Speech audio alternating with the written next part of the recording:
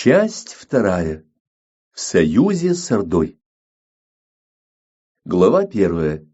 Рождение Монгольской империи. Великая степь.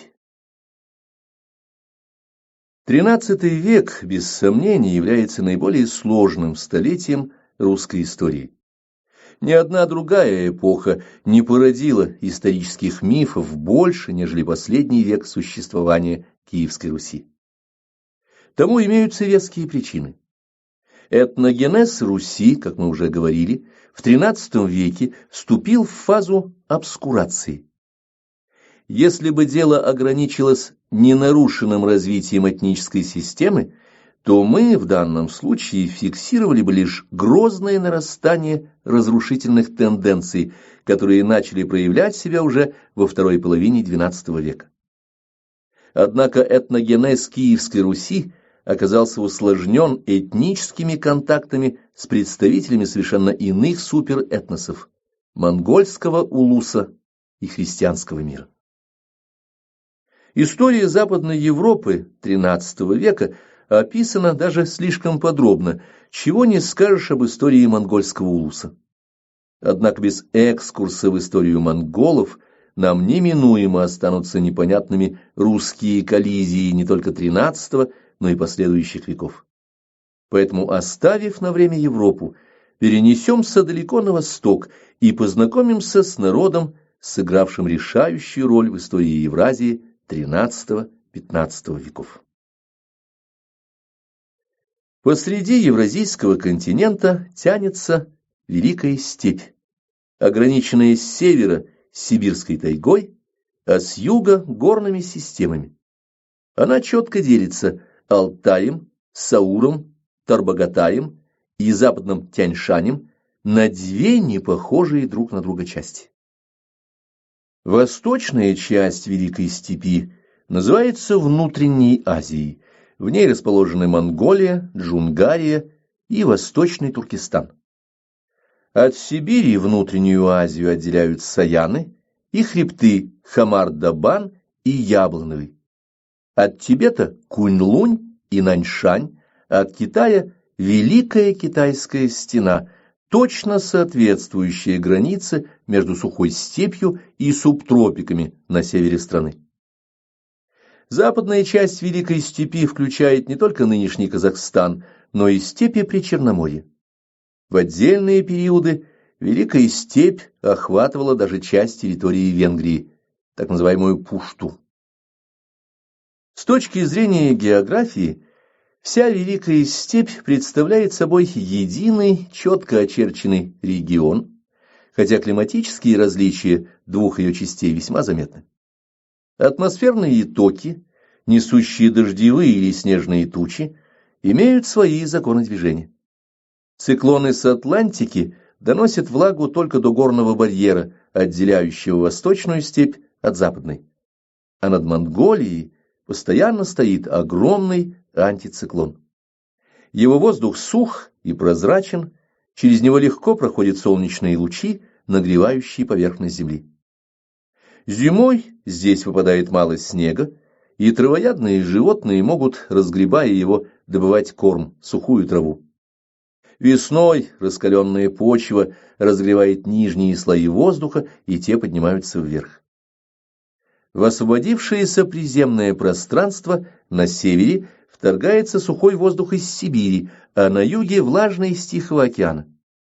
Этой влаги достаточно, чтобы степь зазеленела и обеспечила копытных животных кормом на весь год.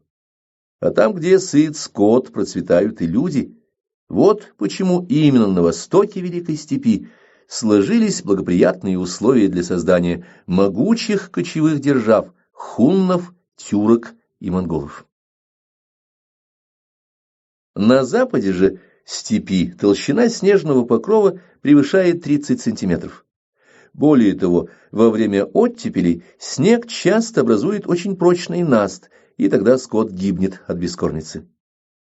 В связи с этим скотоводы вынуждены летом гонять скот на горные пастбища Джейляу, а на зиму заготавливать сено. Вспомним, что обитавшие в Причерноморье половцы имели постоянные зимовья и потому находились в зависимости от древнерусских князей, ибо скованные в передвижении они не могли уклониться от ударов регулярных войск. Поэтому в западной части Великой Степи сложились иной быт людей и иные условия для обретения степняками независимости, нежели в восточной. Но в мире нет ничего постоянного. Циклоны и муссоны иногда изменяют направление своего движения и проходят не над степью, а над тайгой или даже тундрой. Тогда недостаток влаги расширяет пустыни Гоби и Бекпа-ад-Дала, оттесняет растений и животных на север, к Сибири и на юг, к Китаю. Вслед за травой, необходимой для скота, и животными, на которых охотятся, уходят и люди, обитатели Великой Степи. Именно в такие эпохи усыхания Великой Степи становились неизбежными контакты кочевников и оседлого населения Китая. Китайские хронисты, описывая народы, обитавшие к северу от Китая в Великой Степи, называли всех степняков одним именем – татары, подобно тому, как мы, говоря европейцы, называем этим словом и шведов, и испанцев. Однако на самом деле этноним татары был названием лишь одного из многочисленных степных племен. Сами татары делились на три ветви – белые, черные и дикие. Белые татары, онгуты, жили вдоль границы Великой Степи и подчинялись Манчжурской империи Кинь. Они охраняли страну, получая за это плату. Поэтому у них были шелковые одежды для жен, фарфоровая посуда и другая иноземная утварь. Черные татары занимали открытую степь к северу от пустыни Гоби и подчинялись своим ханам, презирая белых татар, которые продали свою свободу и независимость за тряпки и чашечки. Сами они пасли скот, который кормил их и одевал, так как ходили они в одеждах из шкур, ныне называемых дубленками. Однако черные татары вызывали не меньшее презрение у диких, занимавших территории еще севернее. У диких татар отсутствовали даже зачатки государственности, поскольку подчинялись они лишь старшим в роду, а если подчинение становилось в тягость, младшие всегда могли отделиться. Хозяйство диких татар основывалось на охоте и рыболовстве, так как больше всего на свете они ценили свою волю. Для девушки из числа диких татар выйти замуж за черного татарина, который будет ее заставлять доить коров или пасти овец, считалось унизительным наказанием. Как мы видим, у степняков различных племен стереотипы поведения были разные. Отношение к власти, к родству, к природе – все различало белых, черных и диких татар между собой. Одним из небольших народов Великой Степи были монголы, обитавшие в пограничье черных и диких татар в Восточном Забайкалье. Своими прародителями монголы считали Борте-Чино, серого волка, и Алангоа, пятнистую лань.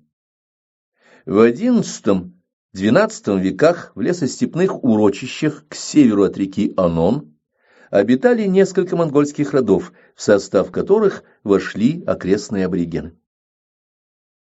По рекам Селенги и Толи в центральной части Монголии кочевал народ кираиты. Кираиты управлялись ханами, уважаемыми людьми, которые получали соответствующие должности в зависимости от своей популярности в народе. Жили кираиты не семейными общинами из 2-3 юрт, аилами, а куренями, когда множество юрт ставилось вместе, окружалось телегами и охранялось воинами, ибо кираиты боялись нападений. Они, в отличие от соседних народов, в 1009 году приняли христианство несторианского толка и с тех пор стали очень набожным народом. К западу от кочевий кираитов, в предгорьях Алтая, обитал народ найманы. Монгольское слово «найма» значит 8, именно столько родов имело своих племени. Найманы были потомками киданий, вытесненных джурдженями, маньчжурами с прежних становищ. Берега Байкала к востоку от нынешних Иркутска и Верхнеудинска занимало храброе и воинственное племя меркитов, а в Саяно-Алтае расселились племена ойратов. Все племена Великой Степи часто враждовали между собой, но конфликты носили характер пограничных стычек. Жизнь кочевников была обеспеченной, но трудной, а главное – бесперспективной. Все высшие должности можно было занять только по праву рождения, которое определялось очень сложно, и случалось так, что двухлетний ребенок получал право стать ханом, иметь звание нойона, князя, а мудрый старец или могучий богатырь такой возможности не имел. Но так бы и жили степняки привычной жизнью, проводя ее среди родной природы, в повседневных трудах и стычках с соседями, если бы прошедший по широте Байкала пассионарный толчок XI века не вызвал вспышку этногенеза двух враждовавших народов – монголов и джурдженей. Среди степняков уже к концу XI века стало заметно появление людей с нетрадиционным поведением. Храбрые молодые люди, способные к активной деятельности и стремившиеся получить награду за свои подвиги в походах и войнах, оказывались обделены теми, кто был выше по происхождению, но значительно уступал им по способностям. И вот эти люди с новыми взглядами уходили из своих куреней в леса и горы. Жили они или охотой, или кражей овец и лошадей у своих соседей. Соседи, конечно, устраивали облавы и истребляли нарушителей традиций, но число людей, покидавших свои становища, все увеличивалось, и назывались они «люди длинной воли». Параллельно монгольскому шел и джурдженский пассионарный подъем, приведший к покорению маньчжурами царства киданий в Северном Китае. Надо сказать, что монголы и маньчжуры традиционно враждовали, что проявлялось в форме набегов, открытых столкновений и так далее. Но с ростом энергетических потенциалов этих народов характер противостояния изменился. Известно следующее легендарное обоснование ужесточения монголо-маньчжурской вражды. Якобы какой-то гадатель предсказал джурдженскому Богдо-хану, императору Северного Китая, что его народ погубит именно кочевники-монголы. Император решил предупредить усиление монголов и стал ежегодно посылать на их становища военные отряды, которые истребляли мужчин, хватали женщин и детей, приводили их в Китай и продавали в рабство. Китайцы покупали пленников для работы на плантациях. Некоторым монголам удавалось сбежать, естественно, что они помнили нанесенные им обиды, и мщение проникло в их мозг и кровь. Когда постоянные набеги маньчжуров приняли устрашающий характер, монголы осознали необходимость объединения. Их племена организовались и избрали хана. Первый монгольский хан, проявивший себя как значительный государь, носил имя Хабул. Хабул-хан правил в 30-40-х годах XII века и сумел остановить натиск маньчжуров. В то время, когда китайцы, потерпев сокрушительное поражение от джурдженей, были вынуждены уступить им большие территории, монголы разбили джурдженей и заставили их оттянуть войска от монгольских рубежей. Однако вскоре после смерти Хабул-хана, 1149 год, племенной союз монголов распался, так как обыватели, составлявшие большинство, не мыслили себя подчиненными людям длинной воли и оказывали им очень слабую поддержку. Обыватели предпочитали по-прежнему кочевать. Аилами на севере, где было безопасно, и куренями на юге, где им угрожали татары и джурджени. Маньчжурская империя, напротив, чрезвычайно усилилась в этот период. Джурджени в борьбе со степняками пользовались хитрым и очень жестоким способом борьбы, Они выкрадывали талантливых монгольских вождей и предавали мучительной смерти, приколачивали гвоздями к деревянному ослу и выставляли под южное солнце. Человек умирал довольно быстро, но в ужасных мучениях. В эти же годы в племени кераитов продолжались разногласия. Законный наследник по имени Тогрул был выдан врагами его отца Меркитом. Отец высвободил его, но Тогрула схватили татары.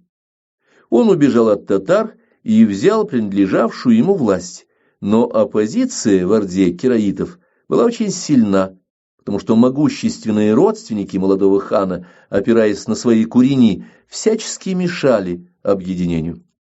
Тогрулу приходилось то и дело убегать из своей страны. При этом найманы, жившие на самом западе Монголии, вступили в союз с кераитской оппозицией и с манжурами. Казалось, народы Великой Степи никогда не смогут объединить свои силы для защиты от врага. Будущее степняков представлялось самым мрачным. Юность Чингиса. В середине XII века, после гибели нескольких монгольских ханов, оборону монголов от Джурджени и их союзников, татар, возглавил потомок Хабулхана Есугей-Богатур. Богатур значит богатырь. Человек храбрый и решительный, Есугей-Богатур был не ханом, а главой рода Борджигинов, который обитал в районе к северу от современной российско-монгольской границы, там, где сейчас расположен город Нерчинск. Когда-то Есугей, будучи еще совсем молодым человеком, охотился в степи с соколом и вдруг увидел, что какой-то меркит везет в телеге, запряженной очень хорошей лошадью, девушку исключительной красоты. Есугей позвал своих братьев, и монголы бросились в погоню за добычей. Увидев преследователей, девушка горько заплакала и сказала меркиту, своему жениху: «Ты видишь этих людей? Они тебя убьют, брось меня, уезжай, я буду вечно тебя помнить». Потом сняла с себя рубашку и отдала ему на память. Монголы уже приближались. Меркит быстро выпряг коня, ожег его плетью и ушел от погони, а братья запрягли своих лошадей в телегу и, привезя плачущую девушку домой, сказали: «Забудь о своем женихе, наш Есугей живет без женщины», и выдали ее за Есугея. Жену Есугея, имя которой осталось в истории, звали Оэлун. Брак оказался счастливым. В 1162 году Оэлун родила первенца Темуджина, а впоследствии еще 3 сыновей — Хасара, Хачюнбеки, Темуге и дочь Темулун. От второй жены монголы многоженство разрешали и поощряли. Сочи-Хел. У Есугея родилось еще 2 сыновей — Бектер и Бельгутей. Когда Темуджин подрос, ему исполнилось 9 лет, то по монгольскому обычаю он должен был быть помолвлен. Отец договорился о помолвке Темуджина с родителями красивой 10-летней девочки по имени Борте из соседнего племени Хонкират и повез сына в становище будущего тестя. Оставив Темуджина у Хонкиратов, чтобы он привык к своей невесте и будущим родственникам, Есугей отправился в обратный путь. По дороге он увидел нескольких человек, сидевших у огня, которые, как положено в степи, пригласили его разделить трапезу. Есугей подъехал ближе и лишь тут понял, что это были татары. Бежать было бесполезно, потому что татары погнались бы за ним, а конь Есугея устал. Гости же у походного костра по степной традиции тронуть не мог никто. У Есугея не оставалось выбора. Он принял приглашение и, поев, благополучно уехал. Но по дороге Есугей почувствовал себя плохо и решил, что его отравили. На 4-й день, добравшись домой, он умер, завещав родне отомстить татарам. Трудно сказать, насколько прав был Ясугей в своих подозрениях, но важно другое. Он допускал, что татары могли его отравить, то есть совершить неслыханное доторе нарушение обычаев степняков. Сподвижники отца съездили за Темуджином и привезли мальчика домой. Как старший сын он стал главой рода, и тут выяснилось, что вся сила племени заключалась в воле и энергии Ясугея. Своим авторитетом он заставлял людей ходить в походы, защищаться от врага, забывать местнические счеты ради общего дела. Но поскольку Ясугей не был ханом, его влияние кончилось его смертью.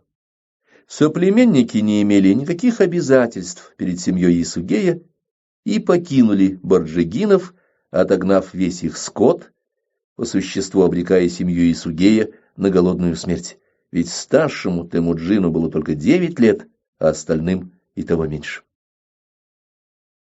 Инициаторами такой жестокости стали тайджиуты, племя, которое было враждебно настроено по отношению к Ясугею.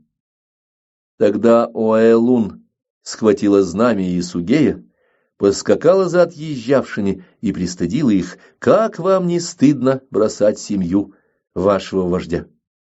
Некоторые вернулись, но потом опять ушли, и все трудности воспитания детей и добычи пищи для семьи легли на плечи 2 женщин — Оэлун и Сочихел, старший и младший жен Ясугея. Они ловили сурков, чтобы получить хоть какое-нибудь мясо, и собирали дикий чеснок, черемшу.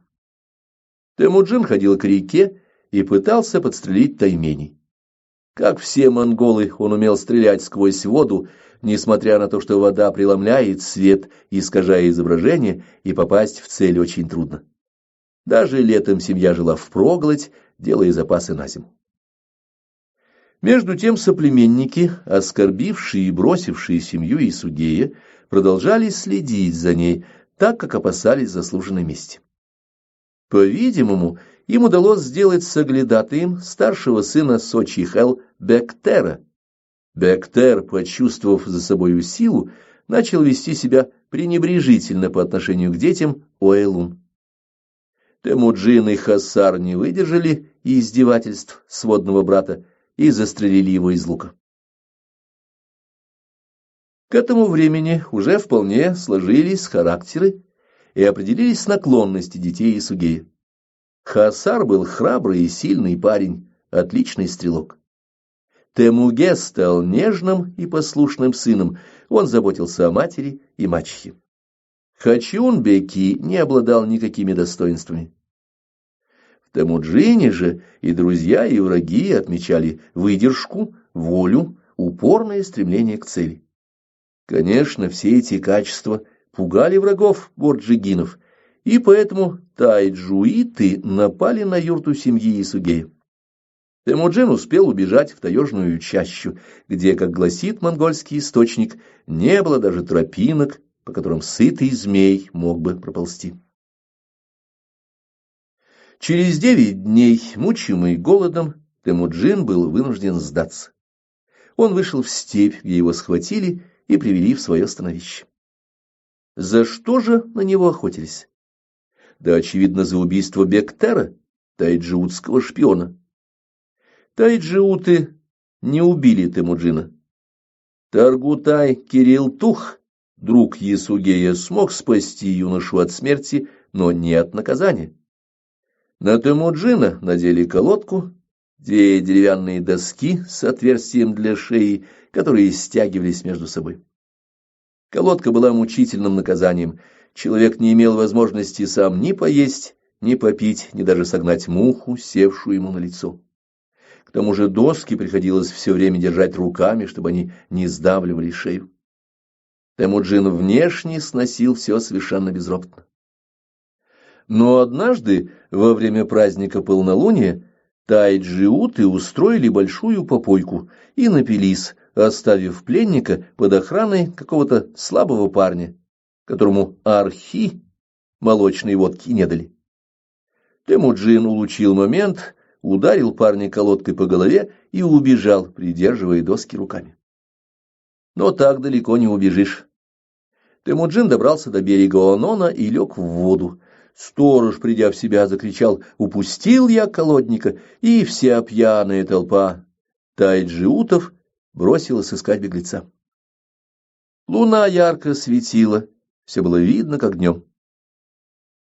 Вдруг Темуджин понял, что над ним стоит человек и смотрит ему в глаза.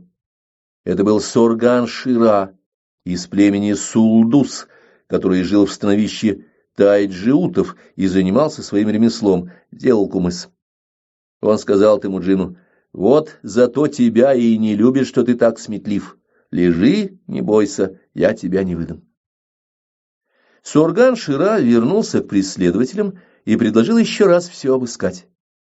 Легко понять, что пленник обнаружен не был. Пьяные тайджиуты хотели спать, и, решив, что человек в колодке далеко не уйдет, прекратили поиски. Тогда Темуджин выбрался из воды и пошел к своему спасителю. Сорган-Шира, увидев, что колодник вползает к нему в юрту, испугался и уже хотел было прогнать Темуджина, но тут запротестовали дети Сорган-Шира. «Нет, что ты, отец, когда хищник загонит пташку в чащу, то ведь и чаще ее спасает. Мы не можем его выгнать, раз он гость». Они сняли с Темуджина колодку, изрубили ее и бросили в огонь.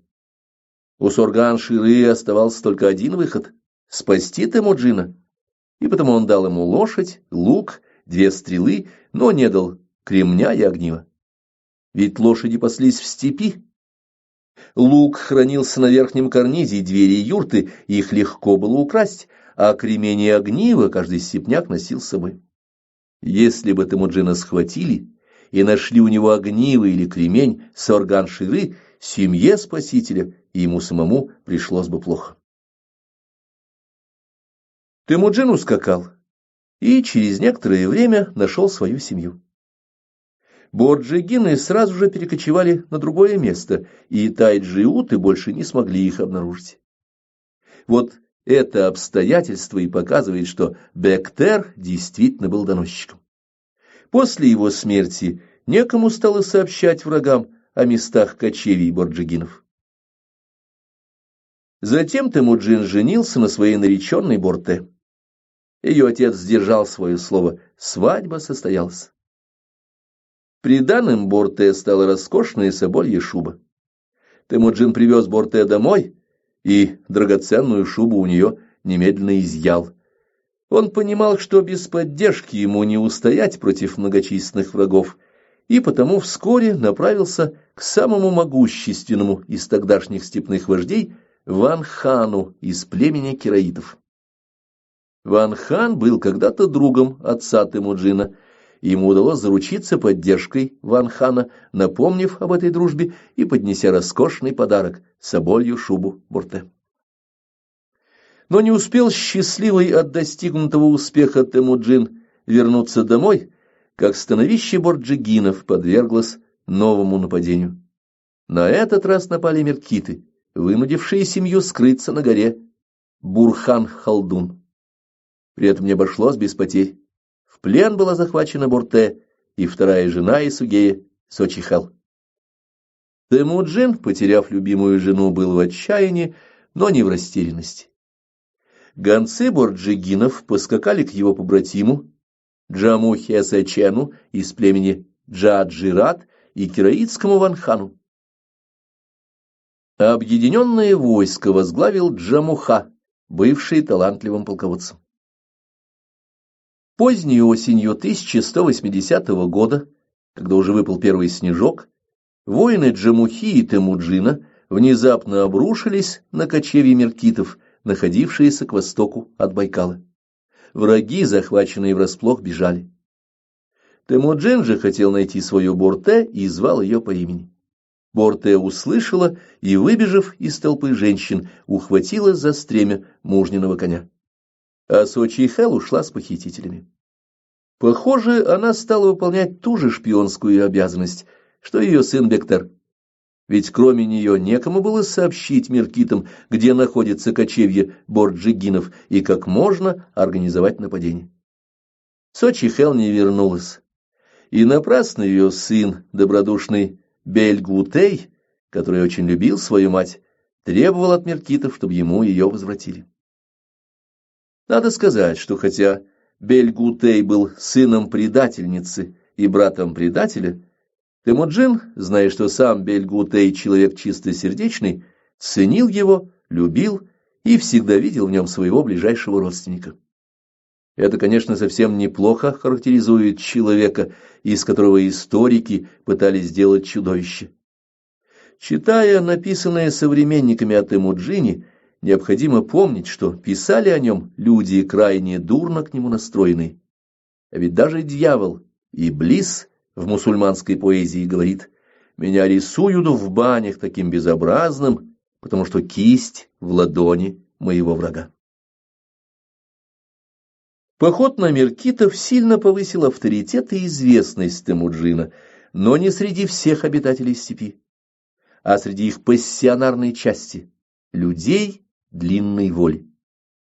Одинокие богатыри увидели, что имеет смысл поддержать инициативного сына Ясугея, даже рискуя жизнью. И начался процесс, который, сами того не подозревая, спровоцировали Кираитский хан и Джаджиратский вождь. Вокруг Темуджина стали собираться степные удальцы. Они-то в 1182 году и избрали его ханом с титулом Чингис. Само слово «Чингис» непонятно. Банзаров, бурятский исследователь, считает, что это имя одного из шаманских духов. Другие полагают, что титул произошел от слова «чингиху» — «обнимать». Следовательно, Чингис — титул человека, имевшего всю полноту власти. Как бы там ни было, у монголов установилась новая система правления. Назвать ее принцип монархическим довольно трудно, потому что хан был отнюдь не самодержавен, а, напротив, не мог не считаться с ноионами, главами примкнувших к нему племен, и со своими богатырями. Таким образом, войско надежно ограничивало волю хана. Государственным устройством не предусматривалось и право наследования, хотя впоследствии каждый новый хан избирался только из потомков Чингиса. Но это было не законом, а выражением воли самих монголов. Уважая Чингисхана, его заслуги перед народом, они не видели оснований отказывать в наследовании престола его потомкам. Кроме того, монголы верили во врожденный характер человеческих достоинств и недостатков. Так склонность к предательству считалась столь же неотторжимым атрибутом наследственности, как цвет глаз или волос, и потому предателей истребляли беспощадно вместе с их родственниками. Избрание ханом стало неожиданностью для Темуджина. Все другие претенденты на престол из числа потомков Хабулхана просто отказались от этой обременительной должности. Весть об избрании Темуджина ханом по-разному была встречена в степи. Ван-хан был очень доволен таким оборотом дела, а вождь Джаджиратов, Джамуха, воспринял весть о возвышении своего побратима с раздражением. Как на грех при попытке отогнать из владения Чингиса табун оказался убитым брат Джамухи, Тайчар. Под предлогом мести Джамуха с 30-тысячным войском двинулся на Чингиса. Не достигнув решающего успеха в разгроме врага, вождь Джаджиратов ограничился жестокой расправой с пленными и отступил. Проявление непривычной для степняков жестокости лишило Джамуху популярности. Два наиболее крупных и боеспособных племени, уруты и мангуты, откочевали к Чингису. На пиру в честь избавления от Джамухи брат Чингисхана Бельгутей поймал вора, укравшего узду и поводок с коновизи. Богатырь Бурибоко из племени Джурки-Юрки вступился за вора. Произошла драка, закончившаяся для Джурки плачевно. Когда Чингис выступил в очередной поход против татар, Джурки, памятуя о ссоре, не пришли на помощь своим, а двинулись на беззащитные монгольские юрты, ограбили и убили десяток немощных стариков. Вернувшийся из похода Чингис решил наказать племя Джурки и разгромил их кочевья. Вожди племени были казнены, а уцелевшие воины включены в войско монгольского хана. Детали происшедшего в дальнейшем 1185-1197 годы точно неизвестны, но лакуна в исторических знаниях вполне может быть заполнена при помощи сведений содержательной книги Мэн-да-Бэйлу «Тайная история монголов». Мэн-да-Бэйлу сообщает, что Темуджин был захвачен в плен маньчжурами и 11 лет провел в темнице. Потом он каким-то образом спасся и вернулся в степь. Теперь Чингису пришлось все начинать заново. Из 13 тысяч всадников осталось менее 3000. Монголы не только потеряли все те преимущества, которые приобрели за время правления Чингисхана, но и перессорились друг с другом. Даже Хасар бросил своего брата и пошел служить хану Кираитов. Но уже в 1198 году Темуджин опять стоял во главе мощной орды. Что позволило ему так быстро вернуть утраченное? Вероятно, снова сказалось увеличение пассионарности монголов. Число людей длинной воли росло. Росло и их желание устроить жизнь по-своему. Следовательно, им по-прежнему был необходим вождь, который приказывал бы им делать то, что они хотели выполнять. Ведь соперники Чингиса, родовитые нойоны Алтан, Хучар, Сечебики, мечтали о старом порядке, основанном на произволе, праве на безобразие, отсутствии верности обязательствам. Сторонники же Чингиса желали твердого порядка, гарантии взаимовыручки и уважения своих прав. Прекрасно поняв чаяние своих последователей, Чингисхан сформулировал новый свод законов – Великую Ясу. Яса отнюдь не являлась модификацией обычного права, а основывалась на обязательности взаимопомощи, единой для всех дисциплине и осуждении предательства без каких-либо компромиссов. Таким образом, Яса Чингисхана, по сути дела, явилась регламентацией тех новых стереотипов поведения, которые отстаивали люди длинной воли. Ничего подобного не знала монгольская практика. Так по великой Ясе каждого предателя, то есть человека, обманувшего, доверившегося ему, предавали смертной казни. Простым людям отрубали голову, а людям высокого происхождения ломали позвоночник так, чтобы кровь оставалась в теле убитого. В этом случае, по монгольскому поверью, убитый мог возродиться к новой жизни. Если же кровь вытекала на землю, человек терял не только жизнь, но и душу. Точно так же смертная казнь полагалась и за неоказание помощи боевому товарищу. Например, встретив любого соплеменника в пустыне, каждый монгол был обязан предложить ему попить и поесть. Ведь путник, который не имел возможности подкрепить силы, мог умереть, и тогда на нарушившего закон падало обвинение в убийстве. Если кто-то из воинов терял лук или колчан со стрелами, то ехавший сзади должен был поднять и вернуть ему оружие. Нарушение этого правила также приравнивалось к неоказанию помощи и влекло за собой смертную казнь. Кара смертью была воздаянием из-за убийства, блуд мужчины, неверность жены, кражу, грабеж, скупку украденного, сокрытие беглого раба, чародейство, направленное во вред ближнему, троекратное невозвращение долга.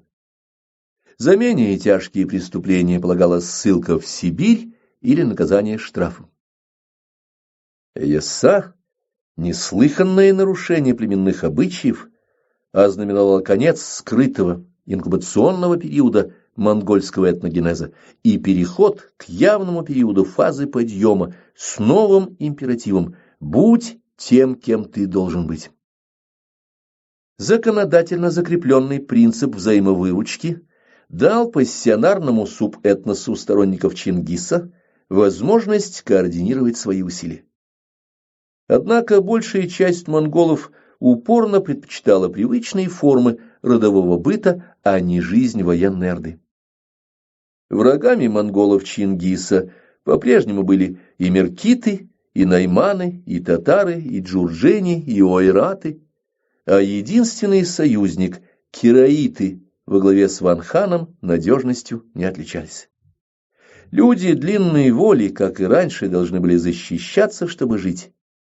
Но теперь возросшая пассионарность диктовала им стремление к победам, ибо в те времена только победа над врагами была способна избавить народ от постоянной угрозы.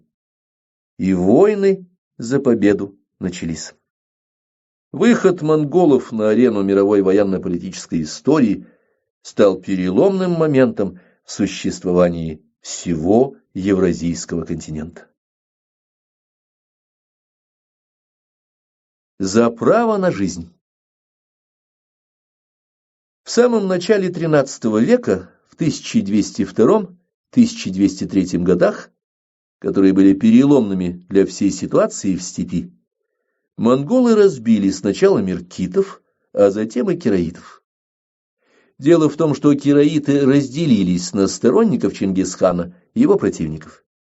Противников Чингисхана возглавил сын Ван-хана, законный наследник престола Нилх-ха. У кираитов, христиан несторианского толка, это имя соответствовало имени Илья. У Нилхи были основания ненавидеть Чингисхана. Еще в то время, когда Ван-хан был союзником Чингиса, вождь кираитов, видя неоспоримые таланты последнего, хотел передать ему кираитский престол, минуя собственного сына.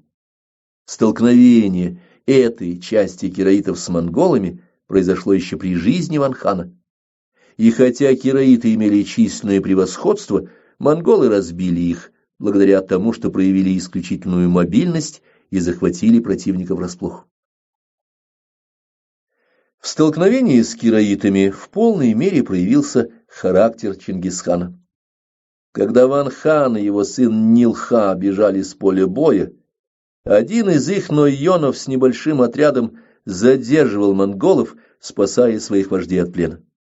Этого нойона схватили, привели пред очи Чингиса, и тот спросил: «Зачем же ты, нойон, видя положение своих войск, сам не ушел?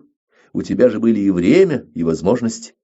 Тот ответил: «Я служил своему хану и дал возможность ему убежать, а моя голова для тебя, о победитель».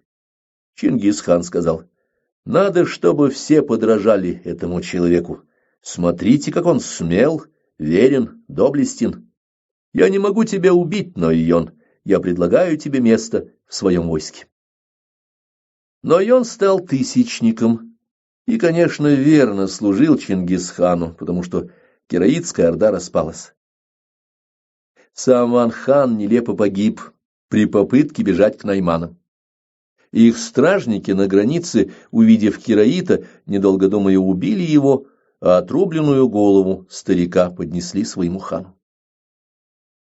В 1204 году произошло неизбежное столкновение монголов Чингисхана и могущественного найманского ханства, орды со смешанным населением, состоявшим из монголов, найманов и примкнувших к ним тюрок.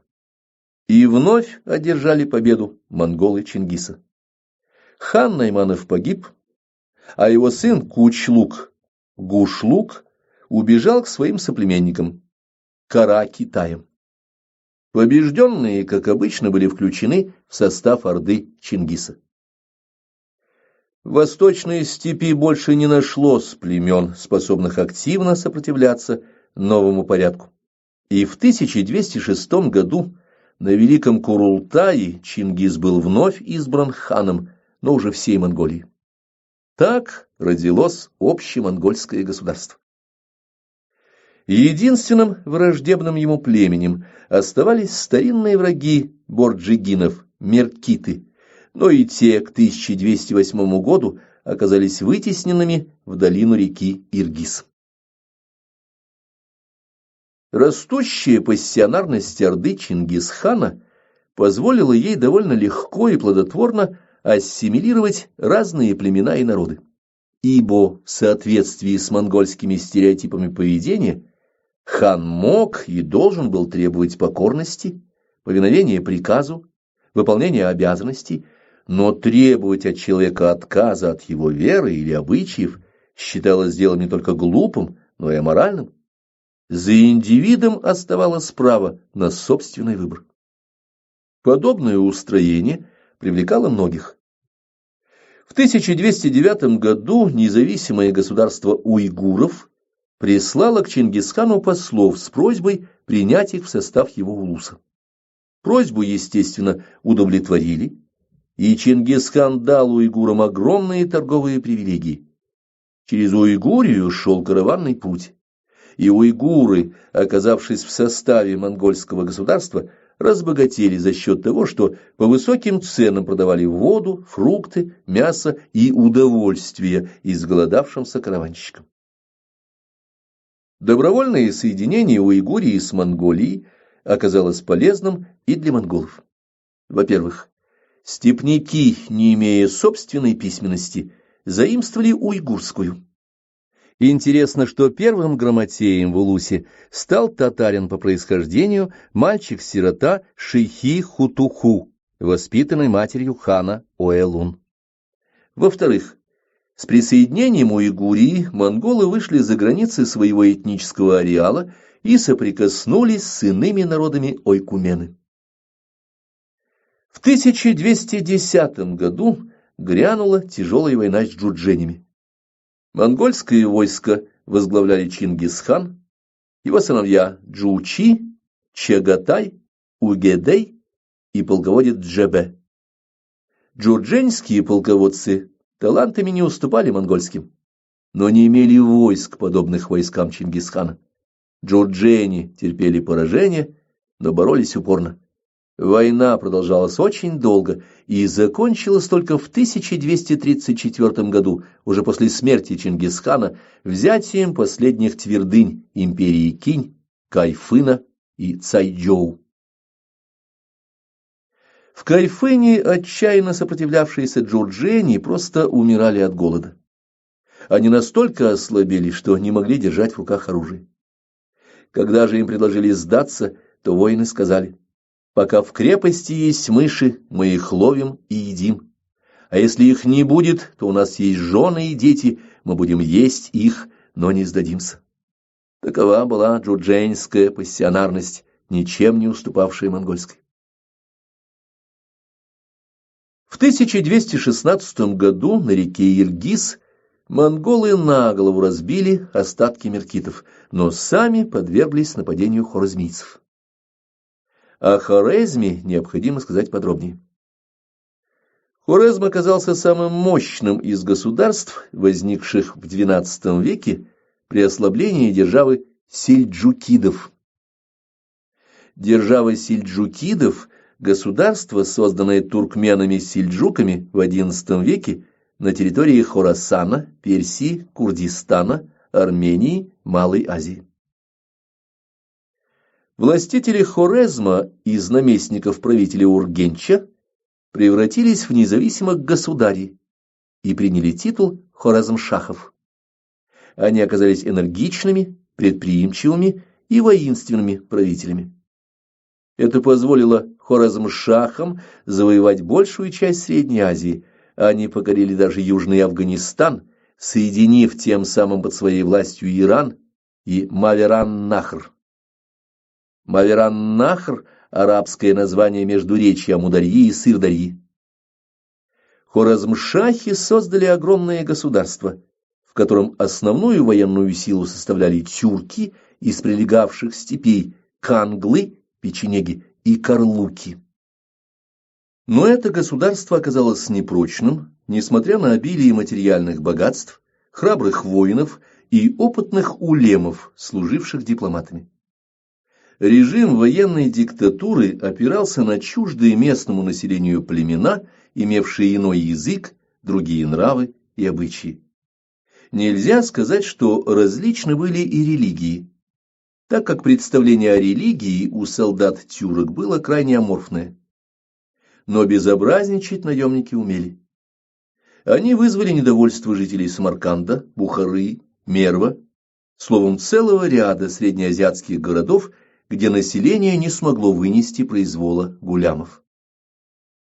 Восстание в Самарканде, например, привело к тому, что тюркский гарнизон был уничтожен, причем тюрок местные жители рвали на части.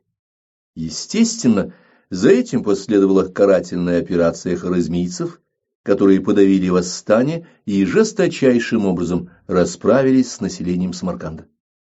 Также пострадали другие крупные и богатые города Средней Азии.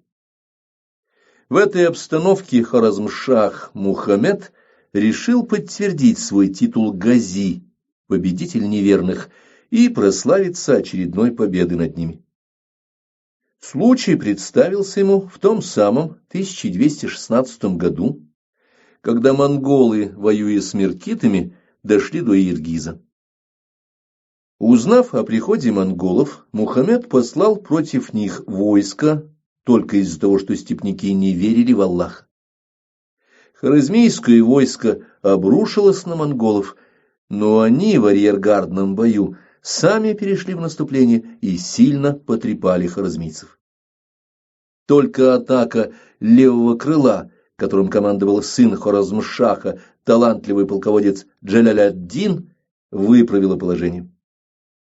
После этого хорезмийцы отошли, а монголы вернулись домой. Воевать с Хорезмом они не собирались. Напротив, Чингисхан всеми силами хотел наладить отношения с Хорезм-шахом. Ведь через Среднюю Азию шел великий караванный путь, и все владетели земель, по которым он пролегал, богатели за счет пошлин, выплачиваемых купцами. Купцы охотно платили любые пошлины, потому что расходы они неизменно перекладывали на потребителей, сами при этом ничего не теряя. Желая сохранить все преимущества, связанные с караванным путем, монголы стремились к покою и миру на своих рубежах. Разность вер, по их мнению, повода к войне не давала и оправдать кровопролитие не могла. Вероятно, и сам Хорезм-шах понимал эпизодичность столкновения на Иргизе. В 1218 году Мухаммед направил в Монголию торговый караван. Мир был восстановлен, тем более что монголам было не до Хорезма. Чуть раньше найманский царевич Кучлук начал новую войну с монголами, опираясь на силу своих соплеменников Каракитаев. Кучлук потерпел поражение. Однако погубила царевича не военная слабость. Его сил было достаточно, чтобы бороться против немногочисленного корпуса, посланного Чингисханом. Но Кучлук принял новую веру, подробностей о которой в источниках нет. Во всяком случае, это верование не относилось ни к исламу, ни к христианству, ни к буддизму, а представляло собой некий неизвестный культ. Точно известно другое: все население отказало Кучлуку в повиновении. Он бежал, героически защищаясь, отступил до самого Памира, там был настигнут монголами и убит, а население Каракитайского ханства целиком и с охотой подчинилось Чингисхану. Вторично монголо-хорезмийские отношения были нарушены тюркскими сардарами, офицерами и самим Хорезм-шахом, одобрившим их самоуправство. В 1219 году к городу Отрару, владению Хорезм-шаха, подошел богатый караван, следовавший из земель Чингисхана. Караван остановился на берегу Сырдарьи, а купцы пошли в город купить на базаре припасов и вымыться в бане. Торговцам встретились двое знакомых, и один из встреченных донес правителю города, что купцы эти шпионы. тот сразу сообразил, что есть прекрасный повод ограбить путников. Купцов перебили, имущество конфисковали, половину награбленного правитель Отрара отослал в Хорезм, и Мухаммед принял добычу, а значит разделил ответственность за содеянное.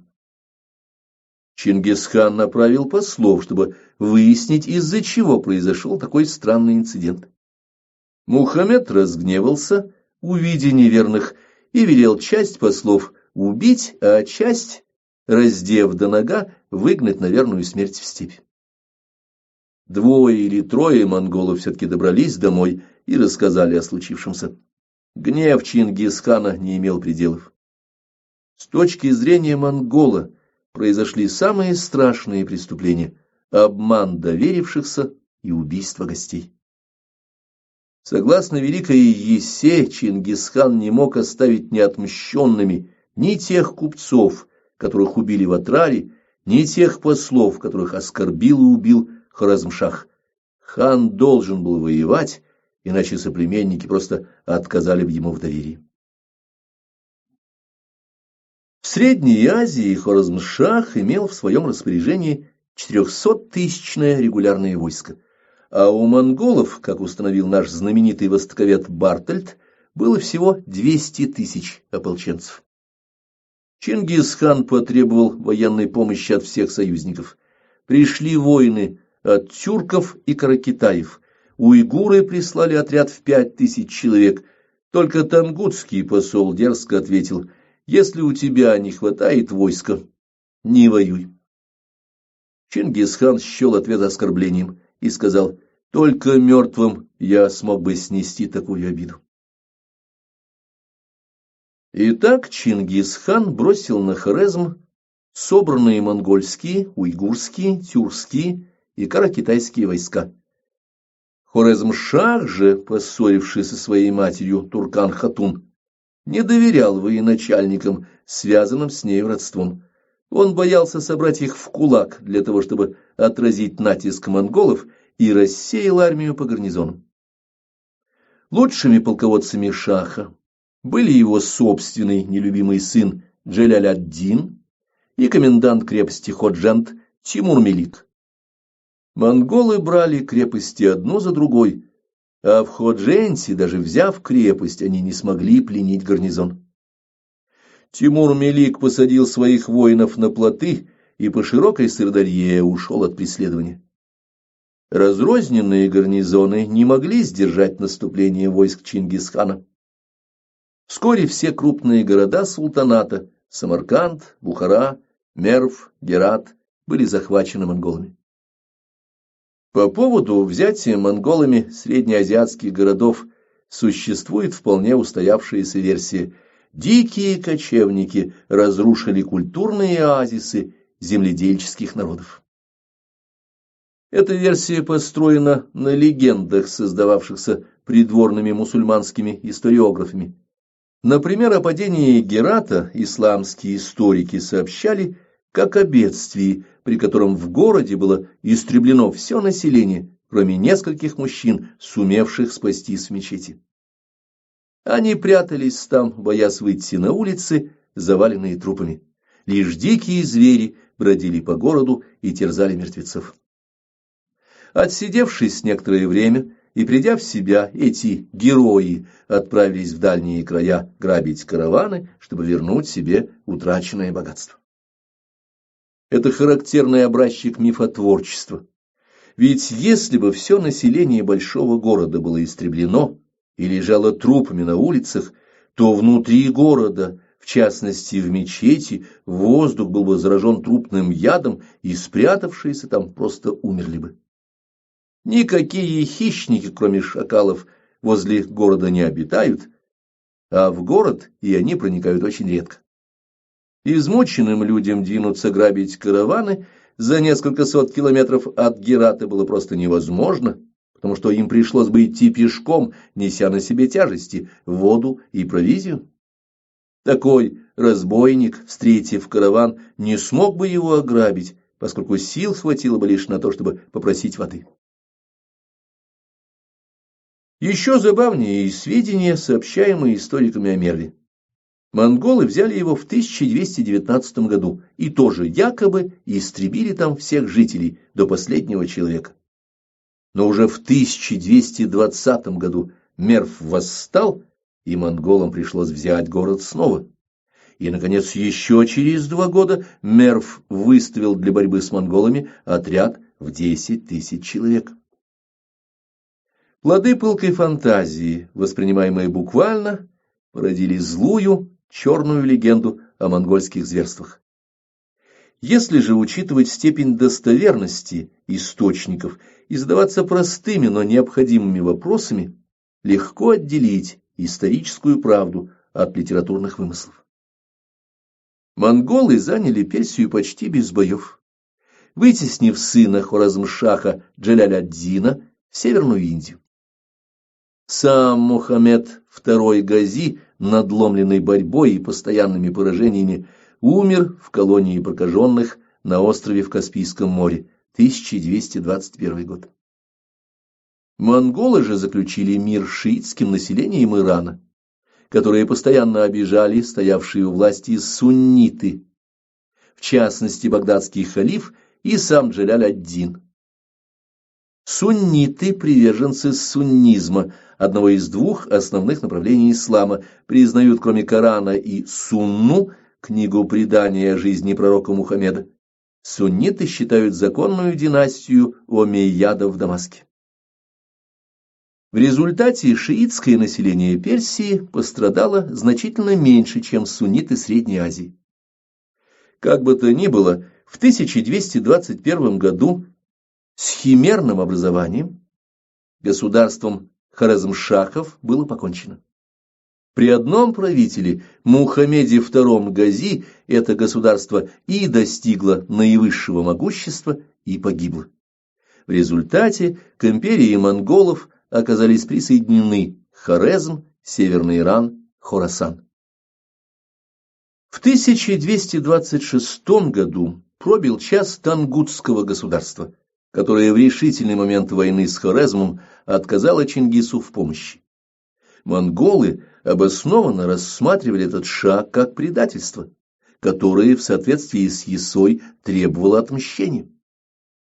Ныне территория Тангутского государства, а это степи и плоскогорья, примыкающие к излучине реки Хуанхэ и хребту Наньшань, самая настоящая пустыня. Но в XIII веке на этой земле существовала богатая страна с большими городами, золотыми рудниками, регулярной армией и оригинальной культурой. Столицей Тангута был город Джунсин. Его и осадил в 1227 году Чингисхан, разбив в предшествовавших сражениях тангутские войска. Во время осады Джунсина Чингисхан умер, но монгольские нойоны по приказу своего вождя скрыли его смерть.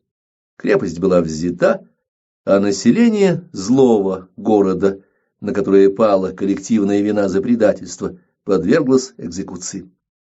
Государство тангутов исчезло, оставив после себя лишь письменные свидетельства былой высокой культуры. Но город уцелел и жил до 1405 года, когда был разрушен китайцами династии Мин. От столицы тангутов монголы повезли тело своего великого хана в родные степи. Обряд похорон был таков.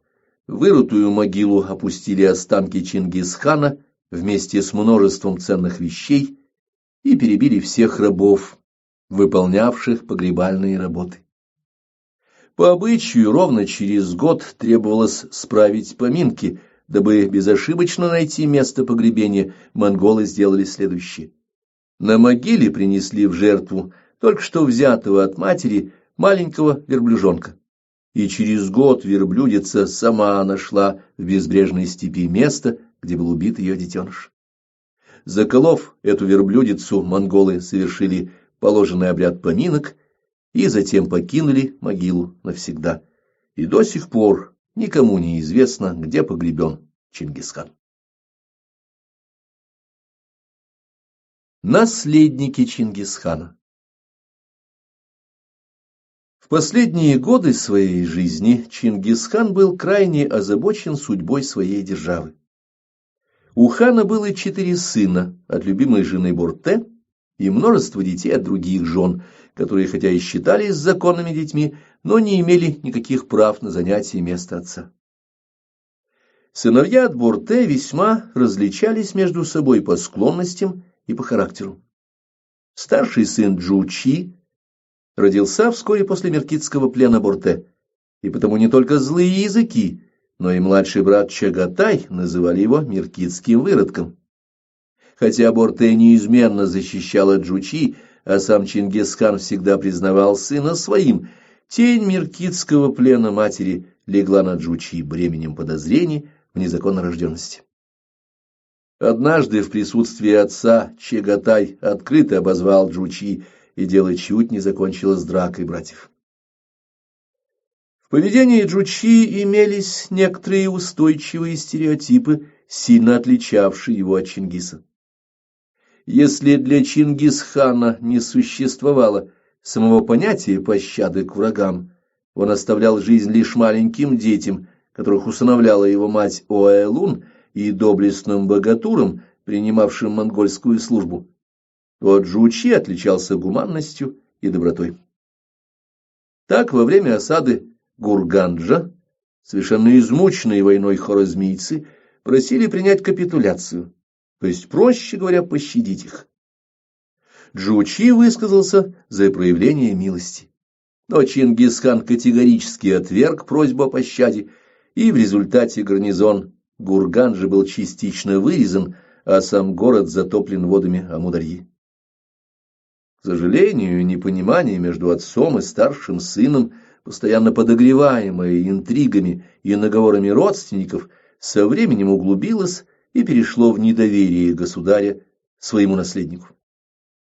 Чингисхан заподозрил, что Джучи хочет приобрести популярность среди завоеванных народов и отделиться от Монголии. Вряд ли это было так, но факт остается фактом. В начале 1227 года охотившегося в степи Джучи нашли мертвым со сломанным позвоночником. Страшные подробности происшедшего неизвестны, но без сомнения отец был единственным человеком, заинтересованным в смерти Джучи и способным оборвать жизнь ханского сына.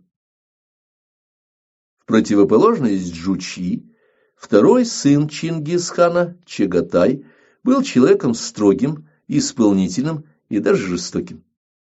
Потому он получил должность хранителя Ясы, нечто вроде генерального прокурора или верховного судьи. Чагатай соблюдал закон совершенно неукоснительно и без всякой пощады относился к нарушителям. Третий сын великого хана Угэдэй, подобно Джучи, отличался добротой и терпимостью к людям. Но самой характерной чертой Угэдэя была страсть к степной охоте и выпивке в компании друзей. Разницу в поведении Угэдэя и Чагатая лучше всего иллюстрирует следующий случай. Однажды в совместной поездке братья увидели у воды мывшегося мусульманина. По мусульманскому обычаю каждый правоверный обязан был несколько раз в день совершать намаз и ритуальное омовение. Монгольская традиция, напротив, запрещала человеку мыться где-либо в течение всего лета. Монголы полагали, будто мытье в реке или озере вызывает грозу, а гроза в степи очень опасна для путников, и поэтому вызов грозы рассматривался как покушение на жизнь других людей. Нухуры, дружинники безжалостного законника Чагатая, схватили мусульманина. Предвидя кровавую развязку, несчастному грозило отсечение головы, Угэдэй послал своего человека, чтобы тот велел мусульманину отвечать, что он уронил в воду золотой и всего лишь искал его там. Мусульманин так и сказал Чагатаю. Тот велел искать монету, а за это время дружинник Угэдэя подбросил золотой в воду. Найденную монету вернули законному владельцу. На прощание Угадей, вынув из кармана горсть монет, протянул их спасенному им человеку и сказал: когда ты в следующий раз уронишь в воду золотой, не лезь за ним, не нарушай закон. Самый младший сын Чингисхана Тулуй родился, как указывает китайская хроника, в 1193 году. Как мы знаем из Мэнда-Бэйлу, Чингисхан находился в джурдженском плену до 1197 года. На сей раз неверность Борте была вполне очевидна, но Чингисхан и Тулуя признал своим законным сыном, хотя внешне Тулуй не напоминал Борджигина. Всех борджигинов отличали зеленые или синеватые глаза. Китайские историки называли их стеклянными, и светлые с рыжиной волосы, а Тулуй имел вполне обычную монгольскую внешность, черные волосы и темные глаза. Из 4 сыновей Чингисхана младший обладал наибольшими талантами и проявлял наибольшее нравственное достоинство. Хороший полководец и незаурядный администратор, Тулуй оставался любящим мужем и отличался благородством. Женился он на дочке погибшего главы кираитов Ван-хана, которая была набожной христианкой. Сам Тулуй не имел права принимать христианскую веру, как чингизид, он должен был исповедовать религию предков Бон. Бон – древняя тибетская религия, ответвление митраизма. Но своей жене сын хана разрешил не только отправлять все христианские обряды в роскошной церковной юрте, но и иметь при себе священников и принимать монахов.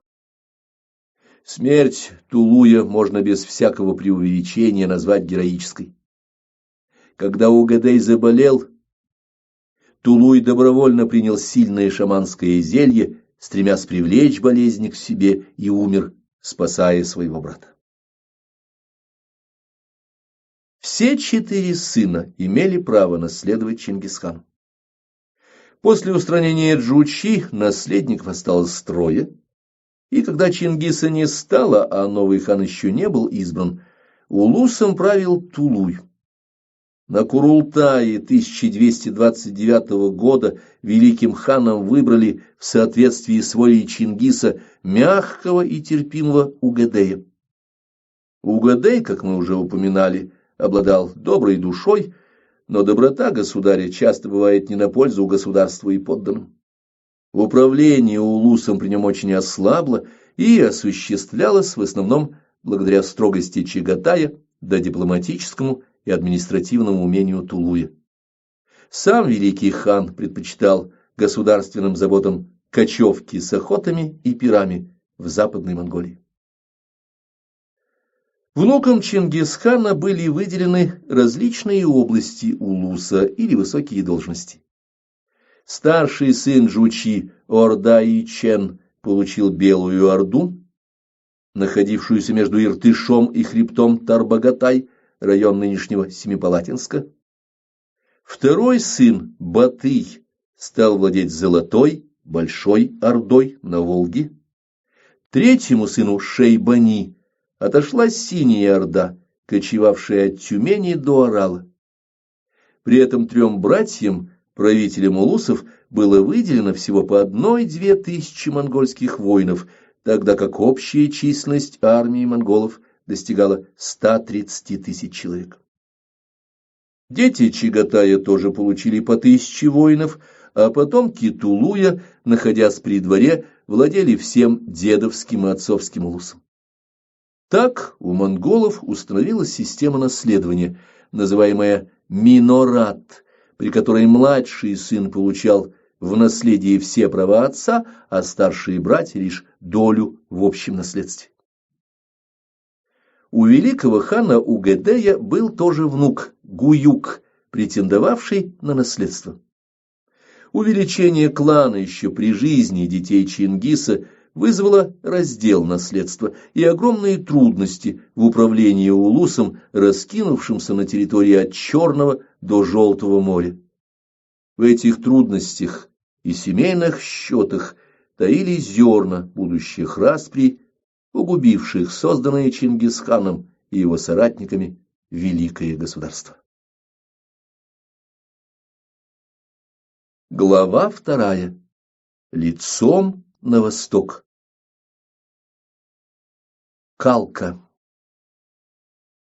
Бросив самый общий взгляд на историю создания огромного монгольского улуса, мы вправе теперь вернуться на Русь.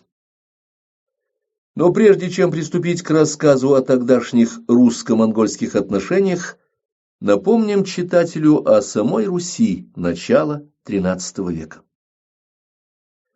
Как уже говорилось, в отличие от молодых монголов, Древняя Русь переходила тогда из инерционной фазы в фазу обскурации. Снижение пассионарности в конечном счете всегда ведет к разрушению этноса как единой системы. Внешне это выражается в событиях и деяниях, несовместимых ни с моралью, ни с интересами народа, но вполне объяснимых внутренней логикой этногенеза. Так было и на Руси. Игорь Святославич, потомок князя Олега, герой слова о полку Игореве, ставший в 1198 году князем Черниговским, поставил себе целью расправиться с Киевом, городом, где постоянно укреплялись соперники его династии. Он договорился со смоленским князем Рюриком Ростиславичем и призвал на помощь половцев. В защиту Киева, матери городов русских, выступил князь Роман Волынский, опиравшийся на союзные ему войска торков. План черниговского князя был реализован уже после его смерти, 1202 год. Рюрик, князь Смоленский и Ольговичи с половцами в январе 1203 года в бою, который шел главным образом между половцами и торками Романа Волынского, взяли верх. Захватив Киев, Рюрик Ростиславич подверг город страшному разгрому. Были разрушены Десятинная церковь и Киево-Печерская лавра, а сам город сожжен. Сотворили великое зло, которого не было от крещения в русской земле, оставил сообщение летописца. После рокового 1203 года Киев уже не оправился.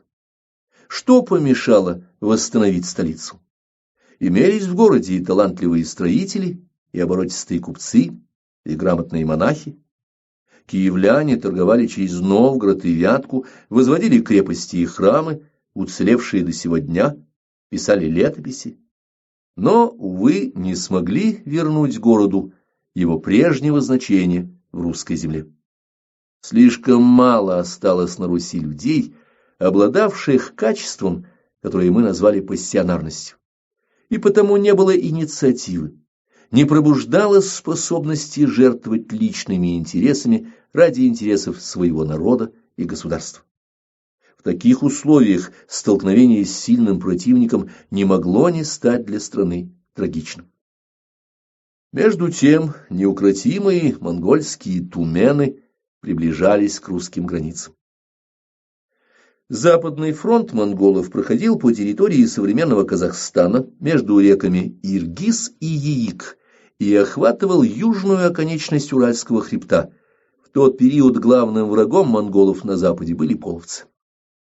Их вражда началась в 1216 году, когда половцы приняли кровных врагов Чингиза миркитов. Антимонгольскую политику половцы проводили крайне активно, постоянно поддерживая враждебные монголам финно-угорские племена.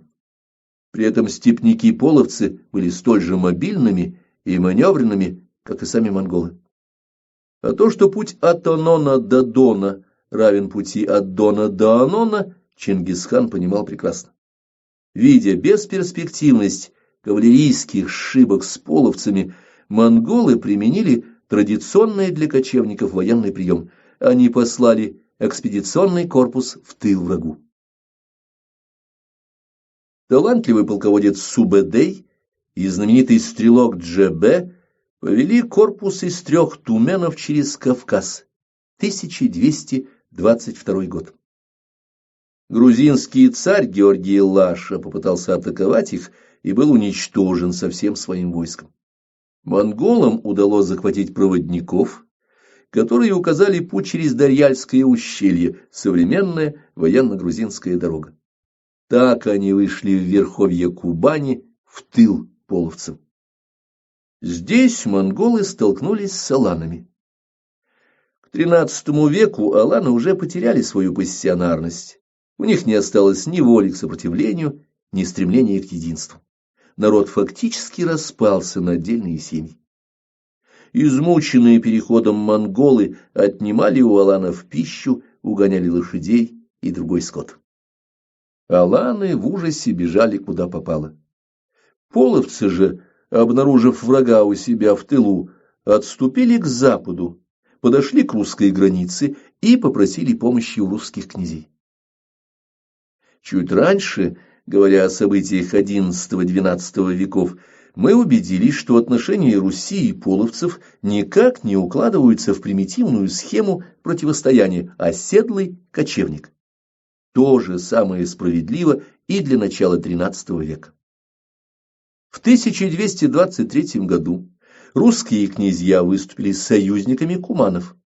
Три сильнейших князя Руси – Мстислав Удалой из Галича, Мстислав Киевский и Мстислав Черниговский, собрав рати, попытались защитить куманов. Важно то, что монголы отнюдь не стремились к войне с Русью. Прибывшие к русским князьям монгольские послы привезли предложение о разрыве русско-половецкого союза и заключении мира. Верные своим союзническим обязательствам, русские князья отвергли монгольские мирные предложения. Но, к несчастью, князья совершили ошибку, имевшую роковые последствия.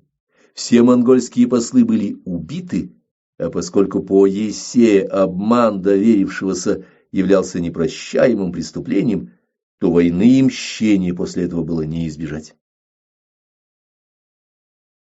Однако ничего этого русские князья не знали и фактически вынудили монголов принять бой. На реке Калке произошло сражение.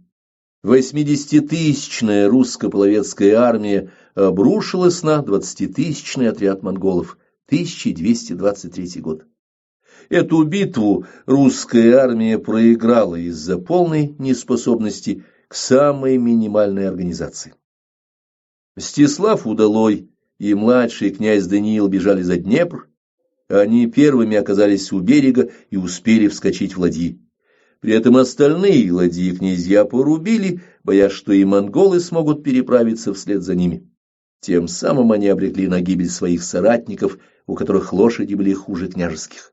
Разумеется, монголы убили всех, кого настигли.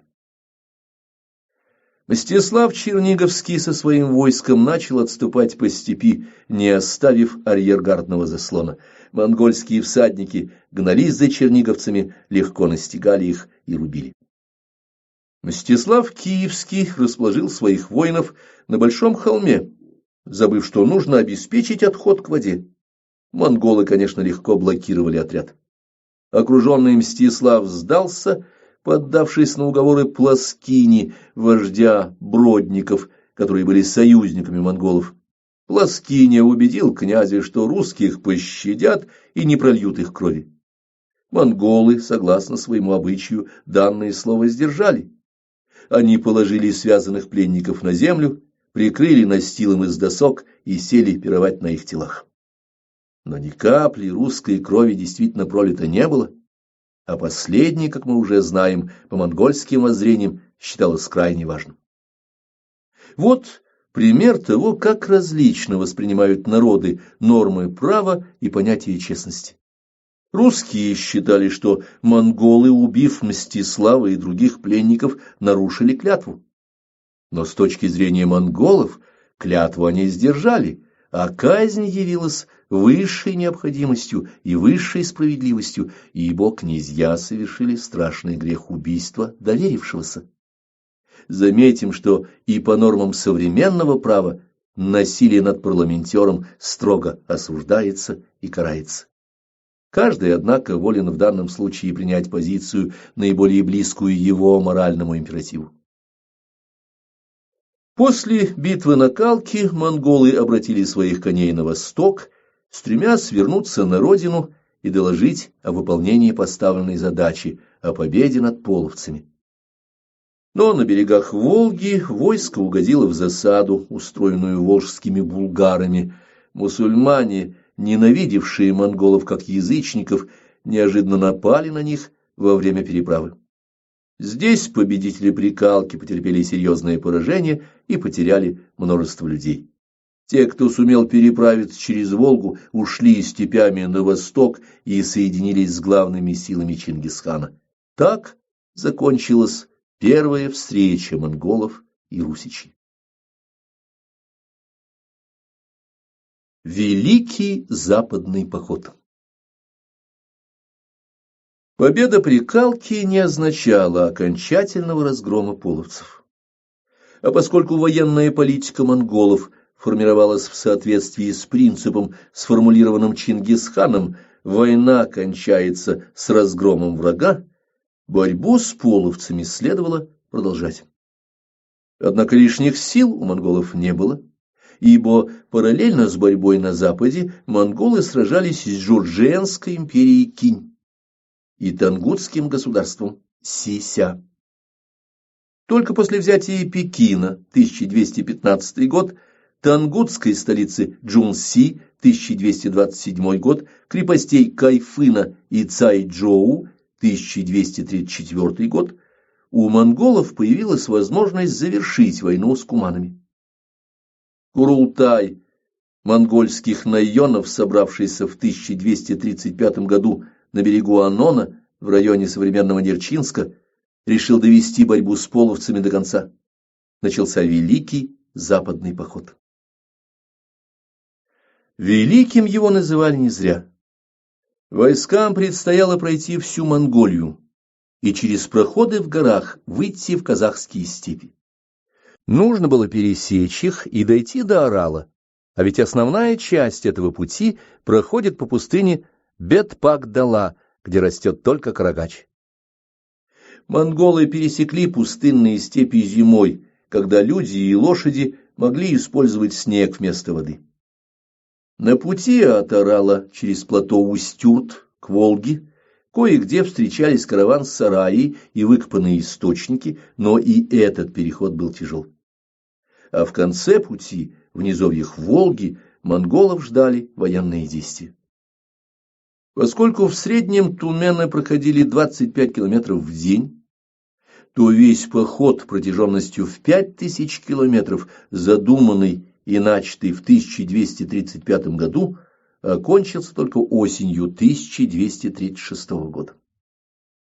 Силы монголов, стянутые для западного похода, оказались невелики.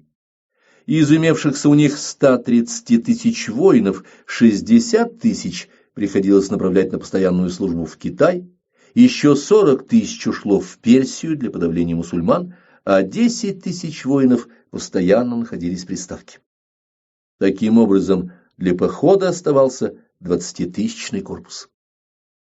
Понимая его недостаточность, монголы провели экстренную мобилизацию и с каждой семьи взяли на службу старшего сына. Однако общая численность войска, пошедшего на запад, вряд ли превышала 30-40 тысяч человек.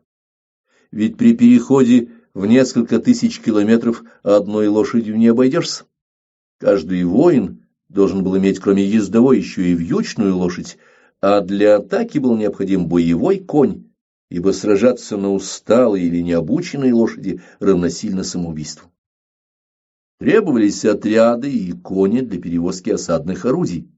Следовательно, на одного всадника приходилось как минимум 3-4 лошади, а значит, 30-тысячный отряд должен был иметь не менее 100 тысяч лошадей. Прокормить такое поголовье при переходе через степи очень непросто. Везти же провиант для людей и фураж для большого количества животных с собой было невозможно. Именно поэтому цифра в 30-40 тысяч представляется наиболее реальной оценкой монгольских сил во время западного похода.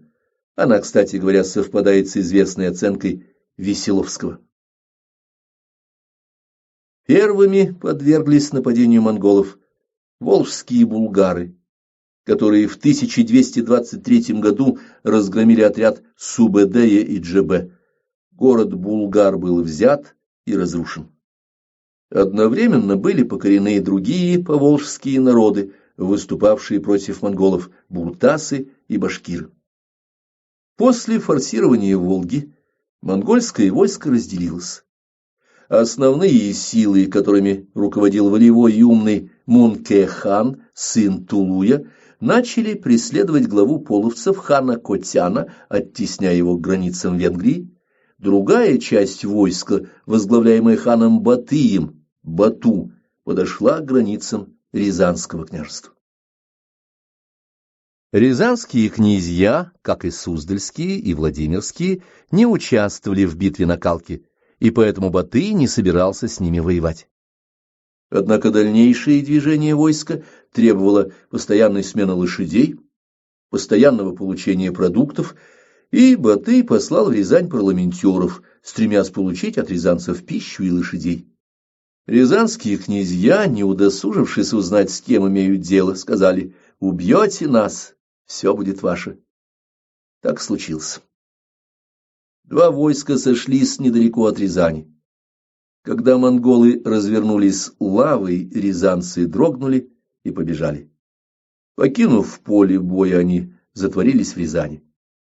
Город был лишь недавно отстроен, после того, как в 1208 году его разрушил суздальский князь Всеволод Большое Гнездо, и потому был плохо подготовлен к осаде. Рязань была взята, княжеская семья погибла, все имущество стало достоянием монголов, но войска у рязанцев еще оставались. Монголы же, взяв требовавшиеся им продовольствие и лошадей, покинули Рязань. Деятельный рязанский боярин Евпатий Калаврат со своей дружиной нагнал уходивших монголов, ударил им в тыл и остановил их продвижение. Батый принужден был поворачивать фронт, чтобы разгромить Евпатия Калаврата. С обеих сторон воины сражались героически, но исход боя предугадать было нетрудно. Соратники Евпатии и сам он погибли, хотя и нанесли значительный урон врагу.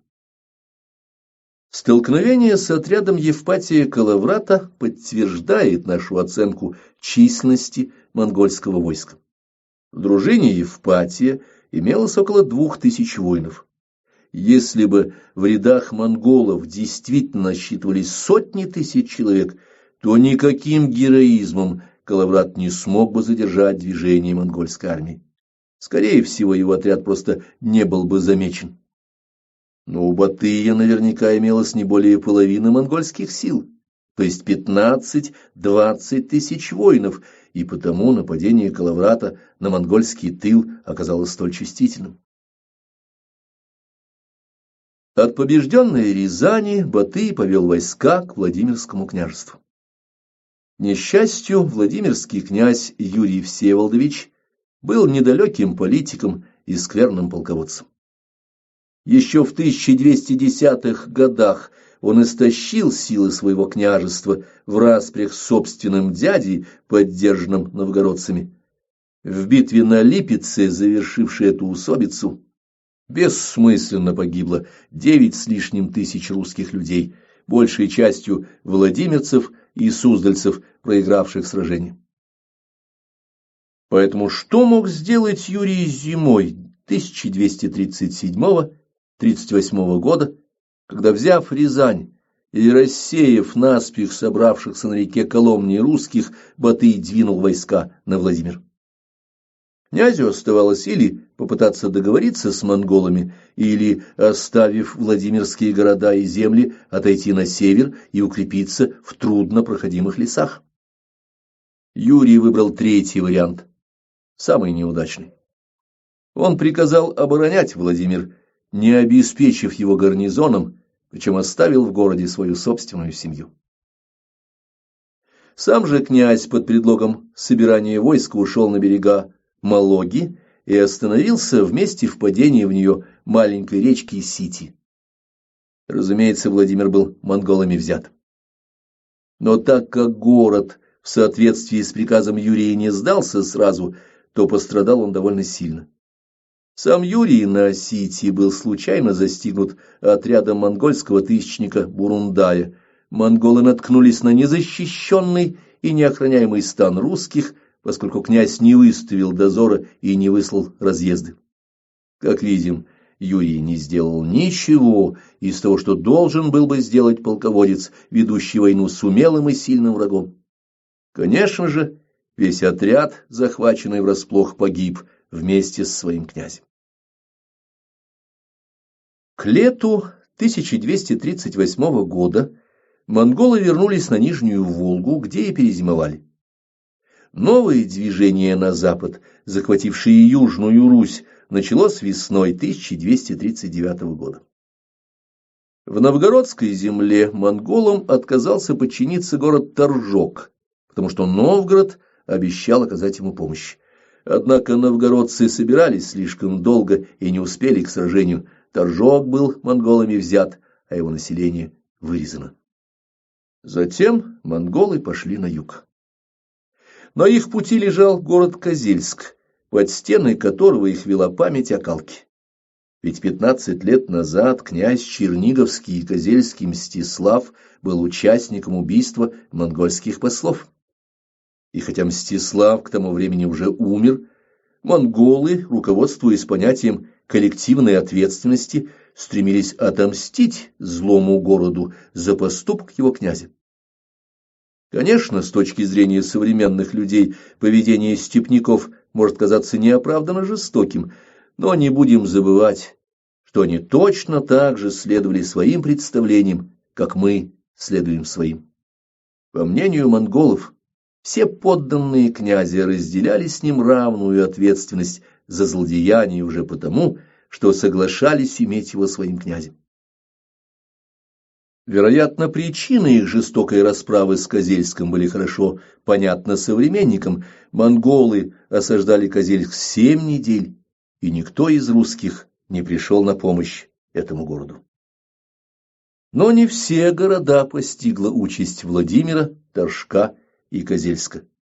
Жители богатого торгового Углича, например, довольно быстро нашли общий язык с монголами. Выдав лошадей и провиант, угличане спасли свой город. Позже подобным образом поступили почти все поволжские города. Более того, находились русские, пополнявшие ряды монгольских войск. Венгерский хронист называл их наихудшими христианами. Батый взял Чернигов. После был взят не оправившийся от внутренних усобиц Киев. Покинутый князем и защищаемый Тысяцким Дмитром, город не располагал силами для борьбы, защищать стены Киева было некому. Затем Батый прошел через Волынь. Мнения волынян разделились. Некоторые противостояли монголам, но жившие на южной окраине Волыни болховские князья предпочли договориться с монгольским ханом. Преследуя отошедших в Венгрию половцев, монголы через Галицию двинулись дальше, стремясь установить нерушимую западную границу своей державы. Сначала их послы посетили Польшу, но были убиты поляками. В начавшейся войне монголы взяли Краков, а после в битве при Лигнице в Силезии разгромили польско-немецкое войско. Гибель постигла монгольских послов и в Венгрии. Монголы ответным ударом разбили войска венгерского короля в битве на реке Шайо, сожгли большую часть венгерских крепостей и городов. Вероятно, наученные горьким опытом, к чехам монголы послов уже не посылали. Монгольские отряды и чешское войско встретились в битве при Оломоуце, и чехи одолели степняков. К 1242 году Великий Западный поход был окончен. Войска Батыя вышли к Адриатическому морю. Итоги похода оказались очень благоприятными для монголов, и дальнейшая война не имела для них никакого смысла. Безопасность своей западной границы монголы обеспечили, ибо ни чехи, ни поляки, ни венгры не могли достичь Монголии, для этого у них не было ни желания, ни возможностей. Исконные враги монгольского улуса половцы тоже не могли ему угрожать, Они были загнаны в Венгрию, и их судьба оказалась печальной. Половецкий хан Котян подчинился венгерскому королю, но приход половцев вызвал неудовольствие венгерских магнатов, которые убили хана и стали обращаться с половцами пренебрежительно и жестоко. Тогда часть кочевников ушла через Балканы в Византию и поселилась около города Никеи в Малой Азии. Другая часть половцев задержалась в Трансильвании. Позже они приняли католичество и в значительной мере пополнили ряды мелкого венгерского дворянства. Великий западный поход Батыя правильнее было бы назвать великим кавалерийским рейдом, а поход на Русь у нас есть все основания называть набегом. Ни о каком монгольском завоевании Руси не было и речи. Гарнизонов монголы не оставили, своей постоянной властью и не думали устанавливать. С окончанием похода Батый ушел на Волгу, где основал свою ставку, город Сарай.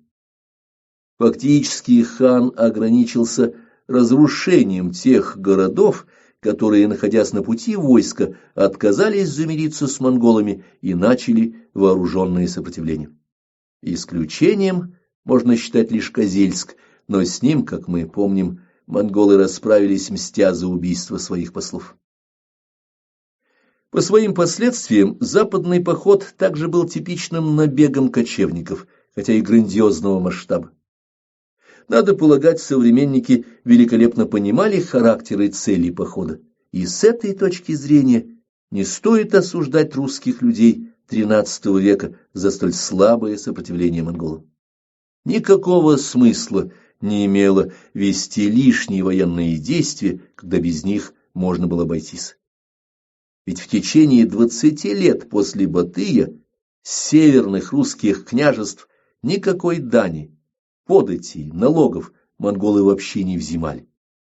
Правда, с южных княжеств Чернигова, Киева налоги брали, но население нашло выход. Русские стали активно переезжать на север, в Тверь, Коломну, Москву, Серпухов, Муром и другие города Залесской Руси. Так все русские традиции вместе с людьми переместились с окраин леса степи и степи в лесную полосу. Этот географический фактор, смена ландшафта в результате миграции, оказался крайне значимым для дальнейшего хода этногенеза нашей страны. Князь Александр и хан Батый. В XIII веке Западная Европа являла собой постоянно растущую угрозу для Руси. В предыдущие десятилетия избыточная пассионарность западноевропейцев сгорала в первых попытках колониальной экспансии, крестовых походах в Палестину. Теперь же император Фридрих II решил направить немецких крестоносцев из Палестины в Прибалтику. Решение было вполне разумное.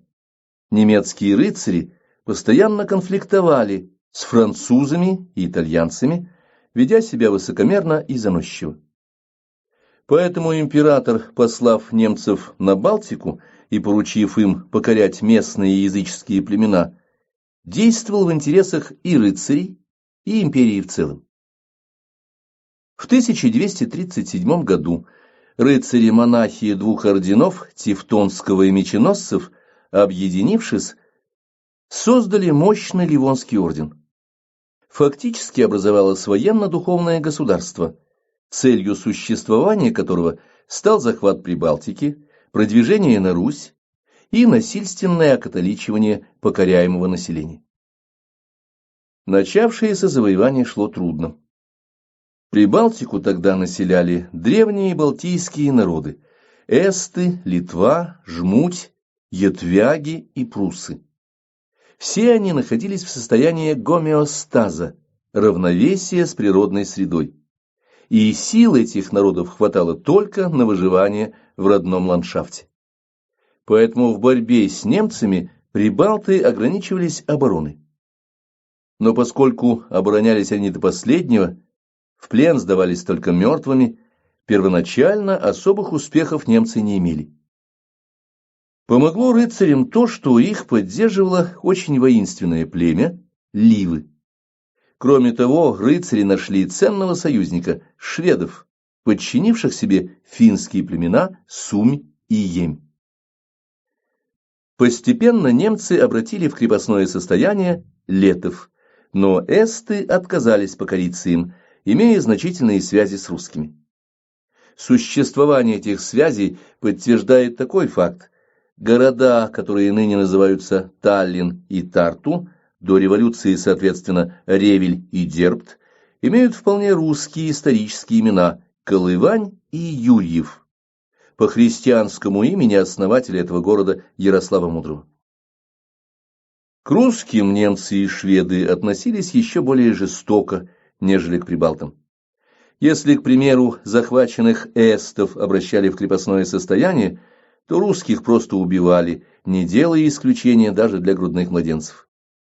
Угроза немецко-шведской агрессии стала для Руси очевидной, ее опасность нарастала день ото дня. В 1240 году шведский флот вошел в устье Невы, подошел к месту впадения в нее речки Ижоры и высадил десант, готовый начать наступление на Новгород. В Новгороде, как и во всех славянских городах, не столько готовились к защите, сколько спорили между собой о том, с кем лучше связать свою судьбу – с суздальским князем Ярославом или со шведским королем. Пока новгородцы спорили, сторонники Владимира Суздальской Руси призвали на помощь молодого князя Александра Ярославича, известного благодарным потомкам под именем Александра Невского. Тогда ему шел лишь 22-й год, но это был умный, энергичный и храбрый человек, а главное, настоящий патриот своей родины. Больших сил Александру собрать не удалось. Со своим маленьким суздальским отрядом и с немногими новгородскими добровольцами Александр форсированным маршем достиг Невы и атаковал шведский лагерь. В этом бою новгородцы и суздальцы покрыли себя вечной славой. Так один новгородец по имени Гаврила Алексич верхом ворвался на шведскую ладью, дрался со шведами на их корабле, был сброшен в воду, остался жив и снова вступил в бой. Героически погиб слуга Александра Ратмир, пешим бившийся сразу со многими противниками. Не ожидавшие нападения шведы были разбиты на голову и ночью бежали на кораблях с места разгрома. Жертвенностью и доблестью соратников Александра был спасен Новгород, но угроза для Руси осталась. Тевтонские рыцари в 1240-1241 годах усилили натиск на Изборск, стремясь к завоеванию Пскова. А в Пскове среди бояр обнаружилась сильная прогерманская партия. Опираясь на ее помощь, немцы к 1242 году захватили этот город, а также Ям и Копорье, и снова начали угрожать Новгороду. Зимой 1242 года Александр Невский со своими суздальскими, или, как тогда говорили, низовскими дружинами при поддержке новгородцев и псковичей напал на стоявший в Пскове немецкий отряд. Освободив Псков, он двинулся на главные силы ливонцев, которые отступали, минуя Чудское озеро. На западном берегу озера, у Вороньего камня, немцам пришлось принять бой. Количество, собственно, рыцарей было небольшим, всего несколько десятков, но каждый рыцарь был грозным бойцом. Кроме того, рыцарей поддерживали пешие наемники, вооруженные копьями, и союзники ордена Ливы. Рыцари построились свиньей, самый мощный воин впереди, за ним двое других, за теми четверо и так далее. Натиск такого клина был неотразим для легко вооруженных русских, и Александр даже не пытался остановить удар немецкого войска. Напротив, он ослабил свой центр и дал возможность рыцарям прорвать его. Тем временем усиленные фланги русских атаковали оба крыла немецкого войска. Ливы побежали, немцы сопротивлялись отчаянно, но так как время было весеннее, лед треснул, и тяжело вооруженные рыцари стали проваливаться в воду Чудского озера. Новгородцы же не давали врагу вырваться из гибельной западни. Поражение немцев на Чудском озере 5 апреля 1242 года отсрочило их наступление на восток. Дранг нах Остен, которое было лейтмотивом немецкой политики с 1202 по 1941 год. Надо сказать, что, выиграв это сражение, Александр не решил политических задач. Победа не ликвидировала возможности немецкого наступления, ведь сил у рыцарей было гораздо больше, чем у новгородцев. Города-крепости Рига, Кёнигсберг, Ревель служили удобными плацдармами для наступающего с запада европейского рыцарства. При этом немцы могли постоянно пополнять свои войска, так как в XIII веке в Европе было огромное количество добровольцев, мечтавших найти применение своим силам. Натиск западного суперэтноса на Русь был по-прежнему угрожающе реален. Новое поколение русских людей, ровесников князя Александра, быстро осознало масштабы опасности, грозящей стране с запада, и потребность в сильном союзнике. Обрести этого союзника Руси помогли логика событий и гений Александра Невского. В 1242 году умер великий хан Угедей. Его смерть коренным образом изменила положение в Орде победителя народов хана Батыя. Еще во время похода 1238-1239 годов Батый поссорился со своим двоюродным братом, сыном Угедея, Гуюком. Гуюк оскорбил Батыя, назвав его старой бабой и пригрозив оттаскать за волосы. Не лучше поступил их кузен Бури, сын хана Чагатая, бывшего, как мы помним, верховным судьей всего монгольского улуса. Бури собрался поленом бить Батыя по груди и по животу. Батый, как верховный главнокомандующий похода, выслал обоих взорвавшихся царевичей из армии к их отцам. Угедей и Чагатай сурово наказали своих сыновей за нарушение воинской дисциплины, их выгнали из ханской ставки и лишили всех чинов. Понятно, что после смерти Угедея Гуюк и Бури дали волю своей ненависти и начали совместную борьбу против Батыя. Теперь, когда на месте великого хана мог оказаться Гуюк, положение Батыя стало сложным, если не сказать гибельным. Его собственные силы ограничивались 4000 воинов, а в распоряжении Гуюка, стань он великим ханом, оказалось бы не менее 100 000 человек. Батыю стал жизненно необходим союзник, и дальнейшие события лишь подтвердили это. В 1246 году собравшийся великий Курултай избрал Гуюка великим ханом. Казалось, судьба Батыя была предрешена. Понимая безвыходность положения, Батый попытался обрести поддержку на Руси. Действительно, политических поводов для продолжения войны между русскими и монголами не было никаких. Но что еще важнее, уже исчезли, по-видимому, и эмоциональные мотивы противоборства.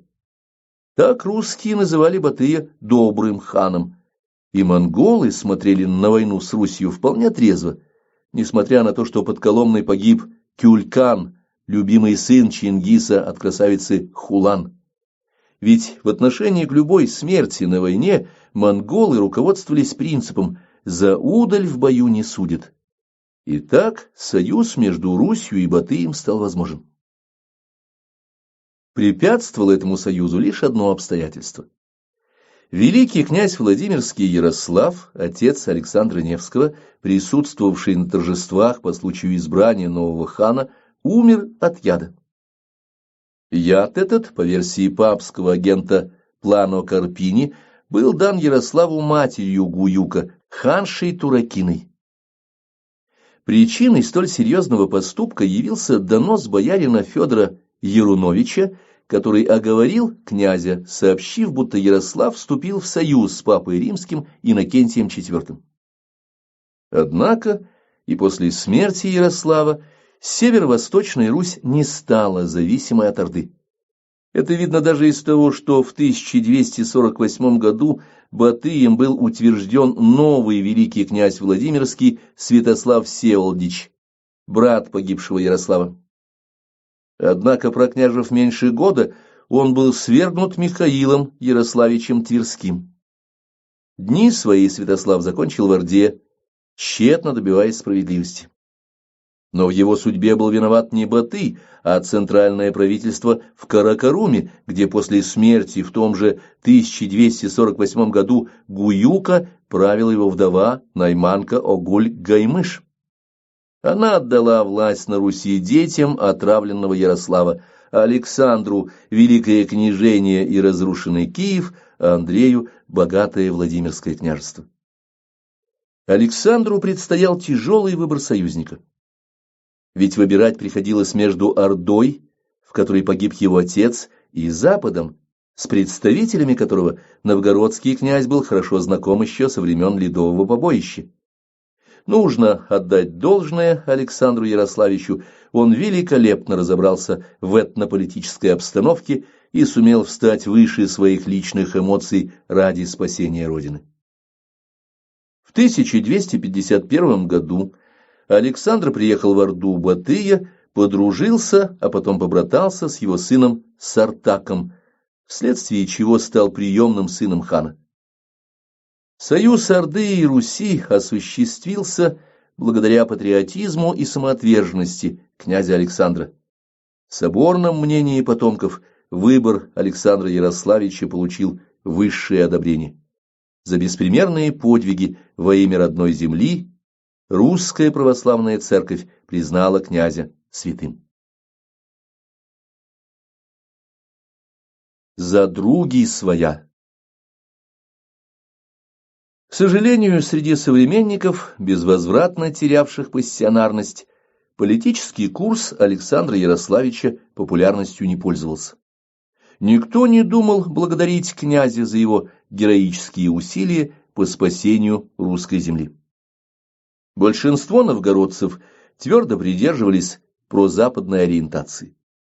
Как следствие этого, после Невской битвы Александру указали путь из Новгорода. Но когда немцы захватили Псков, новгородцы тут же пригласили князя обратно. Он выгнал немцев из Пскова, одержал победу на Чудском озере, его удалили снова. Попытки наиболее здравомыслящих новгородцев возражать против самоубийственного поведения субпассионариев успеха не имели. В самом Новгороде сторонников князя-воина грабили и отстраняли от дел.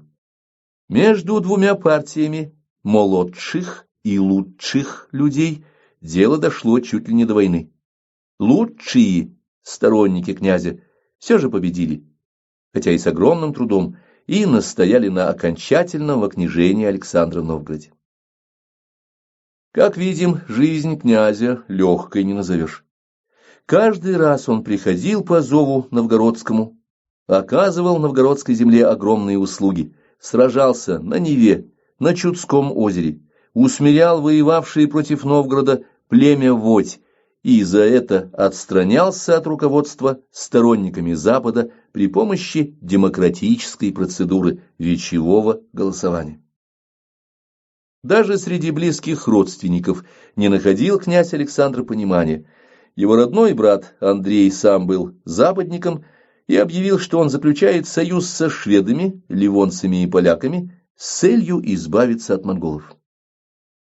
Монголам стало известно об этом союзе, вероятно, благодаря самому Александру Невскому. Батый, выполняя союзнические обязательства, послал на Русь полководца Неврюя, 1252 год, который разбил войска князя Андрея, и тот был вынужден эмигрировать в Швецию. При этом Неврюева рать нанесла Руси ущерб больший, нежели поход Батыя. Активно выступал против татар и князь Даниил Галицкий. Сразу после ухода Батыя на Волгу он напал на союзных монголам болоховских князей, перебил всю аристократию, а население княжества разогнал. Политический курс Даниила состоял в том, чтобы выделить Галицко-Волынское княжество в самостоятельное феодальное государство, ориентированное на Запад. Но вспомним, что в средние века и Запад не отличался единством. Гиббелины, сторонники германских императоров, боролись с гвельфами, поддерживавшими папский престол. В середине XIII века, в частности, это были сторонники императора Фридриха II и сторонники папы Иннокентия IV. Интересно, что Фридриха II воспитали паписты, а он, став германским императором 1212-1250 годы, сделался злейшим врагом папского престола. Точно так же сам Фридрих II воспитал будущего первосвященника, возвел его на папский престол и получил в его лице смертельного врага. Вот лишнее доказательство того, что любой человек не столько может приказывать, сколько должен поневоле выполнять полувысказываемые желания своего окружения. Если кардиналы и епископы, окружавшие папу, были довольны его распоряжениями, то папа сидел на троне как самостоятельный государь. Когда же он поступал вопреки их желаниям, у него обычно начинались какие-то болезни, а затем наступала внезапная смерть. Несколько увереннее чувствовал себя император, у которого были верные войска. Но ведь вассалы императора в большинстве своем ненавидели иерархов католической церкви. Мог ли император с этим не считаться? Конечно, нет. Вот и завел Фридрих II переписку с Батыем и Гуюком в то самое время, когда папа требовал войны с монголами. Отец князя Даниила, Роман, был гибелином и пытался оказывать помощь своим немецким союзникам. Даниил, казалось бы, должен был следовать политике отца, но папа пообещал ему королевский титул и полную самостоятельность. Ни монголы, ни Фридрих II ничего не обещали галицкому князю, и его симпатии явно склонились на сторону римского первосвященника. Даниил стал сторонником папы и получил из его рук обещанную золотую корону.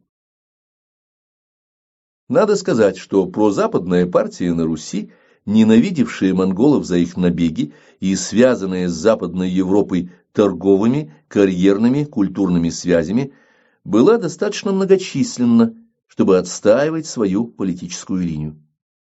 Программа западников заключалась в следующем: опираясь на помощь рыцарей, объединить силы всех русских князей и изгнать монголов. К сожалению, будучи крайне привлекательной теоретически, эта программа никак не могла быть выполнена практически. Во-первых, рыцари ордена, купцы Ганзы, папа и император вовсе не собирались тратить свои силы на объединение чужого им государства. Они ставили перед собой другую задачу – использовать русских ратников в борьбе с монголами, обескровить Русь и покорить ее, подобно Прибалтике. Во-вторых, к середине XIII века идея объединения Руси уже стала полностью иллюзорной. Это хорошо понимал Александр Невский и совершенно не понимал Даниил. Русь окончательно распалась на юго-западную, северо-восточную и новгородскую землю. В первых двух правили две линии мономашичей, старшая на северо-востоке, младшая на юге. Между этими двумя ветвями шли жестокие войны. Вмешательство черниговских ольговичей в общерусскую борьбу обычно было безрезультатно и неудачно для них самих и для Руси в целом. Полоцкие князья превратили свои владения в самостоятельное княжество. Отрицание власти Владимирского княжества было характерно для Рязани. Рязанцы много воевали против Владимира, Суздаля, Киева, и винить в этом одних князей нельзя, так как не столько они господствовали над своими городами и окрестными землями, сколько городское население, многочисленное и активное, указывало своим князьям ту или иную линию поведения. Например, когда в очередную новгородско-владимирскую войну суздальцы, так называли войска Владимирского князя, подошли к Торжку, город был готов сдаться и просил князя Всеволода взять мир, снизойти в милость. Горожане обещали подчиниться, принять все условия, уплатить дань.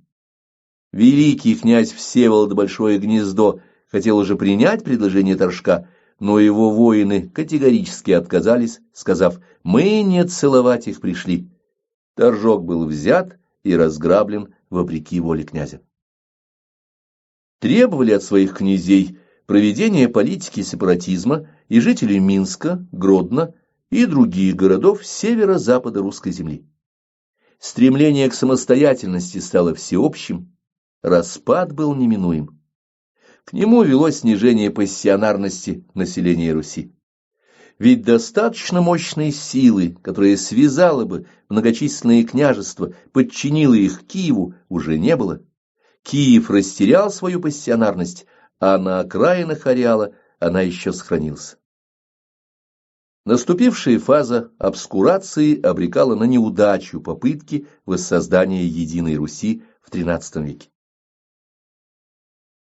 Понятно, что в этих условиях усилия западников по консолидации русских были обречены на провал.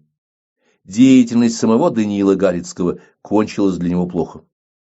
После нескольких удачных операций против небольших монгольских отрядов во главе с военачальником Курем-Сой, 1254 год, Даниил столкнулся с опытным тысячником Бурундаем. Бурундай довольно легко разбил галицкого князя и заставил его срыть все крепости, чтобы Галиция и Волынь не имели возможности отделиться. Каковы же были реальные результаты союза с монголами, заключенного Александром Невским? Русские князья сохранили большую свободу действий.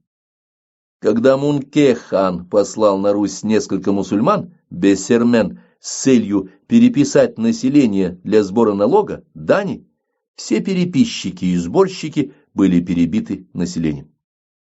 По предположению такого знатока проблемы, как Насонов, побоище было инспирировано самим князем Александром. Мотивы предполагаемых действий князя вполне понятны. Отправка русских денег в Монголию была не в его интересах. Александра интересовала перспектива получения от монголов военной помощи для противостояния натиску Запада и внутренней оппозиции. Именно за эту помощь Александр Ярославич готов был платить, и платить дорого. Но вскоре Александру Невскому пришлось испытать невероятное потрясение. Под угрозой оказалась вся его политическая линия. В 1256 году умер его союзник Батый, и в том же году из-за симпатии к христианству был отравлен сын Батыя Сартак. И кем? Братом Батыя, Берке-ханом, который опирался на ордынских мусульман. Берке принял ислам, вырезал Несториан в Самарканде, отравил своего племянника, казнил свою родственницу Боракчин и установил мусульманскую диктатуру, хотя и без дальнейших религиозных гонений. Верный своему принципу борьбы за интересы Отечества, Александр Ярославич и на этот раз положил душу за други своя. Он отправился к Берке и договорился об уплате дани монголам в обмен на военную помощь против литовцев и немцев. Но когда в Новгород вместе с князем пришли монгольские переписчики, чтобы определить сумму налога, новгородцы устроили бунт, во главе которого оказался Василий Александрович, старший сын великого князя, дурак и пьяница. Александр вывел татарских послов из города под своей личной охраной, не дав их убить. Тем самым он спас Новгород от гибели. Ведь мы знаем, как поступали монголы с населением городов, где совершалось убийство послов монгольского хана. С вожаками смуты Александр Ярославич поступил жестоко. Им вынимали очи, считая, что глаза человеку все равно не нужны, если он не видит, что вокруг делается. Только такой ценой удалось Александру подчинить новгородцев, утерявших вместе с пассионарностью здравый смысл и не понимавших, что тот, кто не имеет сил защищаться сам, вынужден платить за защиту от врагов. Конечно, отдавать свои деньги всегда неприятно, но, наверное, лучше уж расстаться с деньгами, чем с независимостью и жизнью. Конец и вновь начало. Итак, союзный договор с Ордой стал реальностью. Русские первыми оказали военную помощь татарам, приняв участие в походе на Аланов. Союз с татарами оказался благом для Руси с точки зрения установления порядка внутри страны. В 1261 году в Сарае усилиями Александра Невского и монгольских ханов Берке и Менгу-Тимура было открыто подворье православного епископа. Он не подвергался никаким гонениям. Считалось, что епископ Сарский является представителем интересов Руси и всех русских людей при дворе великого хана. Если на Руси начиналась княжеская усобица, хан присылал сарского епископа с татарским беком, обязательно христианином, и они решали спорные вопросы на княжеских съездах. Если кто-то не считался с принятым решением и пытался продолжать удельную войну, его принуждали к миру с помощью татарской конницы. Опираясь на союз с Берке, Александр решил не только остановить движение немцев на Русь, но и подорвать самую его возможность. Он заключил с литовским князем Миндовгом, своим ровесником, союз, направленный против крестоносцев. Как правителя Миндовга отличали хитрость и изворотливость. В 1250 году он принял католичество, но крещение его льстиво бысть, говорит летописец. Через 10 лет Миндовг отказался от насильно навязанной ему религии и стал злейшим врагом крестоносцев и католиков. Александр Ярославич находился на пороге своей второй, не менее значительной, чем в случае с Ордой, дипломатической победы. Но в 1263 году, в разгар подготовки совместного похода против Ливонского ордена, возвращаясь из очередной поездки в Орду, князь скончался. Можно предположить, что Александр Ярославич умер, выражаясь современным языком, от стресса. Действительно, столь сложные дипломатические акции, блестящие победы, борьба с соотечественниками требовали слишком большого нервного напряжения, которое не каждому по силам. Однако кажется странным то, что вскоре умер и Миндовг. Невольно напрашивается мысль, что причиной смерти князя Александра был не стресс. Скорее, в смерти Александра и Миндовга следует видеть усилия немецких сторонников, действовавших на Руси и в Литве. В условиях, когда среди русских западников находились люди, которых можно было купить и использовать в борьбе против Отечества, надежный союзник на Волге был вдвойне необходим русским княжествам. В 1268 году, через 6 лет после смерти Александра, новгородцы пошли на принадлежащую датчанам крепость Раковор, современный город Раквере, недалеко от Таллина. По дороге на новгородские полки напали немцы, и произошла жуткая сеча, Раковорская битва. Новгородцы одолели союзные войска немцев и датчан. Те, недолго думая, призвали большое количество воинов и рыцарей из Западной Европы для того, чтобы, перейдя реку Нарову, захватить Новгород. Но тут в Новгород, согласно договору с Ордой, явился татарский отряд в 500 всадников. Немцы, даже не зная точно размеров этого отряда, тотчас же замиришася по всей воле новгородской, зело бобояхуса имени татарского. Новгород и Псков уцелели. Как видим, положительные стороны союза с Ордой проявлялись и после смерти Александра Ярославича. Там, где вступали в дело татарские войска, крестоносный натиск быстро останавливался. Таким образом, за налог, который Александр Невский обязался выплачивать в Сарай, столицу нового государства на Волге, Русь получила надежную и крепкую армию, отстоявшую не только Новгород с Псковом. Ведь точно так же, благодаря татарам, в 70-е годы XIII века сохранил независимость Смоленск, находившийся под угрозой захвата литовцами. Смоляне в 1274 году предложили своему князю добровольно подчиниться Орде, и поскольку Смоленск стал находиться под защитой татар, литовцы не рискнули его штурмовать. Так союз с Ордой во второй половине XIII века принес северо-восточной Руси вожделенный покой и твердый порядок.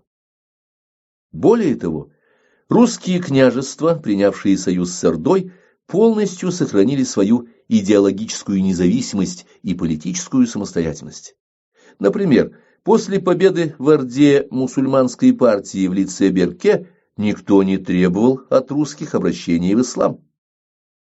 Одно это показывает, что Русь была не провинцией монгольского улуса, а страной, союзной великому хану, выплачивавшей некоторый налог на содержание войска, которое ей самой было нужно. Какова же этническая интерпретация этих грандиозных событий XIII века? Мы уже упоминали, что в XI – начале XIII века русская земля представляла собой единый суперэтнос. Но с падением пассионарности в XIII веке единство оказалось утраченным. Отдельные подсистемы ослабевшего суперэтноса вошли в состав более молодых этнических миров. Так северо-восточная Русь вошла в монгольский суперэтнос. Именно поэтому преемники Батыя, ханы не мусульмане, а потом и ханы-мусульмане, типа Берке, заняли место византийских императоров в иерархии русских геополитических представлений. Ранее на Руси считалось, что существует лишь один царь – Василевс в Константинополе. В русской земле правили князья, самостоятельные властители, но вторые лица в иерархии государственности.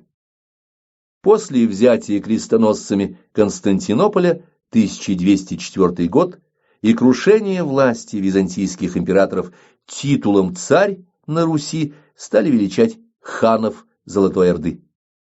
Их так и называли «добрый царь Джанибек» или «суровый царь Узбек». Те русские княжества, которые отказались от союза с татарами, были захвачены частично Литвой, частично Польшей, и судьба их была очень печальной. В рамках западноевропейского суперэтноса русичей ждала участь людей второго сорта. Таким образом, вошедшая в фазу обскурации русская земля была разорвана надвое могучими силами пассионарности Запада и Востока. При этом с точки зрения этнической истории крайне важен ответ на вопрос, какую Русь представлял Александр Ярославич Невский. Был ли он последним крупным удельным князем Древней Руси или же первым князем будущей Великороссии? Можно ли его поставить в один ряд с Владимиром Мономахом или следует сравнить с Дмитрием Донским? Полагаю, что князь Александр, так же как его соратники, принадлежал к поколению новых людей, поднявших Русь на недосягаемую высоту. Для такого вывода есть весомые основания. Жертвенное поведение Александра Ярославича и его соратников слишком разительно отличается от нравов древнерусских удельных князей. Сформулированное Александром доминанта поведения, альтруистический патриотизм, на несколько столетий вперед определило принципы устроения Руси. Заложенные князем традиции союза с народами Азии, основанные на национальной и религиозной терпимости, вплоть до XIX столетия привлекали к России народы, жившие на сопредельных территориях. И, наконец, именно потомками Александра Ярославича Невского строилась в XIV веке на развалинах древней Киевской Руси Новая Русь. Сначала она называлась Московской, а с конца XV века стала называться Россией.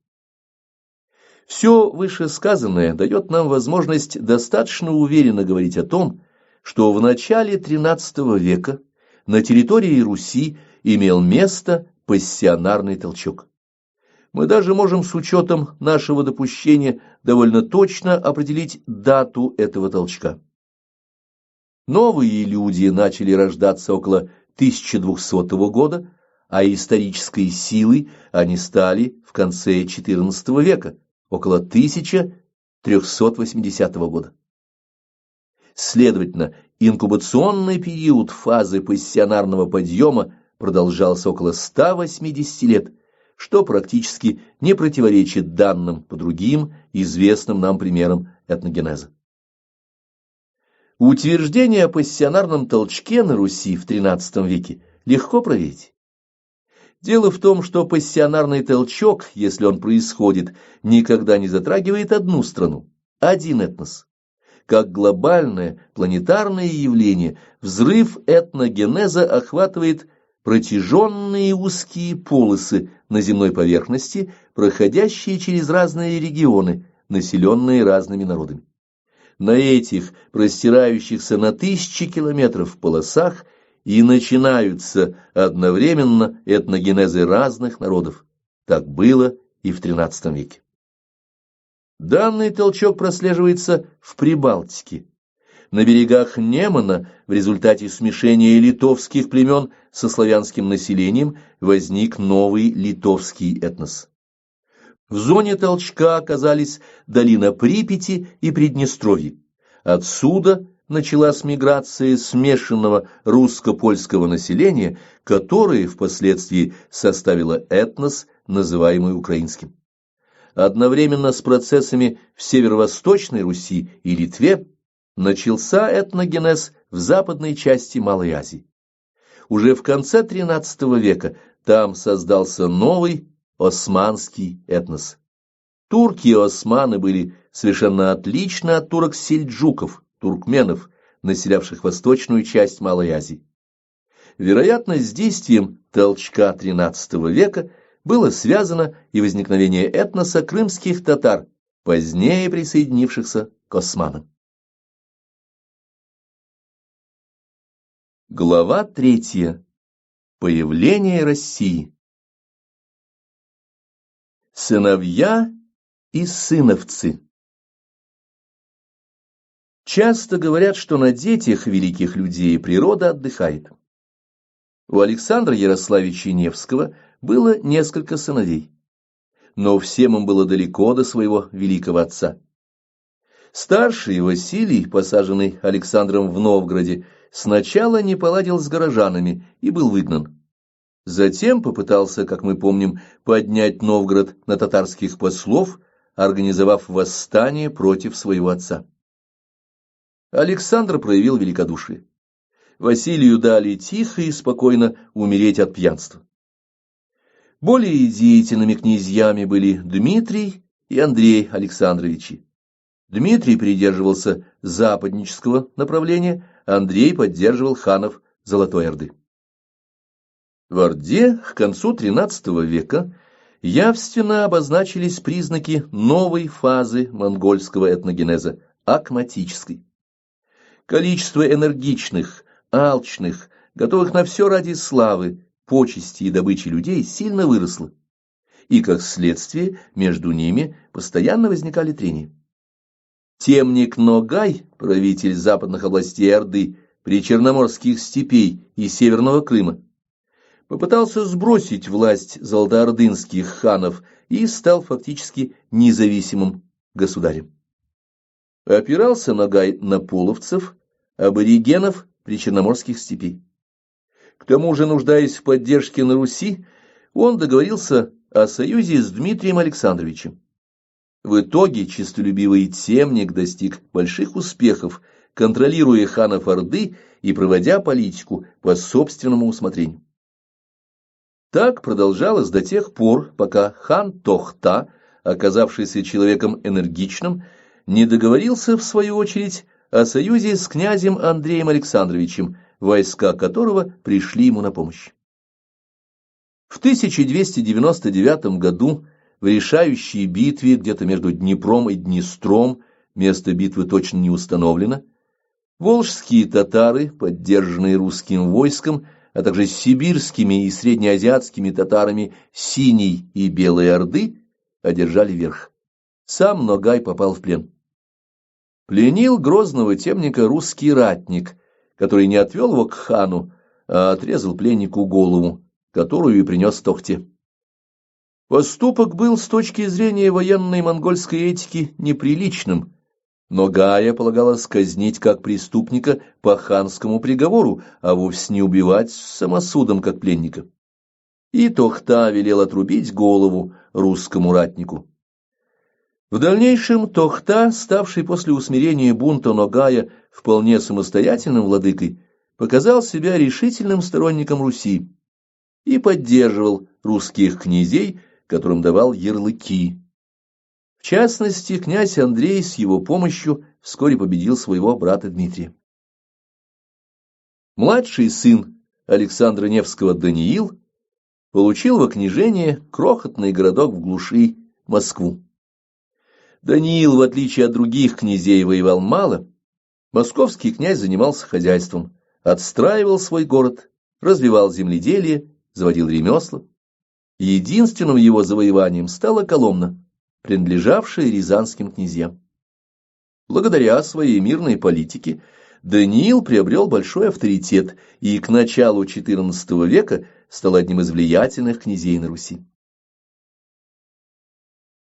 После смерти Андрея Александровича, 1304 год, жившего в Городце, великим князем при поддержке Тохты стал Михаил Ярославич Тверской, племянник Александра Невского. Михаил Ярославич был по своему складу похож на былинного богатыря, храбр, силен физически, верен слову, благороден.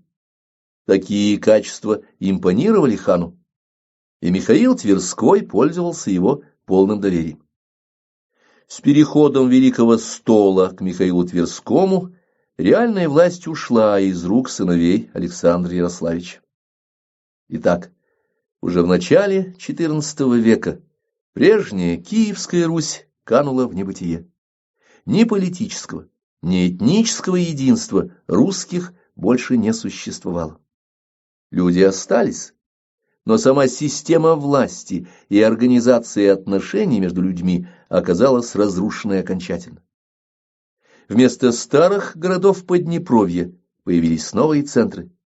Наиболее важными из них были Тверь, прекрасный и богатый город на Волге, имевший выгодное географическое положение, Смоленск, западный щит Руси, Рязань, служившая защитой от беспорядочных набегов степных грабителей, а отвоеванный у Мордвы Нижний Новгород, торговый город и колонизационный центр на границе с волжскими булгарами, маленькая, затерянная в лесах Москва. Но и эта небольшая часть Руси, принявшая благодаря политике Александра Невского татарскую ориентацию, не представляла из себя целостного государственного образования. Сразу после смерти Михаила Тверского Тверь сделалась противницей Москвы. Суздаль и Нижний Новгород, хотя и признавали власть великого князя, но тяготели к самостоятельности. Рязанцы, привыкшие к войне, столь же охотно ратились с москвичами, как и с татарами. Республиканский Новгород временами вообще переставал считать себя частью русской земли, имея все шансы превратиться в особый славянский этнос. Новгородцы, обладая более высокой пассионарностью и сохранив традицию вечевого правления, противопоставляли себя всей остальной Руси, низовским землям. Устойчиво сохранял Новгород и свои западнические симпатии. Например, некоторые новгородские попы принимали западных вольнодумцев и часто выступали против канонического византийского православия. Не случайно, как мы увидим в дальнейшем, Новгород в XIV-XV веках не однажды становился источником церковных ересей на Руси. Когда князь становился великим князем Владимирским, получив ярлык от царя, то есть золотоордынского хана, он фактически приобретал в качестве подданных только население своего удела – москвичей, тверичей или суздальцев. И если им не нравился этот князь или установленный им порядок, они могли совершенно свободно перейти за несколько десятков верст в любое соседнее княжество и там чувствовать себя вполне независимо. Единственной связующей нитью для всех русских людей XIV века оставалась православная вера. Всякий, кто исповедовал православие и признавал духовную власть русского митрополита, был своим, русским. И хотя низовцы, считая новгородцев православными, ни на минуту не сомневались, что их надо бить, теологическая основа единства сохранялась. И потому только православная церковь противостояла тогда распаду Руси. Дальнейшие события подтвердили безусловный рост авторитета духовной власти среди народа. Во время княжения Михаила Тверского произошло событие, на первый взгляд достаточно незначительное, но в действительности сыгравшее решающую роль в образовании будущего московского государства. В 1305 году митрополитом Владимирским, митрополичий престол с 1299 года находился именно во Владимире, был избран собором набожный волынский монах Петр. Новый митрополит, поселившийся во Владимире, посещал приходы и монастыри, занимался своим любимым делом – писанием икон. Словом, шло его архипасторское служение хорошо и гладко. К несчастью, епископы, фавориты князя Михаила Тверского, начали интриговать против митрополита Петра и обвинили его в грехе симонии, попросту говоря, во взяточничестве. Продажа церковных должностей считалась серьезным преступлением, грозившим иерарху лишением сана, но для того, чтобы не изложить митрополита, требовалось решение собора. Далее случилось непредвиденное. На собор пришло множество мирян из Владимира, Ярославля, Москвы, Костромы, Рязани и других городов.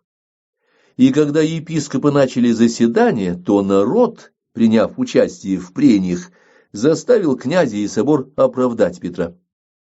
Естественно, после этого Петр старался не навещать Тверь, но стал часто ездить в Москву, где его очень хорошо принимали, относясь к владыке с должным уважением. Впоследствии ссоры с митрополитом, сделавшей главу русской церкви сторонником Москвы, сказались не сразу, но для князя Михаила и всего Тверского княжества они стали роковыми. У московского князя Даниила было двое сыновей. Старший Юрий, человек неукротимый, беспринципный и недалекий, был полной противоположностью младшему, тихому, богобоязненному и хозяйственному Ивану. Сближало Юрия с Иваном лишь одно – оба они лишились великого княжения, и оба были готовы на все, чтобы его вернуть.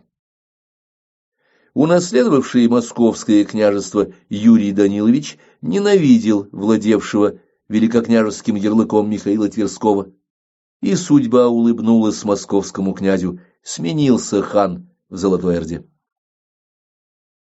Покровитель Михаила Тохта, направляясь на летнее кочевье, умер при невыясненных обстоятельствах, и власть захватил царевич Узбек, 1312 год. Поддерживали узбека многочисленные ордынские мусульмане, которые истори селились в поволжских городах, и таким образом в Сарае пришла к власти новая партия – исламская. Наследник традиций хана Берке, узбек, проявил себя как крайне жестокий правитель. Приняв ислам, он под страхом смертной казни потребовал того же от всех своих подданных. Да то ли репрессии по религиозным мотивам в Орде никогда не применялись, поэтому не было ничего удивительного в том, что многие отказались принять веру арабов. Ведь по эссе Чингисхана хан не мог вмешиваться в вопросы веры, а свобода совести всегда понималась монголами как личная свобода человека. Узбек без колебаний отверг этот принцип. Все отказавшиеся обратиться в мусульманство, в том числе 70 царевичей чингизидов, были казнены. Но большому количеству татар, христиан и язычников, отказавшихся принять ислам, удалось уехать на Русь и при узбеке, и впоследствии. Сменой власти в Орде и решил воспользоваться Юрий Данилович Московский в своей борьбе с Михаилом Тверским. Тверь была богаче и воинственнее, чем Москва, но военные столкновения Москвы и Твери не принесли решительного перевеса ни одной из сторон, поэтому без помощи нового золотоордынского хана Юрию Даниловичу обойтись было трудно. Юрий много раз ездил в Орду и сумел не только заручиться поддержкой узбека, но и стать ханским родственником, женившись на сестре хана Кончаки. Получив татарскую помощь под тем предлогом, что тверичи тянут к врагам татар-литовцам, и заключив союз с Новгородом, Юрий двинулся на Тверь. Однако полководец из московского князя вышел никудышний. Михаил разбил войско Юрия и захватил в плен его жену, в крещении названную Агафьей. Увы, этот успех погубил тверского князя. Агафья, прожив некоторое время в плену, умерла при очень странных обстоятельствах. Юрий не замедлил воспользоваться этим в своих интересах. Прибыв в Орду, он обвинил Михаила в преднамеренном убийстве Кончаки, Агафьи, и судьба великого князя была решена. Юрий получил Великий стол, отнятый у Михаила Тверского, а Тверской князь был вызван в Орду. Не желая подвергать разгрому родной город, Михаил поехал к узбеку и был казнен по приказанию хана. Привели приговор в исполнение люди Юрия Московского и его соратника, татарина Кавгадыя. Великого князя, посаженного в колодку, долго мучили, плохо кормили и издевались над пленником, и, наконец, зарезали. Убийство невинного не пошло на пользу инициаторам расправы. Кавгадыя вскоре уличили в преступлениях и тоже казнили. Юрий же встретил в Орде сын Михаила, Дмитрий Грозные очи, и молодой тверич зарубил московского интригана. Так как право суда и казни в Орде принадлежало исключительно хану, Дмитрия Михайловича казнили за самосуд. Наследник тверского князя погиб, и смерть его имела исключительные последствия. Младший сын Михаила, Александр, узнав о смерти брата, отказался от традиционного союза с Ордой и сделал ставку на Литву. Дела литовские. Положение Литвы по сравнению с Владимирским княжеством было весьма выигрышным. Литву, как мы знаем, тоже задел пассионарный толчок XIII века, возродивший к жизни несколько литовских племен. Судя по топонимике, литовские племена в древности занимали территорию чуть ли не до нынешнего Тамбова, но к интересующему нас периоду на юге русской восточноевропейской равнины они уже исчезли, слившись с местным угро-финским и славянским населением. Древние литовские племена сохранились только в Прибалтике и Белоруссии, но и там они уже много веков находились в состоянии гомеостаза. Центральную часть литовского ареала занимало, собственно, племя Литва или литовцы. К западу от него жила Жмуть, еще дальше на запад пруссы. На востоке современной Белоруссии располагались ятвяги, а племя Голядь обитало в районе Коломны. Властителем, создавшим из этих разрозненных осколков единую Литву, стал уже упоминавшийся нами ровесник Александра Ярославича Невского литовский князь Миндаугас. После трагической смерти Миндовга произошло то, что всегда происходит в начале фазы пассионарного подъема. Литовские князья весь XIII век боролись между собой за власть, и только в начале XIV века один из них, Гедимин, окончательно победил соперников и начал проводить завоевательную политику. Первым его завоеванием стала Черная Русь, местность около города Гродно, самая западная часть Руси. Затем Гедимин подчинил города, ныне относящиеся к Белоруссии: Полоцк, Минск, Витебск. После этого литовцы стали постепенно проникать на Волынь и в Галицию, где правили потомки короля Малой Руси Даниила Романовича Галицкого, Лев и Андрей. Сил у галицких князей было настолько мало, что они не могли сопротивляться должным образом ни татарам, ни литовцам, ни полякам, ни венграм. Правда, татары в то время подавляли мятеж Ногая, им было не до Волыни, но литовцы активно пытались овладеть этим регионом. Однако Гедимину не удалось подчинить Галицию. В результате череды мелких войн, перечислять которые не имеет смысла, Галицию заняли поляки, Закарпатскую Русь – венгры, а литовцам досталась лишь Восточная Волынь. На очереди был Киев. Киевский князь Станислав решил защищать свой город, на котором еще лежали отблески славы великого прошлого. Станислав пригласил на помощь других русских князей, в том числе Северского. У реки Ирпень в 1321 году он столкнулся с войсками Гедимина. Литовцы победили и затем осадили Киев. Поскольку никакой надежды на помощь не было, киевляне подчинились великому князю Гедимину на основе вассалитета. Все имения были оставлены за ними, а князь Киевский стал просто подручником литовского князя Гедимина. После взятия Киева экспансия литовцев продолжалась. Под натиском неудержимой литовской конницы пали все русские города до Курска и Чернигова. Так при Гедимине и его сыне Ольгерде создалось могучее великое княжество литовское. Надо сказать, что характерной чертой Литвы XIII века было сохранение древней языческой веры в воинственного бога Перуна и весьма плохое отношение к христианам, как к западным, так и к восточным. Однако Гедимин, человек волевой и умный, сам, будучи язычником, умел считаться с христианским русским населением. Политику Гедимина продолжили его сыновья Ольгерд и Кейстут.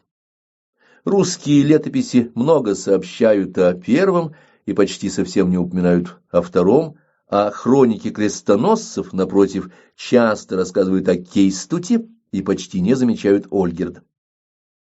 Это связано с тем, что братья разделили сферы влияния. Кейстут сидел в Жмуде и боролся с немцами, а Ольгерд, стараясь захватить как можно больше русских земель, воевал с Москвой и татарами.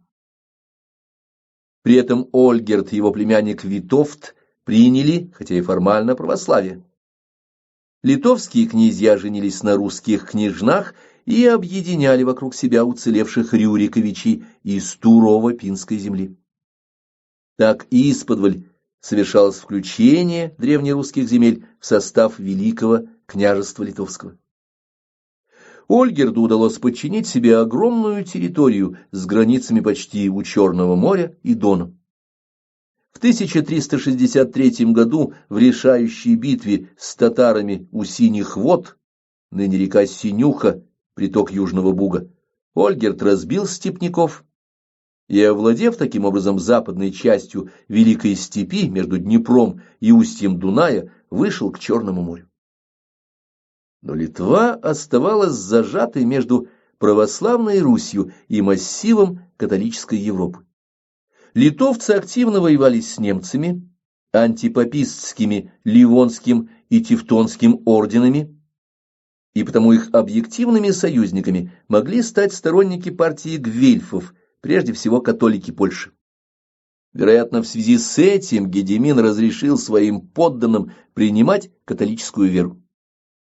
К тому же он, наверное, учитывал, что кроме идеологического единства у литовцев была еще одна основа союза с поляками. Литовцы постоянно совершали набеги на Польшу, и прежде всего на Мазовию, откуда привозили польских девушек. Так начался мощный процесс польско-литовской интеграции. Вспомним чудесную балладу Мицкевича, переведенную Пушкиным «Триеву Будроса сына, как и он, 3 литвина». Старик Литвин посылает сыновей на войну. Одного грабить русских в богатом Новгороде, другого на Балтику против крестоносцев, проклятых крыжаков, а третьего сына шлет в Польшу. В Польше мало богатства и блеску, сабель взять там не худо, но уж верно, оттуда привезет он мне на дом невестку. Нет на свете царицы, краше польской девицы, весела, что котенок у печки, и как роза румяна, а бела, что сметана, очи светятся, будто 2 свечки. Был я дети моложе, в Польшу съездил я тоже, и оттуда привез себе жонку. Вот и век доживаю, и всегда вспоминаю про нее, как гляжу в ту сторонку. Конец баллады таков. Все 3 сыновей отправились в Польшу и привезли оттуда по невесте. Предпосылки для развития польско-литовского контакта были. Польша, не задетая пассионарным толчком, находилась в состоянии глубокого кризиса. Мазовия граничила с владениями ордена, захватившего Пруссию. Малая Польша, историческая область с центром в Кракове, с трудом избавилась от господства чехов, которых выгнал талантливый польский король из династии Пястов Владислав Локкетак. После прекращения династии Пястов, 1370 год, власть в стране перешла к французу Людовику Анжуйскому, а он, в свою очередь, передал польскую корону своей дочери Едвиге. Но когда Едвига захотела выйти замуж за любимого ею Вильгельма, сына Леопольда Австрийского, вмешались польские магнаты и предложили королеве ради государственных интересов сочетаться браком с литовским князем Ягайлой, дабы таким образом объединить силы Польши и Литвы и остановить экспансию немцев. В итоге Вильгельм был отправлен назад в Австрию, а Едвиге пришлось пойти к алтарю с наскоро окрещенным Литвином.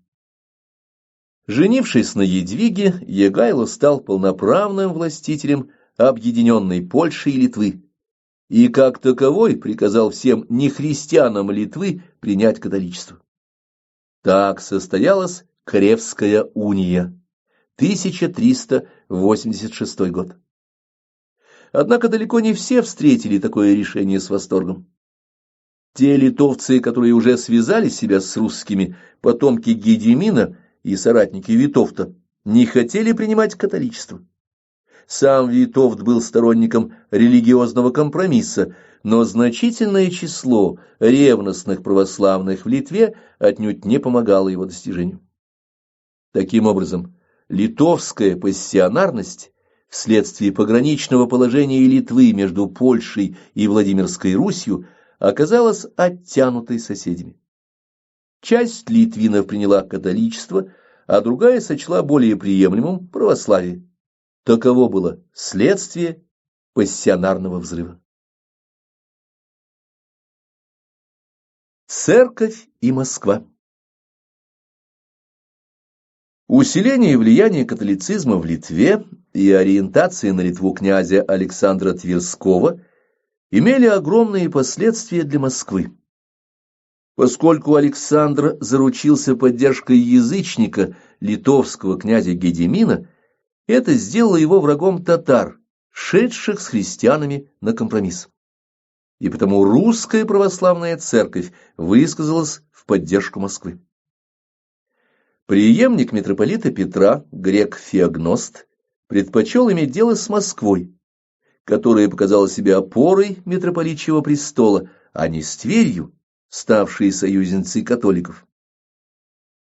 Тем временем московское княжение перешло к Ивану Даниловичу Калите, брату погибшего Юрия, 1325 год. Основой политики Калиты стало стремление использовать в интересах Москвы союз с татарами. Кроме того, князь Иван старался покупать у обедневших удельных князей их владения, а тем ничего не оставалось, как продавать свои вотчины. Мелкие княжества не могли соперничать с богатой Москвой, которую создал Даниил и унаследовал Иван Калита. За годы своего княжения Иван Калита довольно существенно расширил пределы княжества, в частности, приобрел большой старинный город Ростов. Но основная заслуга Ивана Калиты, до сих пор, как кажется, неоцененная традиционной историографией, состоит в другом. При Иване Калите получил свое окончательное воплощение новый принцип строительства государства, принцип этнической терпимости. В отличие от Литвы, где предпочтение отдавалось католикам, в отличие от Орды, где после переворота узбека стали преобладать мусульмане, в Москве подбор служилых людей осуществлялся исключительно по деловым качествам. Калита и его наследники принимали на службу и татар, христиан и язычников, бежавших из Орды после победы ислама и не желавших поступаться религиозными убеждениями, и православных литовцев, покидавших Литву из-за нестерпимого католического давления, и простых русских людей, все богатство которых заключалось в коне да сабле.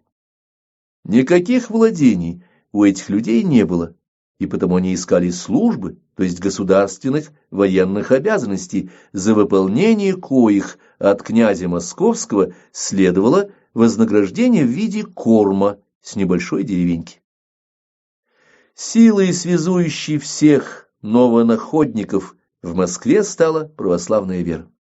Ведь обязательным условием поступления на московскую службу было добровольное крещение. Креститься необходимо было и для заключения брака. Множество татар, ордынских выходцев женились на русских красавицах, а татарки выходили замуж за русских.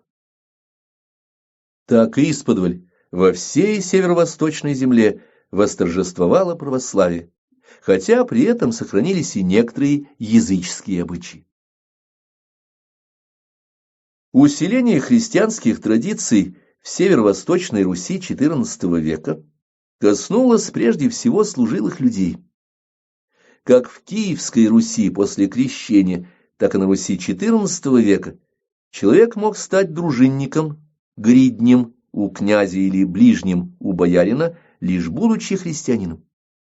Поскольку это условие соблюдалось совершенно неукоснительно, для принципиальных противников христианства, пассионариев-язычников и для принципиальных противников каких-либо принципов, лентяев, субпассионариев, не было возможности делать на Руси карьеру. И тут на помощь русским язычникам пришли татары. Ведь монгольские ханы брали на службу всех, кого угодно. Русские язычники в составе ханских войск шли сначала на Волгу, а затем на Дальний Восток, в Китай. Так около Пекина возникли русские слободы, жители которых составляли в монгольских войсках отдельные дивизии, ходившие в Индокитай, в Бирму, где сражались и одерживали победы для монгольского хана. Русские поселения в Китае просуществовали до конца XIV века, пока в ходе антимонгольских восстаний не были уничтожены китайцами вместе с их обитателями. Таким образом, активная антихристианская часть населения Руси просто исчезла в результате миграции, а количество активных христиан в Москве, наоборот, увеличилось из-за притока пассионариев Орды, Литвы и окраинных русских княжеств. Русские православные люди на Москве, общность, сложившаяся из различных субстратов, считали своим главой духовного владыку Руси, митрополита. И потому лейтмотивом поведенческой доминанты у возникавшей новой этнической целостности стало действенное православие. Сей факт отразился и в названии новой общности. Именно в это время, в XIV столетии, Русь получила название «Святая». Характерный эпитет указывал, что на месте старой Киевской Руси возник совершенно новый этнос, великорусский, со своей этно-социальной системой Московской Руси.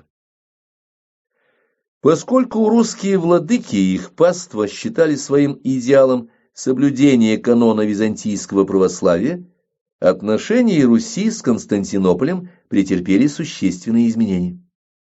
Палеологи, захватившие трон василевсов в 1261 году, оказались императорами без империи, владетелями полуразрушенного города, окруженного со всех сторон врагами.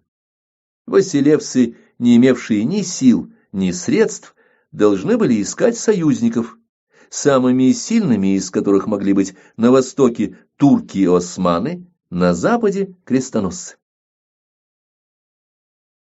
Поскольку турки наступали на Византию, а крестоносцы покинули Константинополь, то палеологи попытались заключить договор с папским престолом и получить от Запада необходимую помощь, чтобы оттеснить турок и не дать мусульманам захватить Малую Азию. Но папский престол непременным условием помощи грекам поставил заключение религиозной унии. Это означало, что православная церковь должна подчиниться Риму и принять католический символ веры, хотя и сохранив основные формы восточных церковных обрядов. В этническом смысле уния означала бы вхождение Византии в западноевропейский суперэтнос со всеми вытекающими отсюда последствиями. Отметим еще одно обстоятельство. Обещая грекам помощь в борьбе против турок, Рим был фактически не в состоянии эту помощь оказать. Войны с германскими императорами, особенно с Фридрихом II, альбигойцами, неудачи в Святой Земле лишали престол возможности серьезно и действенно заниматься греческими делами. Да и положение самого папского престола было довольно шатко. Анжуйцы выгоняли из Неаполя папу Николая III Орсини, французы схватили и посадили в тюрьму папу Бонифация VIII, причем один из его врагов, граф Колонна, даже ударил римского первосвященника по лицу. И кроме того, латиняне не особенно стремились помогать грекам, что им было беспокоиться о схизматиках. Тем не менее, переговоры греческих императоров с папами началось, и, естественно, среди искренних православных греков возникла устойчивая оппозиция идеи унии. Одним из центров оппозиции стало войско. Греческие полководцы хорошо понимали, что реальной помощи от Рима получить невозможно, а значит, защищаться все равно придется самим. Вторым оплотом оппозиции стали православные интеллектуалы, священники и монахи, отвергавшие унию принципиально по теологическим соображениям. Поскольку в столице противников унии не жаловали, поборникам православия приходилось покидать Константинополь, и они начали уходить в монастыри на горе Афон. Так как Афон тоже подчинялся центральному правительству, то и пребывание там особых возможностей для религиозной пропаганды не давало. Тогда православные монахи Афона создали новую форму религиозной жизни – исихазм, от греческого «эсхия» – покой, безмолвие. Исихасты, приняв обет молчания, говорили только в редких случаях, когда это было необходимо. Понятно, что против монахов-молчальников правительство оказалось бессильным. Так и сложились в Византии два религиозных центра, стремившиеся к унии Константинополь и Афон, не только продолжавшие православные традиции, но и развивавшие их. Родилась новая религиозная система, которая в том же XIV веке была перенесена на Русь. На Руси люди были прекрасно осведомлены о подоплеке религиозных споров в Византии.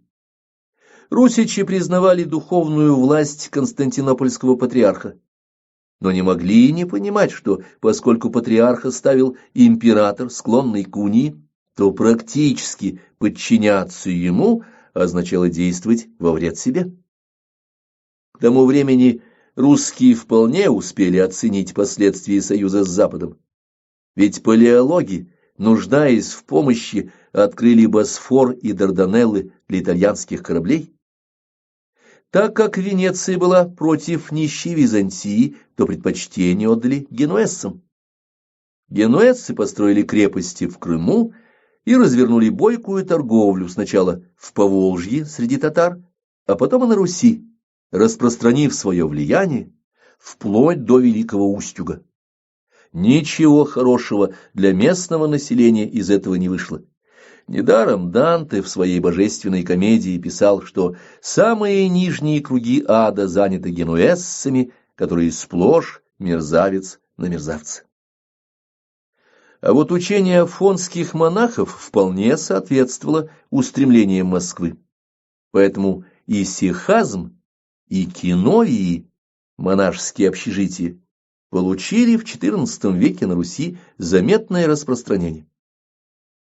Основателем первой киновии с самым строгим монастырским уставом был великий русский подвижник Сергий Радонежский. Говорил Сергий мало. Выполняя свое послушание, он в основном носил воду в монастырь, достоял церковные службы. Но зато, когда Сергий что-нибудь говорил, его слушали, ибо он говорил дело. Эта система поведения нашла много последователей. Вокруг обители Сергия создался ореол святости и уважения, а ученики подвижника стали сами по его благословению основывать общежительные монастыри. Эффективность такого рода духовной экспансии была огромной. Каждый монастырь играл роль не только церкви, но и больницы, и школы, и библиотеки. Конечно, врачей среди монахов было меньше, чем в современной поликлинике, а книг меньше, чем в библиотеке Академии наук, но врачи лечили, а книги читались. Влияние игуменов и иноков-подвижников росло. Люди, приходившие в монастырь, начинали верить, что православная Русь может жить, помогая сама себе, не опираясь на силы татар или литовцев. И это крепнущее убеждение принципиально отличало русских от византийцев, у которых без помощи турок или итальянцев ни одна партия не достигала успеха. Растущая пассионарность русских людей оказалась направлена ортодоксальным православием к единой цели строительства Святой Руси. В этих условиях Москва смогла перехватить инициативу во внутренней и во внешней политике. Вопрос о том, почему именно Москва оказалась в наиболее выигрышном положении, ставился на протяжении, по крайней мере, 150 лет. Многие видели причину в географическом положении Москвы. Она находилась в центре русской земли на перекрестке дорог, но ведь и Тверь была в центре, а Углич или Кострома находились в гораздо более выгодном положении по отношению к торговым путям, однако столицами Новой Руси, России, эти города не стали. С точки зрения пассионарной теории этногенеза, причина возвышения Москвы состоит в том, что именно Московское княжество привлекло множество пассионарных людей – татар, литовцев, русичей, половцев, всех, кто хотел иметь и уверенность в завтрашнем дне, и общественное положение, сообразное своим заслугам. Всех этих пришельцев Москва сумела использовать, применяясь к их наклонностям, и объединить единой православной верой. При этом на Москву большей частью шли люди энергичные и принципиальные. Так татары-золотоордынцы, бежавшие после переворота узбеков в Москву, составили костяк русского конного войска, которое впоследствии и обеспечило победу на Куликовом поле. Совершившийся на московской земле этнический синтез в фазе пассионарного подъема оказался решающим фактором. Пассионарный потенциал Москвы возобладал над богатствами Новгорода, удалью Твери и династическими претензиями Суздаля. Еще в первой половине XIV века Иван Калита, опираясь на поддержку вначале хана Узбека, а затем его сына Джанибека, взял на себя функцию выплаты дани за всю Русь.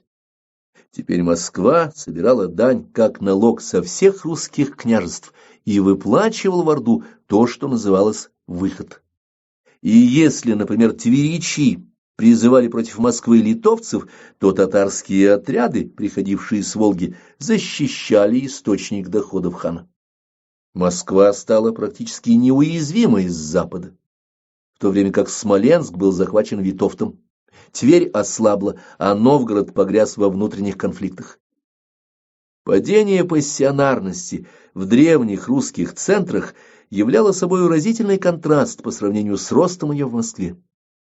Те же новгородцы, которые еще в XII-XIII веках считались настолько буйным народом, что князья отказывались к ним ехать, ибо с ними нельзя было совладать, в XIV веке превратились в тихих обитателей спокойного мещанского города. В то время, когда Новгород терял свои позиции, московские князья усилились и начали реально претендовать на новгородские владения. Уже в XIV веке к Москве был присоединен Великий Устюг, что резко усилило ее вражду с Новгородом. Новгородцы традиционно стремились эксплуатировать огромную территорию севера вплоть до каменного пояса, то есть до Уральского хребта. Устюжане тоже претендовали на роль колонизаторов севера и были для новгородцев естественными конкурентами. Отряды новгородских ушкуйников, пытавшихся объесачить Заволоцкую чуть, потерявший пассионарность реликтовый этнос, обитавший в бассейне Северной Двины и Суханы, встречали сопротивление не только самой Заволоцкой чуди, но и устюжан. Всех без исключения пойманных новгородцев устюжане убивали.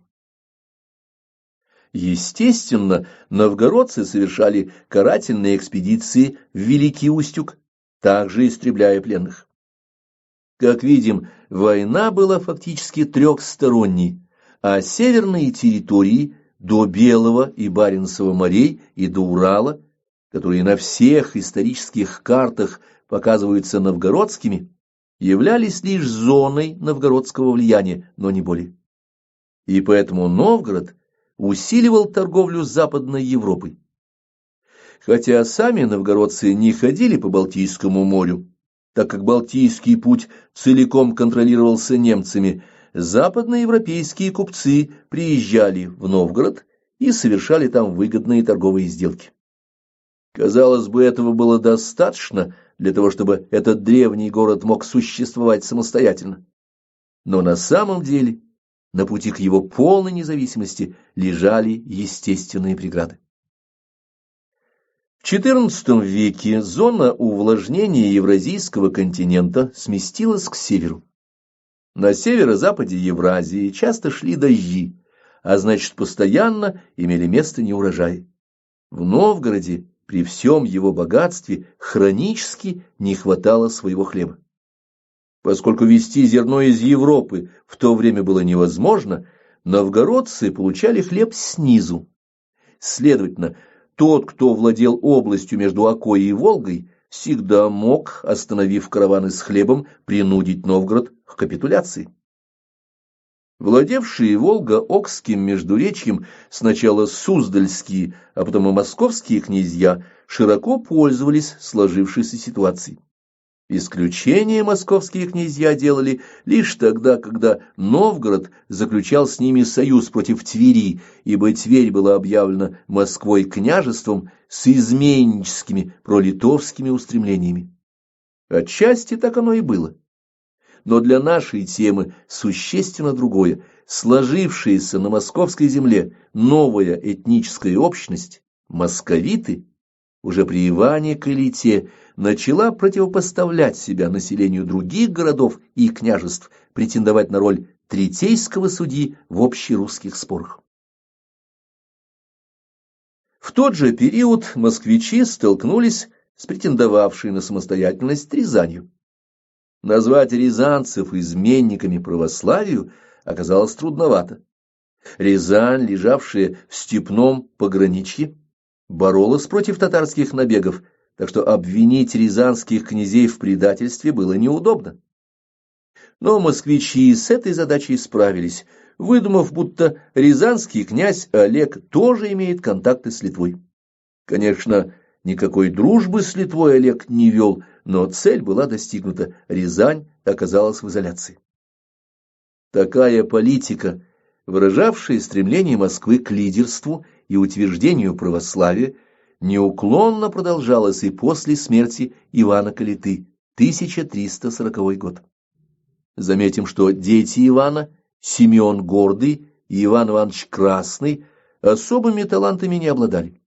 Но при общем пассионарном подъеме этноса иметь на престоле государя, не блиставшего яркой индивидуальностью, было скорее благом, чем злом.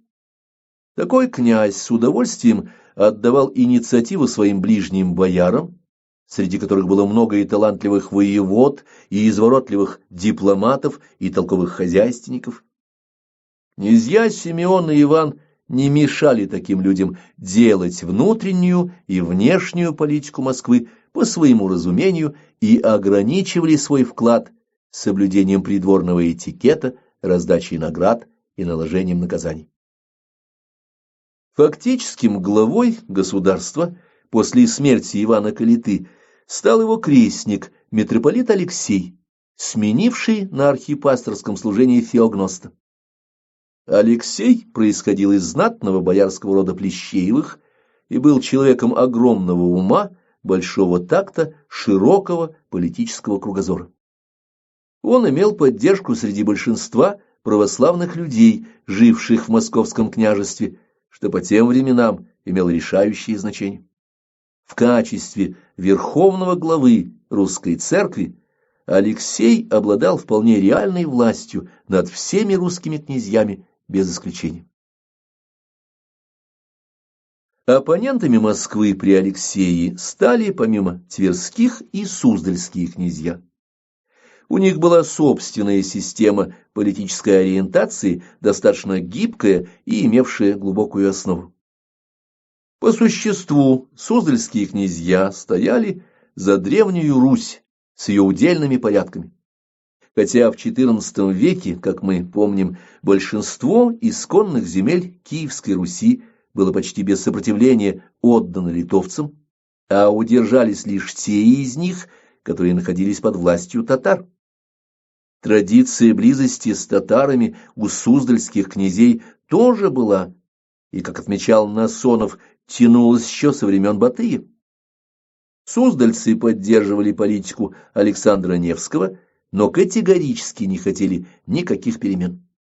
Близость с татарами, спокойными и веротерпимыми, требовавшими минимального выхода, обеспечивала им беспечальное существование, ведь в состав Суздальского государства входили богатые поволжские города, главным из которых был Нижний Новгород. Богатство, приносимое торговлей, позволяло без труда выплачивать татарам налог на содержание войска, и поэтому все усилия суздальских князей были направлены на развитие торговли в своем княжестве, а отнюдь не на объединение страны, как это имело место в Москве. Потому и дружили суздальцы с татарами вовсе не так, как москвичи. Если на Москве татары принимали православие, женились на русских женщинах и в следующем поколении интегрировались в общую массу московитов, сохраняя или даже не сохраняя лишь память о своем происхождении, то в Суздальском княжестве никакого слияния не происходило. Суздальские князья не крестили татар, принимая их на службу. Они просто избрали своим политическим союзником татар-мусульман, продолжавших жить на Волге. Это и понятно. Суздальские ревнители седой старины стремились к самостоятельности своих городов, к получению доходов от торговли, а вовсе не желали ими делиться. Поскольку Москва в лице митрополита Алексея провозгласила иную доминанту, став по существу объединяющей теократической монархией, то для суздальских князей Алексей был врагом номер один. Попытка Суздаля перехватить инициативу вылилась в войну двух Дмитриев – Дмитрия Константиновича Нижегородского и Дмитрия Ивановича Московского. Конфликт закончился примирением и браком Дмитрия Ивановича и Суздальской княжны, 1366 год. Митрополит Алексей и на этот раз добился желанного, хотя пока и не прочного, мира на Руси. Прочным этот мир быть не мог, ибо далеко не все разделяли стремление Москвы к единству. Новгород, Тверь, Рязань, тот же Суздаль по-прежнему мечтали сбросить укрепляющуюся власть московского князя, отнять у московитов великое княжение. Оппозиция Москве четко зафиксирована и в литературных памятниках. Так Комарович, рассматривая китежскую легенду, показал, что слово «татары» использовалось в ней в качестве цензурной зашифровки.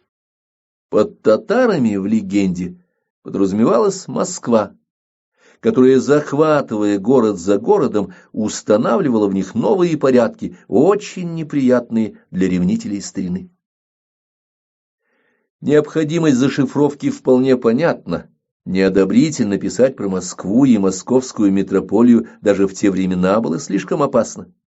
И поэтому вместо Москвы книжники называли татар. Комарович нашел и рукопись, в которой действительно говорится о Москве, но это скорее исключение из общего правила. Столь опытный политик, как митрополит Алексей, не мог не понимать той угрозы московской власти, которую представляла собой оппозиция. Ведь ярлык на великое княжение по-прежнему выдавали ордынские ханы, и, следовательно, потеря ярлыка москвичами могла свести на нет все многолетние усилия московских князей по собиранию русских земель. У Алексея оставался единственный выход – отказаться от древней системы передачи власти на Руси и попытаться сделать великое княжение частью неотторжимого владения московских государей.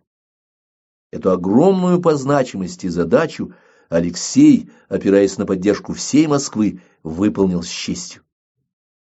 Но чтобы понять, почему это стало возможным, необходимо обратиться к рассмотрению ситуации того времени в Орде. Дела ордынские. В XIV столетии в Орде произошли колоссальные перемены. Мы уже упоминали, что Золотая, Большая Орда, как и весь некогда единый монгольский улус, к началу XIV века стала переходить в новую фазу этногенеза, акматическую. В момент фазового перехода этнос всегда ослабевает из-за потери сил, затрачиваемых на структурную перестройку. Не стали исключением и монголы. Затраты сил были столь велики, что этнос утерял свою прежнюю доминанту, сменив ее на новую. Исповедание ислама, 1312 год. Переворот узбека в Орде стал знамением времени. Первое время после переворота традиционные взаимоотношения Орды и Руси еще сохранялись. Наследовавший узбеку его сын, хан Джанибек, будучи уже мусульманином, все еще старался поддерживать отношения, установившиеся при домусульманских ханах Золотой Орды. Ориентируясь на союз с Симеоном Гордым, Джанибек, человек добрый, честный и дельный, противостоял проникновению в Поволжье и в Причерноморье католиков-генуэзцев, союзников константинопольских императоров. Противостояние вылилось в открытую войну после того, как татарские кочевья постиг джут, голодец. Скот падал, люди голодали, и, спасаясь от голода, татары продавали сыновей и дочерей генуэзцам. Генуэзцы с удовольствием скупали девочек и мальчиков в чаянии высоких барышей. Узнав об этом, Джанибек страшно возмутился. По татарским понятиям можно и нужно было стремиться к получению военной добычи, но наживаться на несчастье соседа считалось аморальным. Войска Джанибека осадили сильную генуэзскую крепость Кафу, современная Феодосия. Поскольку генуэзцы имели флот, а татары нет, крепость была для них практически неприступна. И тогда Джанибек приказал забросить катапультой в крепость труп умершего от чумы человека. Труп перелетел через стену и разбился. Естественно, в Кафе началась чума. Генуэзцы вынуждены были оставить Кафу, и уцелевшая часть гарнизона отправилась домой. По дороге, покинувшие Кафу, остановились в Константинополе. Чума пошла гулять по Константинополю и пришла в Европу. В это же время происходила миграция с востока на запад азиатской землероющей крысы пасюка. Поскольку крысы — это переносчик чумы, черная смерть поползла по всей Западной Европе. Тогда вымерла большая часть Южной Италии, 3/4 населения Германии, около 60% населения Англии. Через Германию и Швецию черная смерть попала в Новгород, через Новгород и Псков в Москву, где от нее умер и князь Симеон Гордый, 1354 год. Несмотря на огромные людские потери во время эпидемии, Московское княжество быстро восстановило не только количественный, но, это главное, качественный состав своего населения. Да это и не удивительно.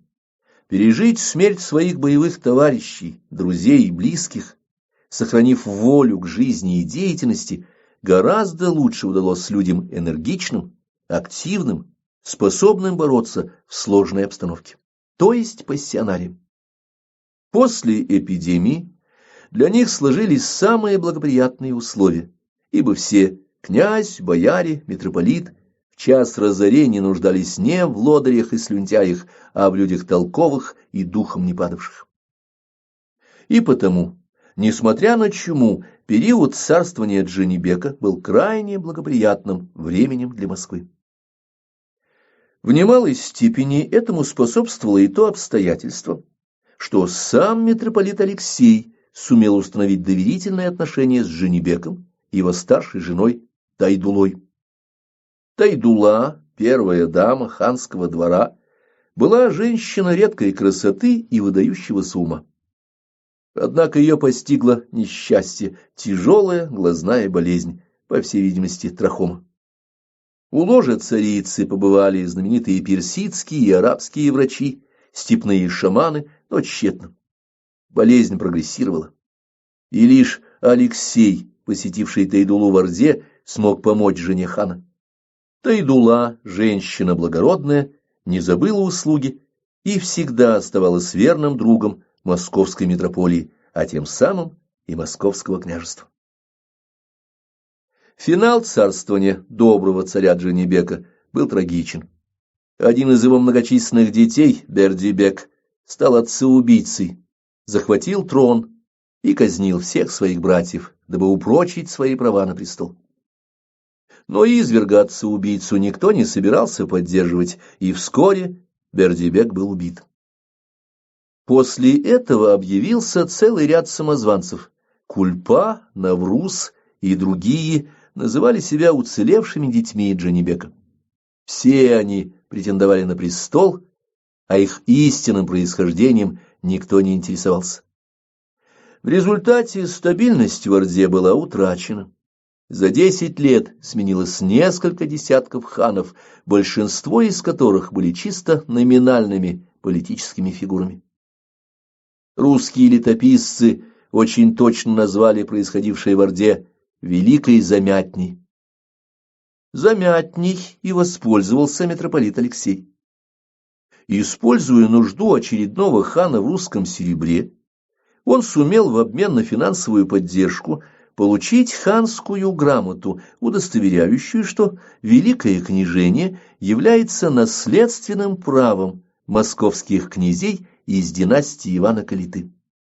Таким образом, политическая традиция Киевской Руси была отменена окончательно. Ей на смену пришел абсолютно новый принцип наследственной династической монархии. Итоги Великой Замятни оказались для Золотой Орды плачевными. Хан Синей Орды Хызр привел свои сибирские полки и захватил все Поволжье. Хызра наши летописцы тоже называли добрым, кротким и человеколюбивым. За свое короткое правление он сумел провести только одно мероприятие – поручить русским князьям переловить новгородских ушкуйников, которые свирепствовали на Волге и Каме, и казнить их, что князья с удовольствием и проделали, ведь разбойники и ушкуйники ни в ком не вызывали ни малейшей симпатии. Ханы Синей Орды были слабо связаны с сараем. Если Белая Орда, граничившая с Жагайтайским улусом и мусульманской частью Средней Азии, без воодушевления, но все же перешла в ислам, то Синяя Орда, находившаяся, как мы помним, в Западной Сибири, по-видимому, об исламе вообще не имела никакого представления. Вельможи, окружавшие ханов, назывались там не эмиры, а тояба. Слово это переводу не поддается. Понятно лишь, что имеется в виду военная аристократия, командный состав армии, не подвергшийся никаким культурным воздействиям, ни христианизации, ни исламизации. И потому вскоре территориальная целостность Золотой Орды была утеряна. Отделились камские булгары, мордва и гузы, которые жили на Яике, а оставшаяся территория распалась на две части. Восточной частью стали владеть потомки Хызра. Их было много, и они часто сменялись на престоле. А в Причерноморье пришел к власти темник Мамай. Мамай первоначально командовал тьмой, 10 000 воинов. Он не принадлежал к роду чингизидов, но был талантливым полководцем и умным политиком. Вероятно, именно поэтому он оперся на бывших врагов монголов, придонских половцев, которые к тому времени тоже стали называться татарами. Отношение этих двух частей бывшей Золотой Орды к Руси было различным. Наследники ханов Синей Орды, прежде всего Тохтамыш, придерживались традиционной политики союза с Русью, проводимой со времен Батыя. Мамай же опирался на союз с Западом, главным образом с генуэзскими колониями в Крыму. Это различие оказалось решающим в дальнейшем ходе событий. Синяя Орда. Утрата единства Золотой Орды позволяла литовцам добиться значительных успехов на территории, потерявшей покровительство татар. Киев все в большей степени становился литовским городом, а Чернигов и Северская земля постоянно переходили из рук в руки, от Москвы к Литве и обратно. Литовский князь Ольгерд, не симпатизировавший православию, несколько раз устраивал в Полоцке и Витебске гонения на христиан. Это, конечно, не прибавляло ему популярности на Руси, и Москва была категорически против литовской политики. К тому же Ольгерду приходилось считаться с тем, что большинство населения, разбухшее от завоевания Литвы, составляли православные русские. Поэтому, чтобы обеспечить их, если не преданность, то лояльность, и ослабить влияние московского митрополита, Ольгерд попытался установить в Киеве особую митрополию, которой подчинялись бы православные русские. Митрополит Алексей вполне оценил опасность, стоящуюся в плане Ольгерда для власти Москвы и для судьбы Руси. К счастью, вопрос об учреждении новой митрополии мог быть решен только в Константинополе. В Константинополе же палеологов сменил Иоанн Контакузин, полководец, ставший императором. Кантакузин, видя гибель ромейской державы, использовал помощь османского султана Урхана и одержал победу над палеологами и занял Константинополь. Поскольку идейную поддержку Кантакузину оказали афонские монахи, противники западников, палеологов, с его приходом к власти было восстановлено каноническое православие и пресечены все попытки заключения унии с Римом. Естественно, что политика Кантакузина, опиравшегося на дружбу с турками и отказавшегося от услуг рыцарей из Франции, Италии и Сицилии, квалифицировалась западноевропейцами и их греческими друзьями как государственная измена. Такая точка зрения из французских и немецких сочинений перекочевала и в русскую либеральную историографию XIX века, хотя, по справедливости, эта точка зрения должна быть признана, по крайней мере, однобокой. Ведь в действительности Кантакузин оказал огромную услугу митрополиту Алексею в сохранении церковного единства Руси. Император и поставленный им патриарх Филофей Коккин выступили против разделения русской митрополии на восточную и западную. Опираясь на поддержку императора и патриарха, митрополит Алексей сумел, будучи в Константинополе, добиться от патриархии отказа Ольгерду. Через некоторое время Кантакузин, покинутый своими сторонниками, отрекся от престола и ушел на Афон, где окончил свои дни монахом и духовным писателем. Палеологи вернулись к власти, но русская митрополия осталась единой. Однако далеко не все на Руси поддерживали антилитовскую, а значит и антизападническую политику Москвы. За Ольгерда стояли противники Москвы, суздальские князья. Имелась мощная партия сторонников Литвы и в Новгороде. Точно так же две партии, как мы помним, сложились и в двух частях бывшей Золотой Орды. Западническую возглавлял темник Мамай, а партию сторонников Московской Руси – хан Тохтамыш. Тохтамыш был сыном эмира Мангышлака, убитого правителем Белой Орды Урус-ханом. Но эмиры и беки Белой Орды не захотели подчиняться наследникам Урус-хана, людям ничтожным, глупым, пьющим и ленивым. Недолго думая, они призвали Тохтамыша, сына жертвы Урус-хана. Началась внутренняя усобица, вылившаяся в военные действия.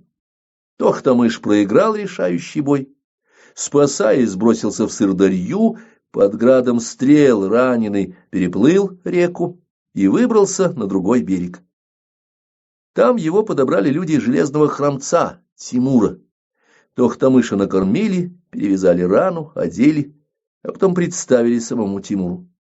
Тимур сказал: «Ты, видимо, мужественный человек. Иди, возвращай себе свое ханство, и ты будешь моим другом и союзником». Тохтамыш вернулся с войсками Тимура и овладел Белой Ордой, а Синию получил по праву наследования. После этого он двинулся на запад, чтобы изгнать из Причерноморья узурпатора Мамая. Мамай прекрасно понимал грозящую ему опасность. Для того, чтобы собрать достаточное количество людей, волжские татары неохотно служили Мамаю, и в его войске их было немного. Мамай привлек яссов, косогов, крымских караимов. На содержание такого войска нужны были деньги, и немалые. У самого Мамая денег не было, а получить финансовую помощь Мамай мог лишь от своих друзей, генуэзцев. Те обещали помочь, но потребовали взамен концессии для добычи мехов и торговли на севере Руси, в районе Великого Устюга. Мамай попытался договориться с князем Дмитрием Московским и некоторыми русскими боярами о том, что за предоставление концессий он поможет устройству их личных дел, а молодому князю Дмитрию даст ярлык на великое княжение. Если бы Дмитрий согласился на эту сделку, Московская Русь в очень короткое время превратилась бы в торговую колонию генуэзцев. И хотя многим в Москве предложение показалось выгодным, свое слово сказала церковь. Преподобный Сергий Радонежский заявил, что с латининами никаких дел быть не может. На святую русскую землю допускать иноземных купцов нельзя, ибо это грех. Авторитет Сергия был настолько высок, что с ним нельзя было не считаться, к тому же его поддержал митрополит Алексей. Москва отвергла предложение генуэзцев и тем самым продемонстрировала верность союзу с законным наследником ханов Золотой Орды Тохтамышем, стоявшим во главе волжских и сибирских татар. Мамай, рассерженный на неуступчивого московского князя, решил подавить Москву, взыскать с Дмитрия повышенную дань и таким образом угодить своим друзьям-генуэзцам. Для этого он вступил в союз с Ягайлой, сыном Ольгерда, который, как и его отец, мечтал о захвате части Руси. Мамая и Ягайлу свела вместе идея раздела Руси, при котором часть ее территории досталась бы литовцам, а часть Мамай подчинил бы себе и создал бы на ее основе свое новое государство. На Руси не было общего мнения о том, какую политику проводить по отношению к Мамаю. Одни говорили, что надо договориться с ним, договориться с палеологами, генуэзцами и сохранить мир. В подчинении, мол, ничего страшного нет. Другие, их оппоненты, хорошо понимали, что за мусульманином Мамаем стоят католики, а католики для Руси – враги. В канун решающих событий умер старый московский митрополит Алексей, и сторонники союза с Западом попытались воспользоваться удобной ситуацией. Надо сказать, что молодой князь Дмитрий очень тяготился опекой митрополита Алексея и влиянием преподобного Сергия, которому Алексей хотел передать митрополичий престол. Дмитрий желал иметь митрополитом своего духовника Митяя. Поскольку Сергий отказался надеть митрополичий клобук, дело устраивалось для западников наилучшим образом. Митяй был фигурой лояльной. По приказу князя этого человека быстро постригли в монахи, дав имя Михаил, произвели в высокий сан и послали в Константинополь для получения сана митрополита. Но не все люди одинаково патриотичны, бескорыстны и честны. Среди посланных с Митяем оказался некто Пимен, беспринципный честолюбец, вынашивавший далеко идущие планы, оказавшиеся для Митяя роковыми. Мамай, считая, что Дмитрий и новый митрополит помогут ему удовлетворить претензии генуэзцев, пропустил корабль Митяя, плывший по Дону. Посольство благополучно добралось до побережья Черного моря, и там Митяй, совершенно здоровый человек, умер при невыясненных обстоятельствах. Как показали дальнейшие события, выгодно это было прежде всего тому самому Пимену. Приехав в Константинополь, он предстал перед лицом патриарха, получил от него благословение и вернулся в Москву уже как митрополит. Но москвичи тоже были не глупы.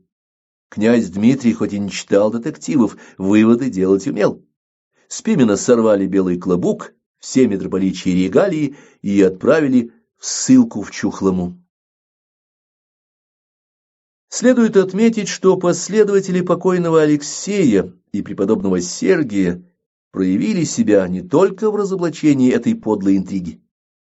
Горячим сторонником войны с татарами был приверженец Сергия суздальский епископ Дионисий.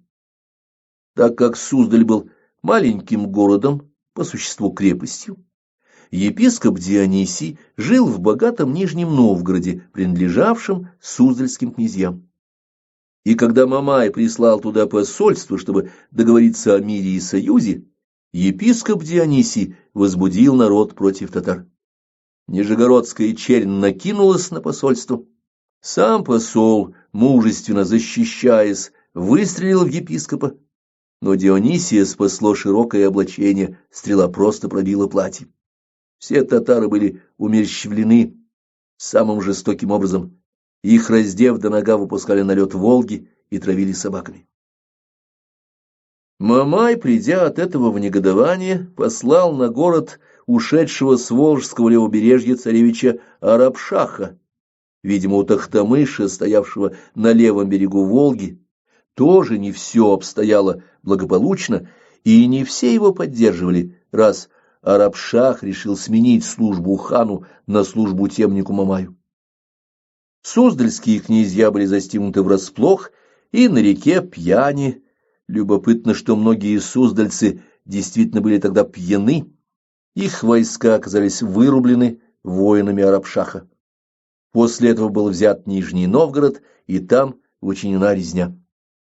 Думается, что епископ Дионисий просто пожертвовал вверенной ему паствой в угоду своему честолюбию.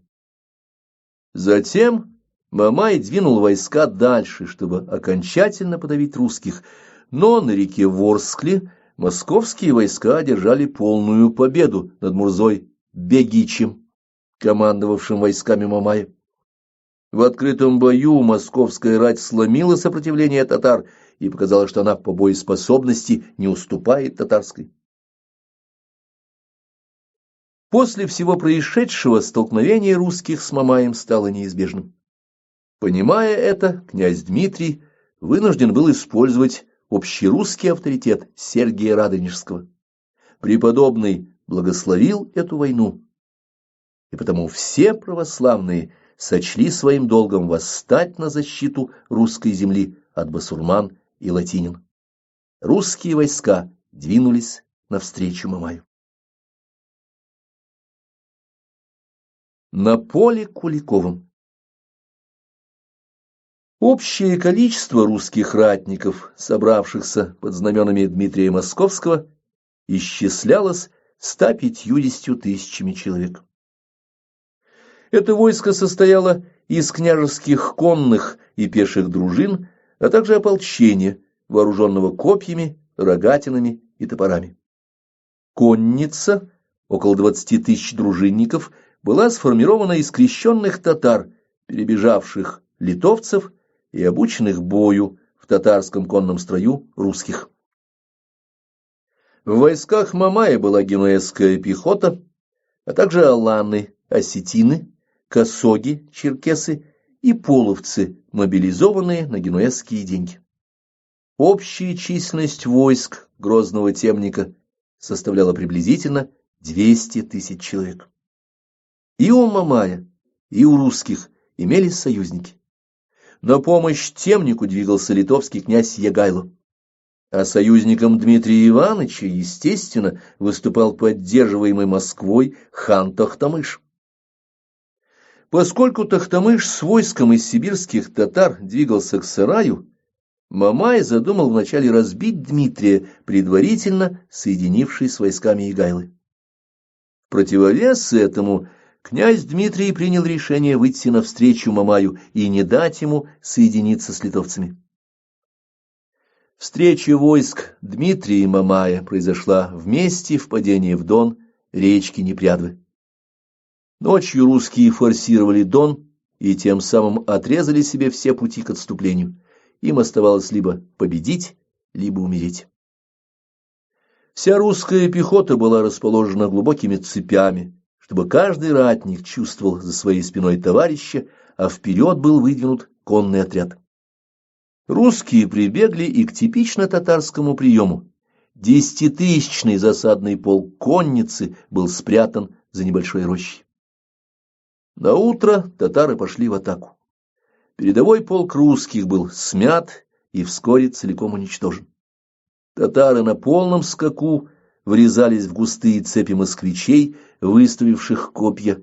Татарские кони перемахивали через копья, татары кривыми саблями рубили направо и налево, и, как пишет летописец, москвичи, яко непривычные к бою, по бежаху. Казалось, что битва уже проиграна. Правда, отдельные смельчаки становились спинами друг к другу, выставляли копья, это называлось ежики, и отбивались. Но татары, не сходясь вплотную, расстреливали их из длинных луков. Близился полный разгром русской рати. И в этот момент развернутой лавой пошел засадный полк, 10 тысяч свежих бойцов, которые сходу ударили по уже потерявшей строй татарской конницы. Удар засадного полка вызвал панику в рядах врага, татары обратились в бегство, и на протяжении 20 верст русские преследовали их и рубили, не давая пощады никому. Победа была одержана, но потери русских оказались очень велики. Из 150 тысяч человек в строю оставалось 30 тысяч, 120 тысяч погибло или было ранено. Однако жертвы эти были не напрасны. Этническое значение происшедшего в 1380 году на Куликовом поле оказалось колоссальным. Суздальцы, владимирцы, ростовцы, псковичи пошли сражаться на Куликово поле как представители своих княжеств, но вернулись оттуда русскими, хотя и живущими в разных городах.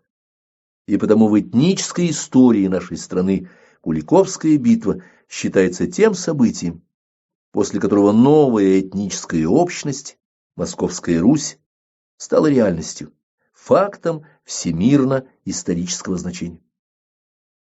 Никак не уменьшая героизма русских на Куликовом поле, заметим, что немаловажным для победы оказалось отсутствие в битве 80-тысячного литовского войска. Егайло опоздал к битве всего на 1 дневной переход, и это было не случайно. Оказывается, Олег Рязанский, которого обвиняли в измене и предательстве, с 5000-ным отрядом сумел, искусно маневрируя, задержать литовцев. Когда же литовцы отогнали Олега, битва уже закончилась. И тогда воины Егайлы напали на русские обозы и перерезали раненых. Как видим, война приняла истребительный характер, что характерно для конфликтов на суперэтническом уровне. Если же учесть, что большинство в войске Егайлы составляли русские из-под Минска, Полоцка, Гродно, то легко понять, каково в тот период было единство некогда могучей Киевской Руси. К 1380 году Древняя Русь растворилась в Литве и Московской Руси. Дальнейшие события лишь подтверждают этот тезис. Литовский князь Кейстут, возмущенный расправой с ранеными, отрешил Егайлу от престола. Он объявил себя великим князем Литвы и попытался завести дружбу с московским княжеством и Дмитрием, получившим прозвище Донской. Таким образом, Кейстут повернул политику Литвы на 180 градусов, но Егайло при помощи немцев и папских агентов сумел заманить Кейстута на пир, где тот был убит. Сын Кейстута Витовт был схвачен и сдачен в тюрьму. На этом примере хорошо видны изменения, происшедшие в стереотипе поведения литовцев с ростом их пассионарности. Убить на пиру собственного дядю и арестовать двоюродного брата, обрекая его на смерть, это предательство самого скверного толка.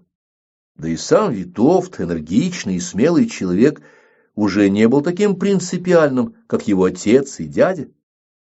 Жизнь Витовту, по странной прихоти судьбы, спас тот же рост пассионарности литовцев. Девушка, которая носила Витовту пищу, пожалела несчастного и, жертвуя собой, поменялась с ним одеждой. Витовт в женском платье покинул тюрьму и бежал к немцам. Этим он нарушил традиции отца, непримиримого борца с орденом. После устранения соперников Егайло заключил союз с Польшей и папой римским и велел своим подданным принимать католичество.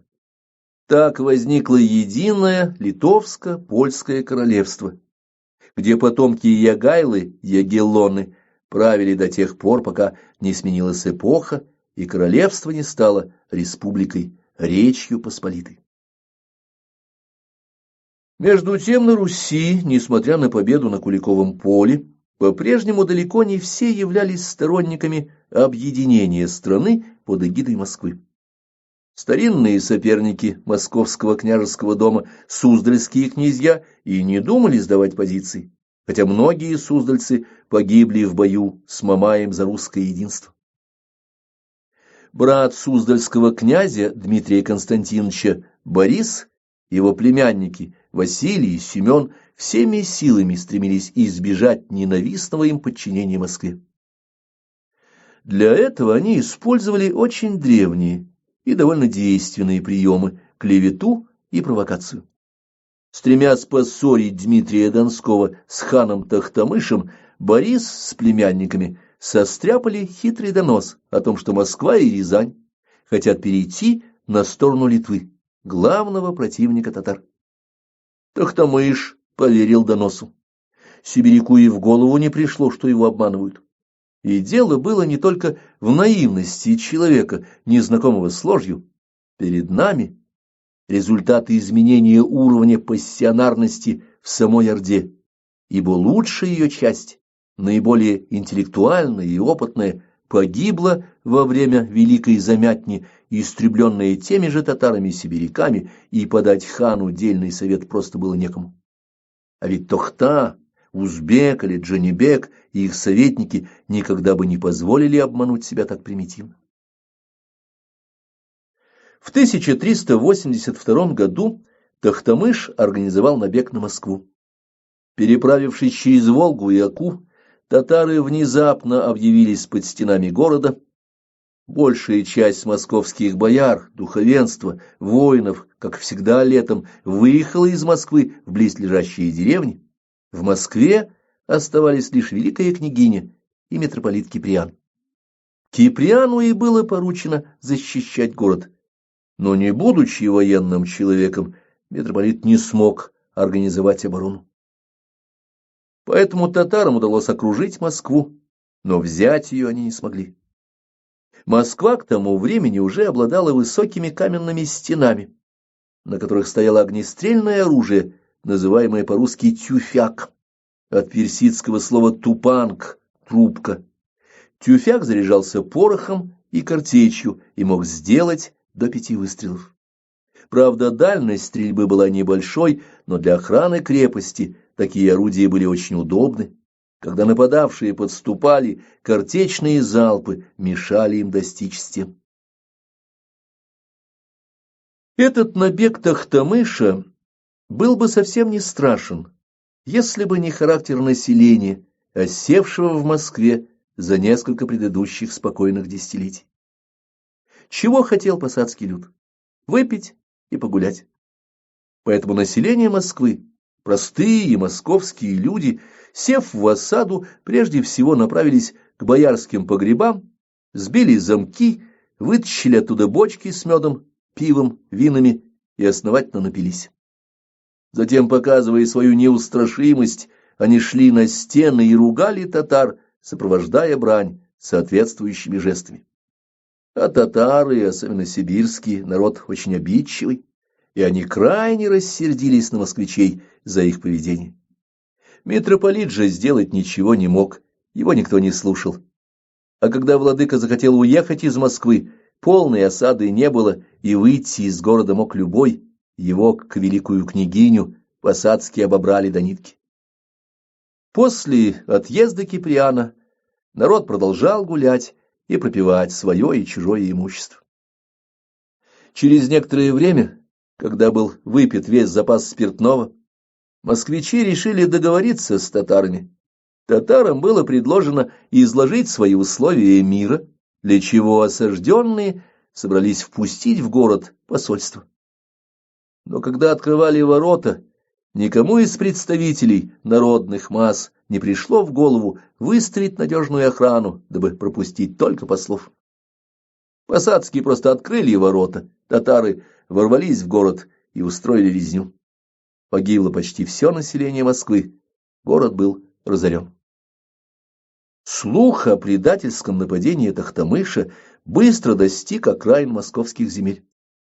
Те, кто не мог сражаться, уехали в Тверское княжество, так как Тохтамыш категорически запретил своим войскам нападать на тверские земли. Московские бояре, быстро собрав дружинников, начали нападать на татарские отряды, которые были рассеяны по властям. Тохтамыш, увидев, что воевать приходится всерьез, немедленно снялся, бросил захваченную Москву, перебрался через Оку в Рязанское княжество, ограбил его и после ушел восвояси. Легко понять, что выиграли от набега Тохтамыша только предатели, суздальские князья. Но все связанное с набегом имело далекие и глубокие последствия. Взятие Москвы испортило те тесные, дружественные отношения, которые ранее существовали между Ордой и Московским княжеством. Тем не менее, Москва не начала войны с Ордой, так как ближние бояре Дмитрия прекрасно поняли, в чем дело.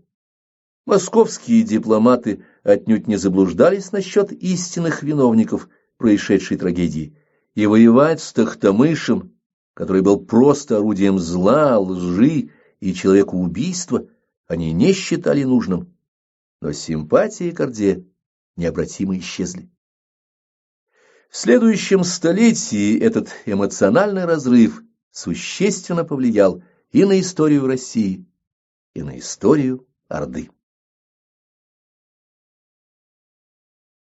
Глава 4. Возмужание. Тохтамыш и Тимур. Столкновение с Тохтамышем сильно ослабило положение великого князя Дмитрия. Ведь ярлык на великое княжение, как и раньше, давал хан, поскольку Куликовская битва не изменила политических взаимоотношений Орды и Москвы. Великое княжение связывалось с княжением московским волей ордынского царя. Нелюбием, возникшим между Дмитрием и Тохтамышем, решила воспользоваться Тверь. Но попытки тверского князя Михаила Александровича получить от хана великое княжение успеха не имели.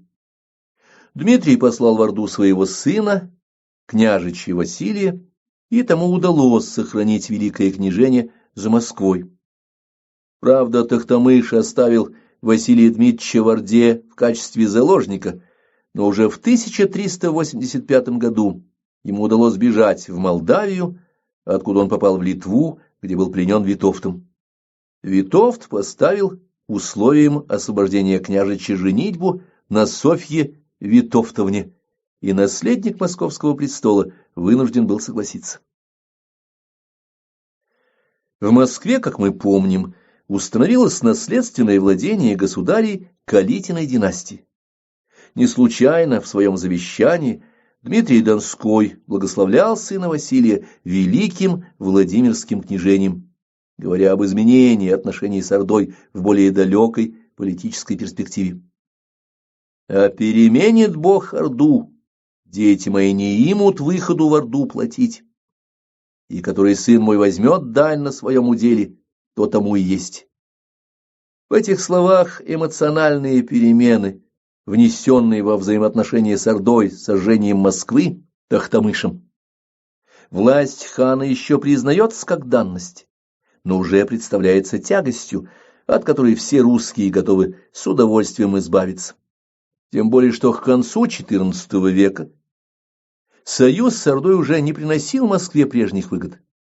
Такое восприятие ханской власти и отражала политика московского князя после 1382 года. Хан Тохтамыш, объединивший Белую, Синюю и Золотую Орду, и тем самым восстановивший улус Джучиев, не сумел сохранить с таким трудом завоеванную власть. Виной тому была все та же ограниченность Тохтамыша как политика. Вспомним, что возвышением в Орде Тохтамыш первоначально был обязан помощи железного храмца Тимура. Сам Тимур происходил из монгольского рода Барлас и не принадлежал к числу чингизидов. Ревностный мусульманин, одинаково хорошо знавший и тюркские, и персидские языки, Тимур был не только воином, но и писателем. Этот великий завоеватель был человеком своей эпохи смешения нравов и традиций в монгольском улусе конца XIV – начала XV веков.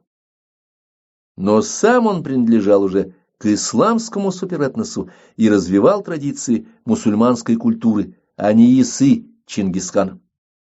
Опирался Тимур на мусульманское население оазисов Средней Азии. Если войска Чингисхана представляли собой ополчение кочевников, каждый из которых умел ездить верхом и стрелять из лука, то военные силы Тимура формировались на иной основе. Мобилизовывать не умевших держать в руках саблю Дех-хан не имело смысла. И среднеазиатское войско Тимура составлялось из профессиональных вояк, гулямов, удальцов. Профессионалы рисковали своей жизнью, разумеется, недаром, и их служба очень хорошо оплачивалась. Но для того, чтобы получить хорошее жалование, воин-гулям должен был продемонстрировать свое умение, например, на всем скаку снять копьем кольцо, которое проверявший держал в 2 пальцах. Легко представить, сколько уходило усилий на подобную подготовку. Вместе с тем от гулямов требовалась абсолютная дисциплина, безоговорочное послушание командующим эмирам. В рассматриваемый период Средняя Азия являла собой сплошной театр военных действий. Последние монгольские ханы боролись со своими эмирами, а эмиры с джете. Слово джете означает разбойничья банда, партизанский отряд. Джете, составлявшиеся из всех желавших жить грабежом и не слушать никакого начальства, имели немалые успехи.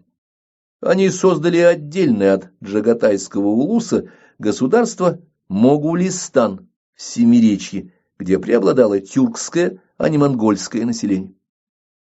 Власть монгольских ильханов в Иране тоже оказалась уничтоженной вследствие восстания персидских патриотов, сарбадаров. Сарбадар – лозунг этого движения, гласивший «пусть голова на воротах висит». В это время окончательного распада монгольских государств, в трагичную эпоху войны всех против всех, Тимур во главе своих гулямов оказался наиболее сильным и удачливым военачальником. Столкнувшись с городским ополчением заговорщиков-сарбадаров, Тимур разбил их на голову. Крепости сарбадаров были взяты, а тех из них, кто имел неосторожность сдаться, по приказу Тимура живьем замуровали в стены. Конечно, это была сверхъестественная жестокость, но поскольку так же жестоко расправлялись сарбадары со сторонниками Тимура, то понять его можно. Затем Тимур овладел всей Ферганой. Своей столицей завоеватель сделал город Кет, ныне Шахрисабз, подчинил себе Самарканд. В 1370 году железный хромец захватил Балх. Эмир Балха Гусейн, бывший союзник Тимура в борьбе против сарбадаров, сдался на условиях сохранения ему жизни, но, не выдержав нервного напряжения, бежал. Его поймали и казнили, потому что Тимур посчитал, что Гусейн нарушил договор, совершив побег. На юге противниками Тимура были музаффариды, последняя персидская династия, правившая в Фарсе и Исфахане. Тимур взял Исфахан, пощадив жителей, но они, восстав, перебили его гарнизон. После этого Исфахан был уничтожен, а из голов убитых построены пирамиды. Однако музаффариды продолжали сопротивление. Тимур подошел к Ширазу, у стен которого храбрец-султан Музаффарид хотел сам сразиться с Тимуром, но был убит, прежде чем смог прорваться к своему врагу. С пребыванием Тимура в Ширазе связан интересный эпизод. В этом городе жил Хафиз, великий поэт, славившийся на весь мусульманский мир. Среди прочих своих творений он написал и такое любовное четверостишие. «Если эта прекрасная турчанка понесет в руках мое сердце, За ее индийскую родинку я отдам и Самарканд, и Бухару. Тимур, конечно, знал эти стихи. И вот, взяв Шираз, он сел на ковре в центре площади среди моря жестокости и насилия. Гулямы грабили дома, гнали пленных, насиловали женщин и резали последних сопротивлявшихся. Не обращая на это никакого внимания, Тимур приказал привести поэта Хафиза. Через некоторое время к нему подвели знаменитого стихотворца, одетого в простой халат. И завоеватель сказал поэту, намекая на известное четверостишие: «О, несчастный! Я всю жизнь потратил для того, чтобы украсить и возвеличить два моих любимых города — Самарканд и Бухару, а ты за родинку какой-то потаскухе хочешь их отдать». Хафиз ответил: «О, повелитель правоверных! Из-за такой моей щедрости я и пребываю в такой бедности». Тимур оценил находчивость поэта, он рассмеялся, приказал дать Хафизу роскошный халат и отпустил его восвояси. Разумеется, порядки и поступки Тимура можно осуждать, но вряд ли он мог поступать иначе. Начав войну, Тимур должен был ее продолжать, гулямам надо было платить, и война кормила войско. Остановившись, Тимур остался бы без армии, а затем и без головы. Однако вернемся к Тохтамышу. Встав во главе Джучиева улуса, он не мог ориентироваться на порядки, установленные Тимуром в Средней Азии. Если бы он даже и хотел придерживаться подобной стратегии, его нойоны и местные сибирские вожди никогда не смирились бы с ролью простых слуг султана, а не вольных дружинников хана. Народ Тохтамыша требовал выступления против агрессии мусульман, захватывавших область за областью в Западной Сибири. Кроме того, по завещанию Чингисхана, весь Хорезмский оазис принадлежал потомкам Джучи, и в 1383 году Тохтамыш сделал первую попытку обрести самостоятельность, попытался отнять Хорезм у Тимура. На какое-то время ему это удалось, но впоследствии Тимур вернул себе Хорезмский оазис. С этого времени и началась война между двумя культурами – степной евразийской и исламской, представителем которой был Тимур, восстановивший прежнюю мощь мусульманских армий. По существу действия Тимура были попыткой регенерировать угасавшую идеологию и культуру ислама. Делалась эта попытка с учетом деятельности тимуридов 100 лет, и в течение этого времени главными врагами мусульман Средней Азии являлись населявшие Евразийскую степь кочевники. В 1385 году Тохтамыш нанес новый удар по владениям Тимура. Войска Тохтамыша прошли через Дарьяльское ущелье и захватили Тебриз в Азербайджане, который опять-таки по разделу Чингиса должен был принадлежать улусу Джучи. Тимур отогнал армию татар, захватив многих в плен. Пытаясь отсрочить решающее столкновение, он вернул пленникам свободу и отправил их под конвоем в родные степи. Но изменить ход дальнейших событий ему не удалось. Через 2 года Тохтамыш, собрав довольно большие силы, перебросил их через казахскую степь и, пройдя через пустыню Бекпак-Дала, миновав Ходжент и Самарканд, дошел до Термеза. По пути хан ограбил все кишлаки, которые там были, но не взял ни одной крепости, они были надежно укреплены. Тимур, воевавший в это время в Персии, с отборными частями своей армии, форсированным маршем, вернулся в Среднюю Азию. Тохтамыш стал отступать, но Тимур настиг его в Фергане и разбил, после чего Тохтамыш убежал с остатками войск в Западную Сибирь. Тимур понимал, что война с Тохтамышем может быть выиграна только в собственно татарских владениях. Но Синюю Орду и Поволжье защищали от мусульман Средней Азии не столько татарские войска, сколько огромные расстояния. Для того, чтобы вести степную войну, надо было иметь достаточное количество лошадей, а для них необходимый фураж или подножный корм. Обширные же степи, отделяющие Волгу от оазисов Средней Азии, покрыты травой не круглый год. В этой ситуации Тимур продемонстрировал незаурядный талант стратега. Он учел, что весной среднеазиатская степь порастает травой сначала на юге, потом в центральном Казахстане, а уж затем на севере. Тимур собрал войско и двинулся в поход в буквальном смысле слова вслед за весной. Лошади питались травой, которая не успевала завянуть. Войско запасалось провизией, проводя облавные охоты в степи. Тохтамыш не ожидал мусульманского броска через степь, но начал быстро собирать все имевшиеся в его распоряжении силы. В это время, в 1389 году, скончался московский великий князь Дмитрий Иванович. И хотя он, как мы помним, завещал противно всем древним обычаям великое княжение своему сыну Василию, утвердить это решение мог лишь законный хан русского улуса Тохтамыш. Тохтамыш подтвердил права Василия Дмитриевича, и, что вполне естественно, в преддверии столкновения с Тимуром потребовал от него помощи. Князь Василий войско привел, но никакого желания сражаться за Тохтамыша у русского князя не было, слишком свежа оставалась память о разорении Москвы в 1382 году. Таким образом, в решительный момент столкновения со среднеазиатскими тюрками хан Тохтамыш остался без союзников. Тимур, совершив стремительный бросок, сходу прижал ханские войска к Волге.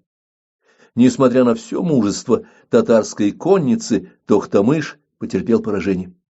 Регулярная армия Тимура, его грозные гулямы одержали решительную победу в битве при реке Кондурче, одном из притоков Волги. Сам Тохтамыш успел переправиться на правый берег Волги, но дело его было проиграно. Василий, увидев, как поворачиваются события, повел свое войско в низовье Камы и тоже ушел на правый берег Волги, спасаясь от Тимура. Тимур не стал переходить реку, и московский князь удачно избежал столкновения. После этой победы Тимур начал отступать. Он уходил, спасаясь от голода и холода тем же путем, каким шел весной. Ему удалось вывести большую часть своей армии. Поход Тимура на Волгу был победоносным, но он не решил своей основной задачи – защиты Средней Азии. Ядро, самое сердце владения Тимура с прекрасными городами Самаркандом и Бухарой, оставалось беззащитным от ударов со стороны казахской степи. И действительно, Тохтамыш вскоре снова выступил против Тимура. Он двинулся из приволжских степей на юг по западному берегу Каспийского моря. Тимур вышел ему навстречу, и оба войска встретились на Тереке, где произошла кровопролитная битва.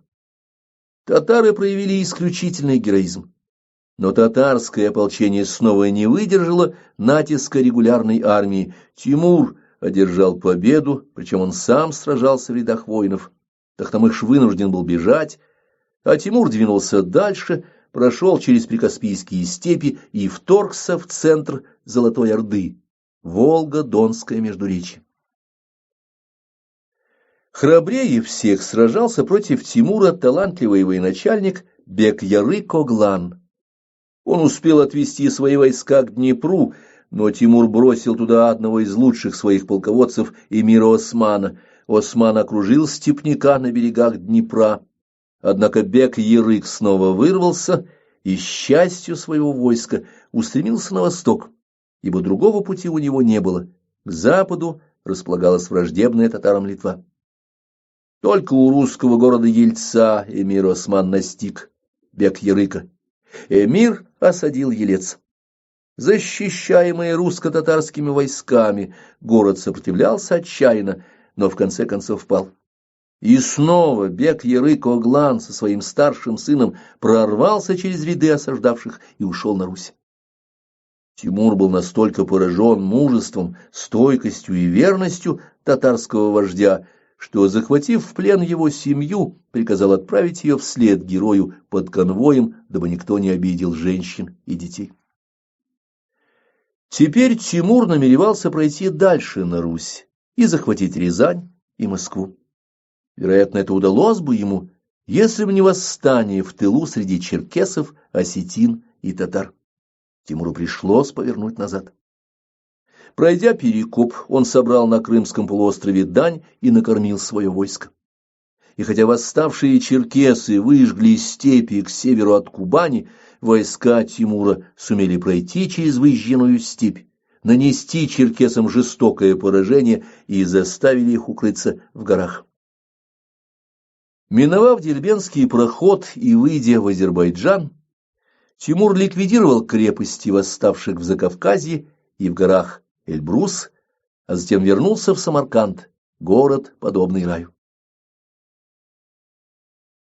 Но на этом победоносные войны Тимура не кончились. Ему пришлось жестоко воевать с турками-османами, и в 1402 году он разбил османского султана Баязида с его до то ли непобедимой пехотой янычарами. Затем Тимур подошел к стенам Смирны, занятой крестоносным гарнизоном рыцарей иоаннитов.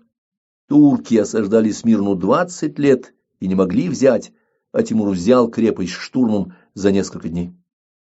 Когда же к Смирне прибыли венецианские и генуэзские корабли с помощью и припасами для осажденных, то воины Тимура забросали их из катапульт головами рыцарей ордена Иоанна. После этого властелин Средней Азии снова вернулся в Самарканд и, расплатившись со своей армией, продолжал подавление вечно бунтовавшего Могулистана. Между тем, во время отступления Тимура из Поволжья, некоторые офицеры татарского происхождения, Мурза Едигей и царевич из Белой Орды Корейчак, просили у Тимура разрешения остаться в степях и были отпущены. Тимур возложил на них задачу упорядочить татарскую орду. Но военачальники уехали и не вернулись к мусульманскому владыке, нарушив присягу. Очевидно, фактор этнической принадлежности был сильней. Мурза и царевич-татарин не стали помогать завоевателю, а предпочли соединиться со своим народом. Так в разбитой Тимуром Золотой Орде утвердились новые властители. Правда, сын Урус-хана из Белой Орды, царевич Корейчак, молодой и достаточно энергичный человек, через некоторое время умер, и власть перешла к его двоюродному брату Тимир-Кутлугу. Новому хану, лишившемуся из-за предательства Корейчака поддержки Тимура, вскоре пришлось защищать свой престол от Тохтамыша. У последнего оставалось достаточное количество сторонников, главным образом за Уральским хребтом. Тохтамыш захватил Сарай, но Тимир-Кутлуг разгромил его и вступил в тесный союз с Мурзой Едигеем, которого назначил правителем двора, фактически главой правительства. Поскольку союз с Москвой был для Тохтамыша уже невозможен, разбитый, он ушел на запад, в литовские пределы. Василий, Витовт и Едигей. Литва, как мы помним, в 1386 году заключила унию с Польшей, закрепленную династическим браком литовского князя Егайлы и польской королевы Едвиги. И хотя Егайло, приняв имя Владислав, начал поддерживать католическую экспансию, ввести Великое княжество Литовское в состав Польского королевства оказалось не так-то просто. Уния очень плохо воспринималась не только огромным большинством православного русского населения, но и представителями языческой литовской знати, желавшей сохранить свою независимость от поляков. Удельные литовские князья боролись с политикой Егайлы, и бежавший из плена Витовт принял в этой борьбе живейшее участие. К 1392 году сын Кейстута стал великим князем Литвы и фактически перестал считаться с Егайлой. Именно с Витовтом и договорился в 1395 году Тохтамыш о разделе Московской Руси. Он согласился уступить все русские земли Витовту, с тем, чтобы Витовт оказал ему помощь в возвращении престола в Сарай. Витовт же, давно стремясь расширить Великое княжество Литовское за счет присоединения Руси, достиг к этому времени некоторых дипломатических успехов. Так, в 1390 году великий князь московский Василий I, выполняя данное в плену обещание, женился на дочери Витовта Софье. К моменту соглашения с Тохтамышем Витовт захватил Смоленское княжество, а чуть позднее присоединил к Литве стоявший на Оке город Любуцк, около современной Калуги. Поэтому предложение Тохтамыша хорошо вписывалось в далеко идущие планы Витовта. Посадив на престол Золотой Орды своего хана, он получил бы реальную возможность покорить Москву. Договоренность между Витовтом и Тохтамышем, хотя и выгодная для обеих сторон, была, однако, трудно осуществима.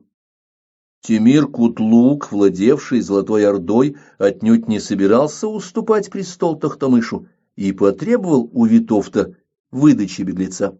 Витовт отказал. Законный хан, естественно, находился в союзе с враждебным Тохтамышу московским княжеством, но Москве не пришлось даже участвовать в вооруженной борьбе коалиции. Навстречу Витовту и Тохтамышу, которые собрали огромное войско и двинули его в Подолью, вышел сам Темир Кутлук с небольшим татарским отрядом. Витовт потребовал безоговорочной капитуляции. У него было около 100 000 человек — литовцы, белорусы, поляки и немецкие рыцари. Темир Кутлук постарался оттянуть начало битвы, поскольку ожидал, когда к нему на помощь подойдет из причерноморских степей Мурза Едигей, и вступил с Витовтом в переговоры. Литовский князь предъявил Темир Кутлугу требования, согласие на которые по этикету XIV столетия означало полное подчинение, чеканку ордынской монеты с его Витовта изображением, обосновывая необходимость такого шага тем, что он много старше Темир Кутлуга. Рассматривая требования Литвы, татары выиграли время, и подошедший с войском Едигей тоже получил возможность принять участие в переговорах. Умный Мурза ехидно заявил литовцу следующее: «Я понимаю, славный князь, ты старше нашего законного хана Темир Кутлуга, но ты младше меня. Если уж судить по старшинству, то это ты должен чеканить деньги с моей печатью». Взбешенный Витовт прервал переговоры и двинул свои войска на татар. Едигей выставил против огромного войска врага свой небольшой отряд и начал медленное отступление. Артиллерия мало помогла литовцам, потому что артиллерийский огонь по разбросанным целям был малоэффективен, ядра наносили лишь случайный ущерб. Тем временем Темир Кутлук со своим отрядом совершил глубокий обход, оказался в тылу войск Витовта и, ударив литовцам в спину, вызвал панику. Бежали все — и поляки, и немецкие крестоносцы, и белорусские ратники, и сами доблестные литовцы. Они беспорядочно отступали почти 600 верст до самого города Луцка, где надеялись найти спасение. Татары настигали и рубили беглецов, сами почти не неся потерь. Любопытно, что Тохтамыш, знавший тактику татар и способности их полководцев, еще до битвы предпочел увести свое войско вдоль южно-русской границы в Сибирь. Войско Витовта, по-европейски технически оснащенное, не сумело противостоять татарам, опиравшимся не на технику, а на подготовку воинов и хорошее командование, то есть на личные качества людей. Европейское войско погибло.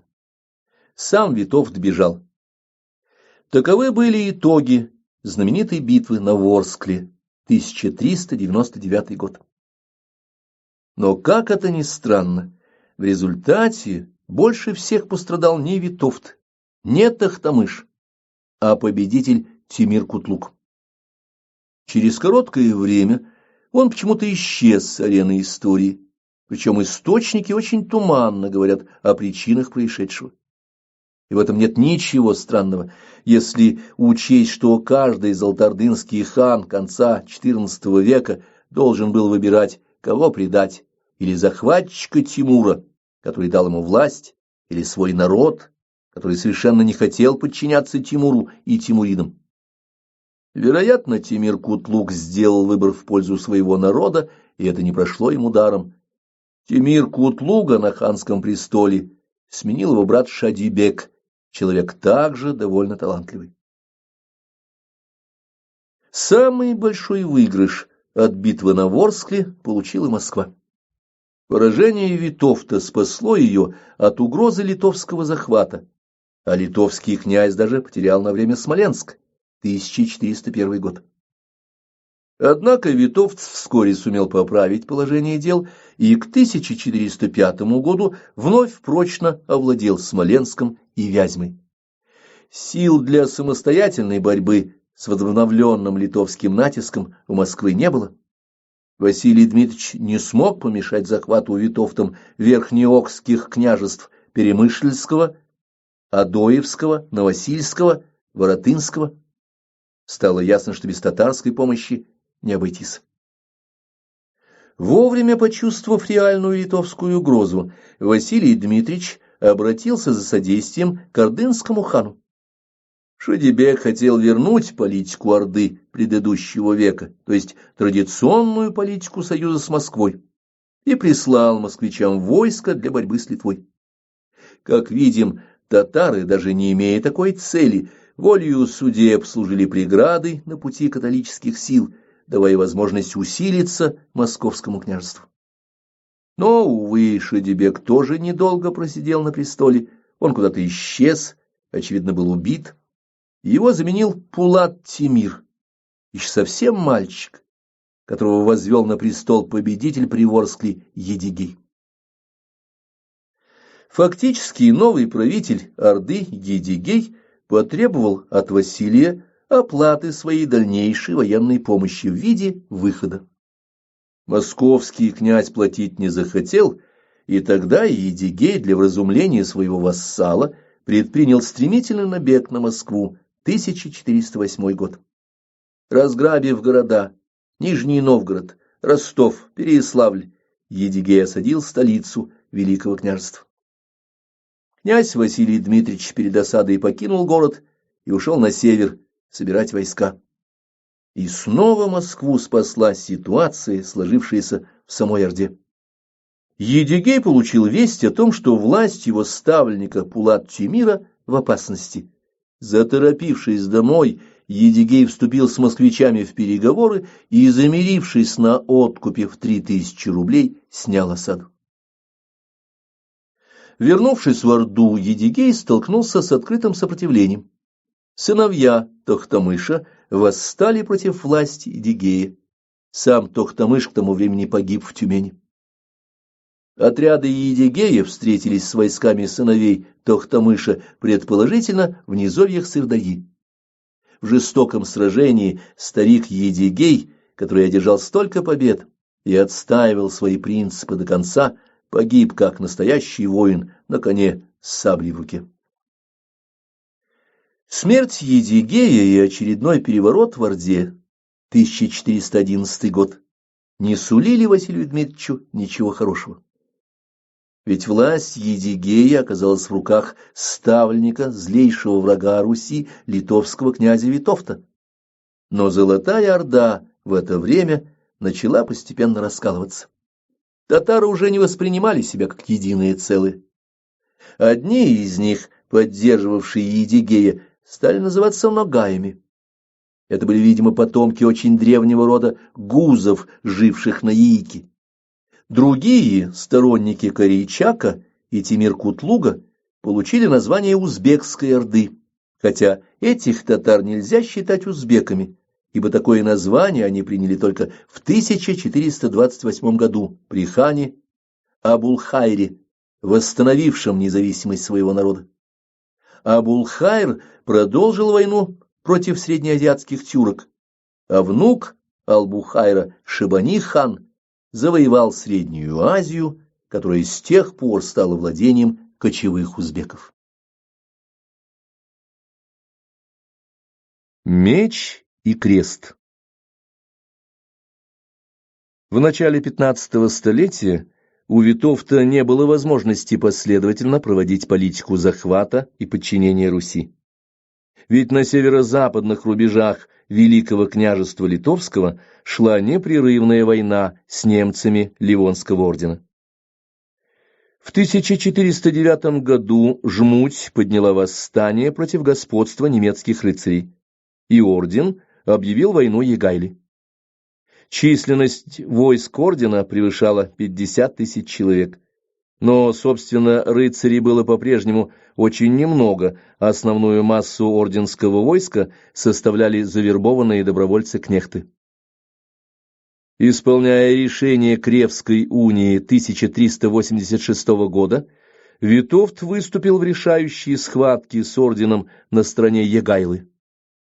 Основную силу войска Витовта составляли русские, прежде всего смоленские полки.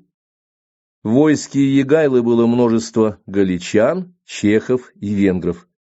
Соединенные силы Польши и Литвы немного превышали численность войск противника. Понимая, что решающая схватка обещает быть жестокой, Егайло попытался вступить в переговоры с магистром ордена Ульрихом фон Юнингеном, но глава крестоносцев ответил высокомерным отказом.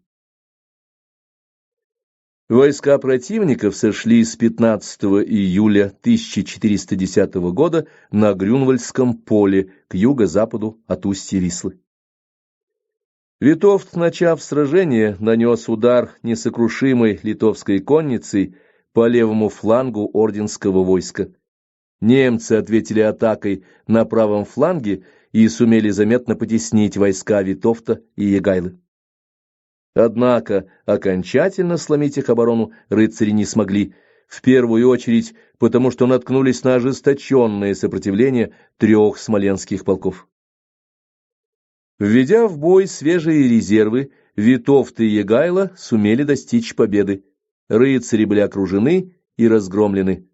Сам великий магистр фон Юнинген, так опрометчиво отказавшийся от переговоров о мире, погиб в этом кровопролитном сражении.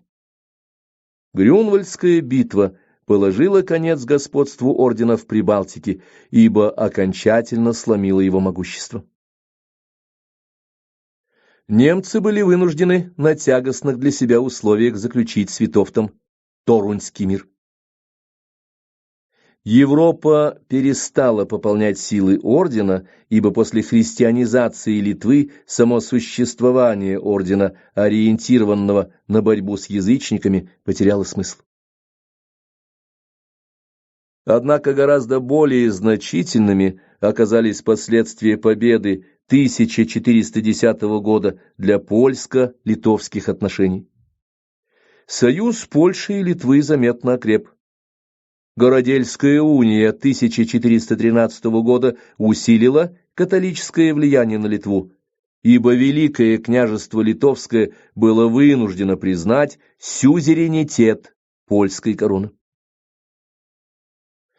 Все бояре и служилые сословия литовского государства по Городельской унии получали равные права с польскими магнатами и шляхтой, но лишь при условии принятия католичества. Естественно, искренние православные из числа подданных Витовта таким оборотом дела обрадованы не были. Противостояние католиков и православных вновь обострилось, однако попытка Витовта ослабить религиозные противоречия в Литве успеха не имела. Начав хлопоты об унии между православной и католической церквями, Витовт сумел добиться лишь разделения митрополии. Для Литвы был поставлен свой митрополит, ставленник князя Григорий Самвлак. Однако успеха на переговорах с легатом Папы Римского во время Константского собора новый митрополит достичь не смог, и Витовту пришлось отказаться от идеи религиозной унии. Поскольку орден не представлял более опасности для Литвы, Витовт смог вновь обратить свое внимание на восток. Смерть великого князя Василия Дмитриевича 1425 год сильно облегчила задачу Витовта по расширению сферы литовского влияния. Ведь, умирая, Василий Дмитриевич поручил свою жену и десятилетнего сына вниманию ее отца, Витовта.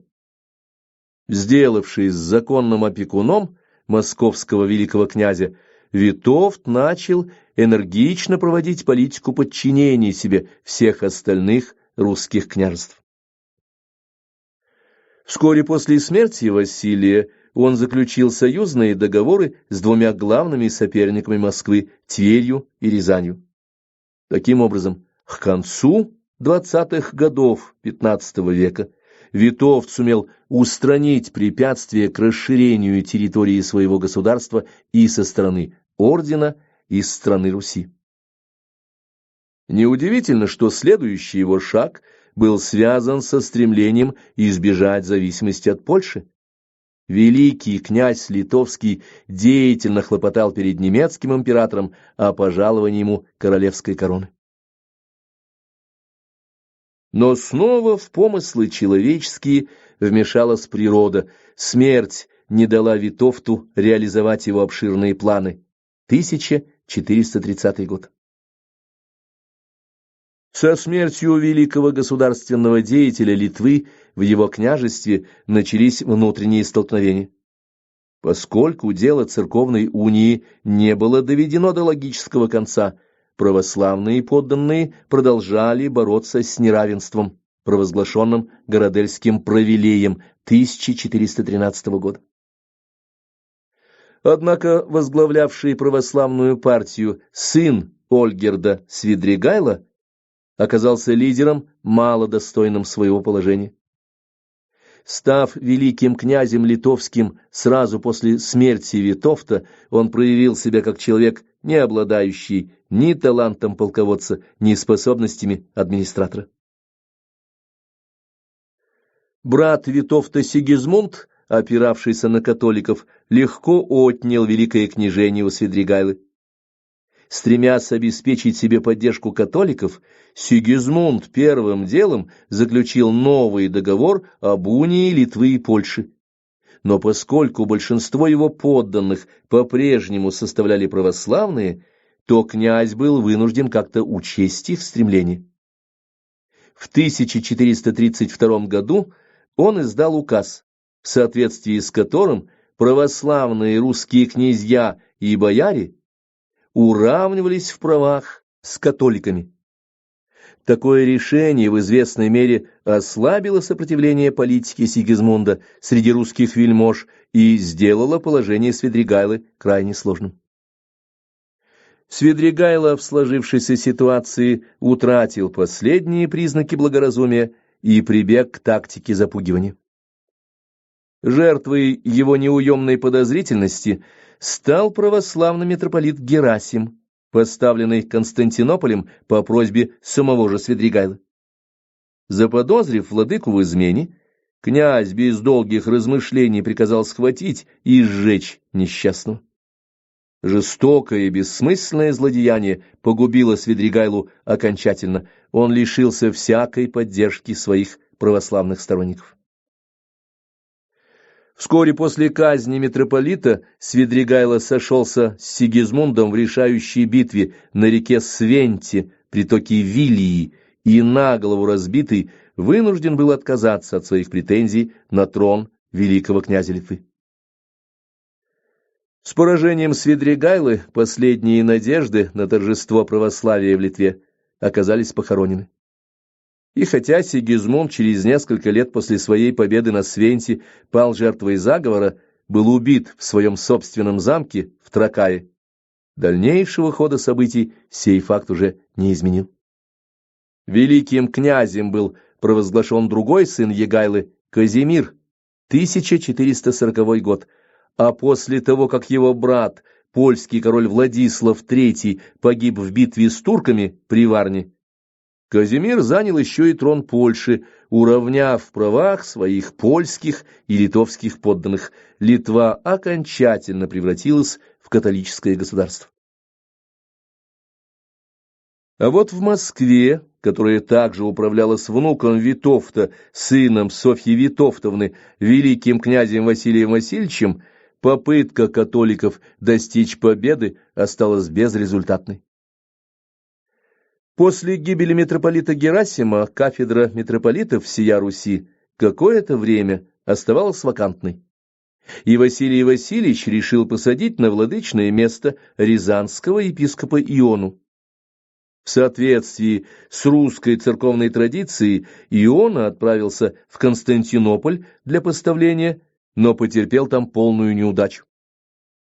Греки, самой актуальной проблемой для которых была в то время борьба с турками и османами, всячески стремились к заключению церковной унии с Римом, тщетно надеясь таким образом получить помощь от Запада.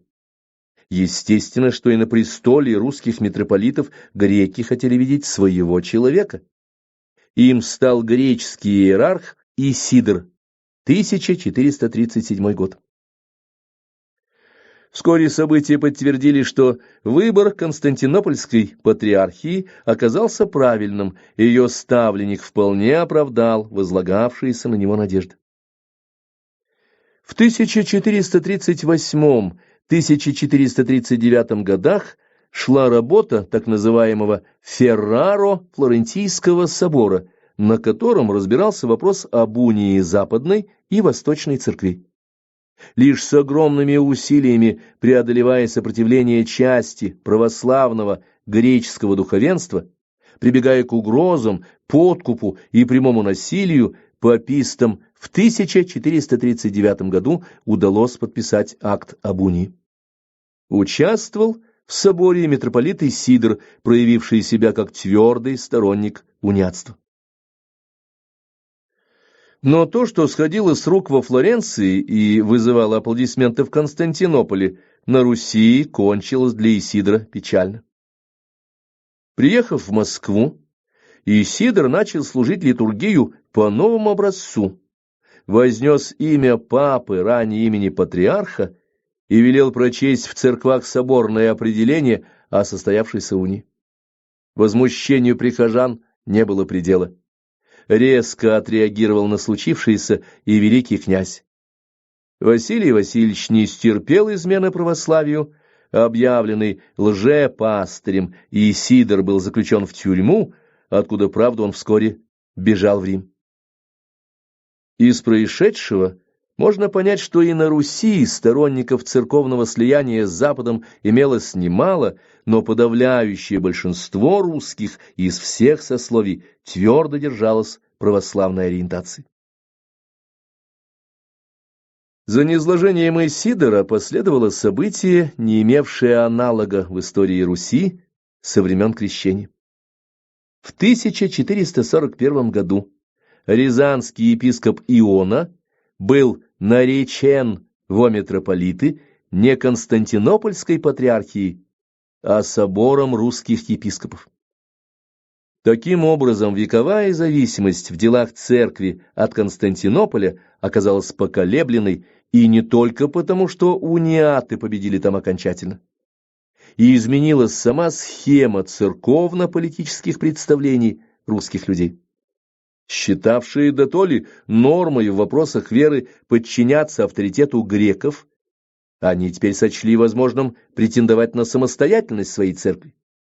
В этническом аспекте сие означало, что пассионарность России выросла значительно выше уровня, обеспечивающего ее существование как этноса.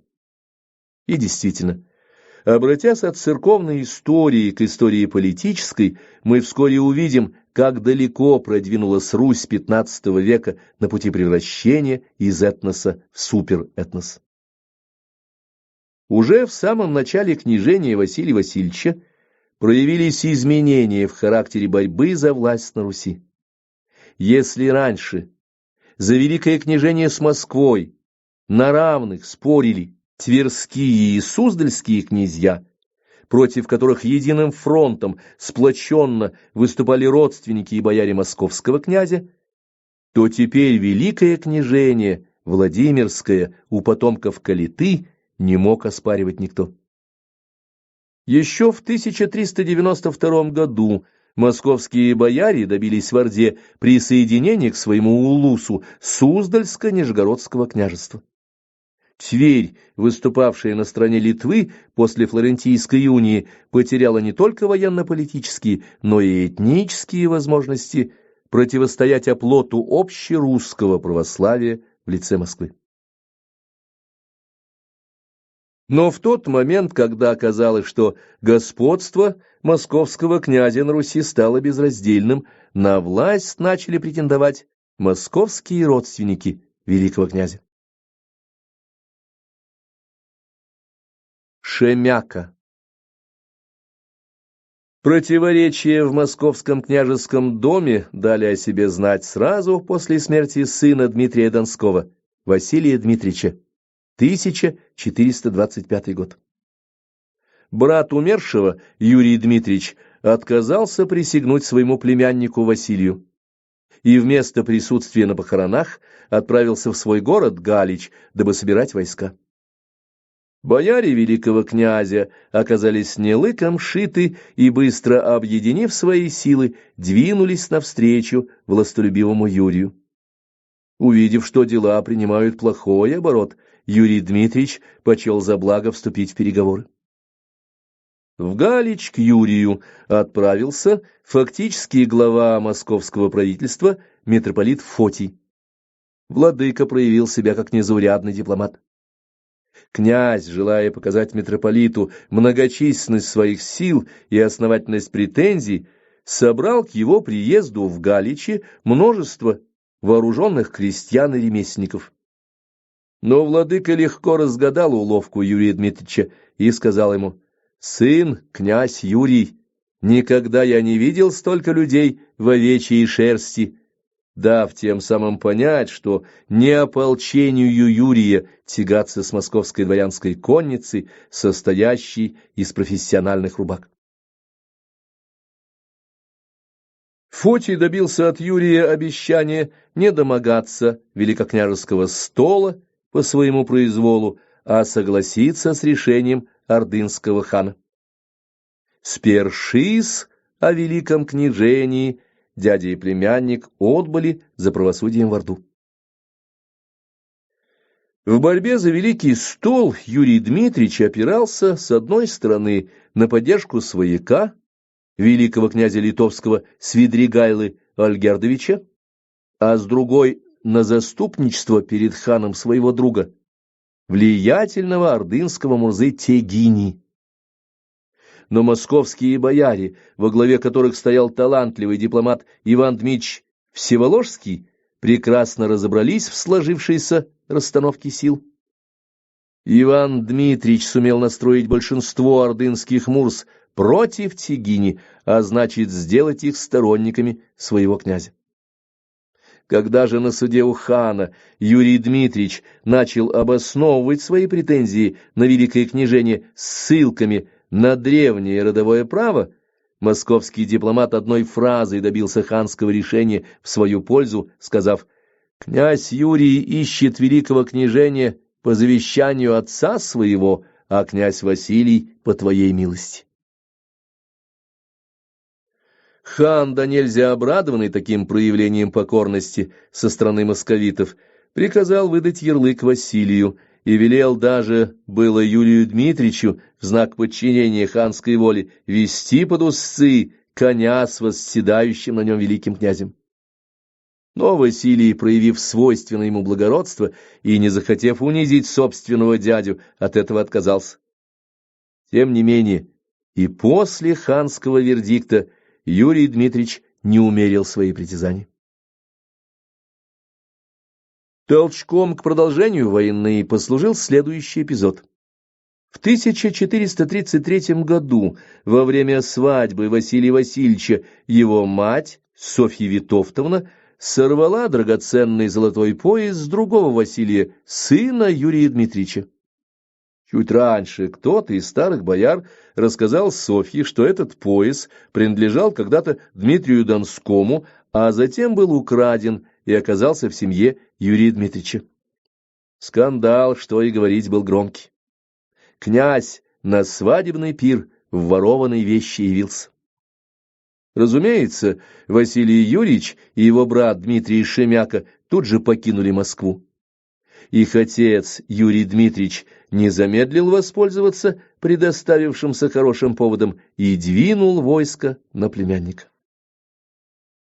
В сражении на Клязьме немногочисленные войска Василия Васильевича потерпели поражение от Юрия Дмитриевича, а сам великий князь был схвачен и отослан Юрием в Коломну.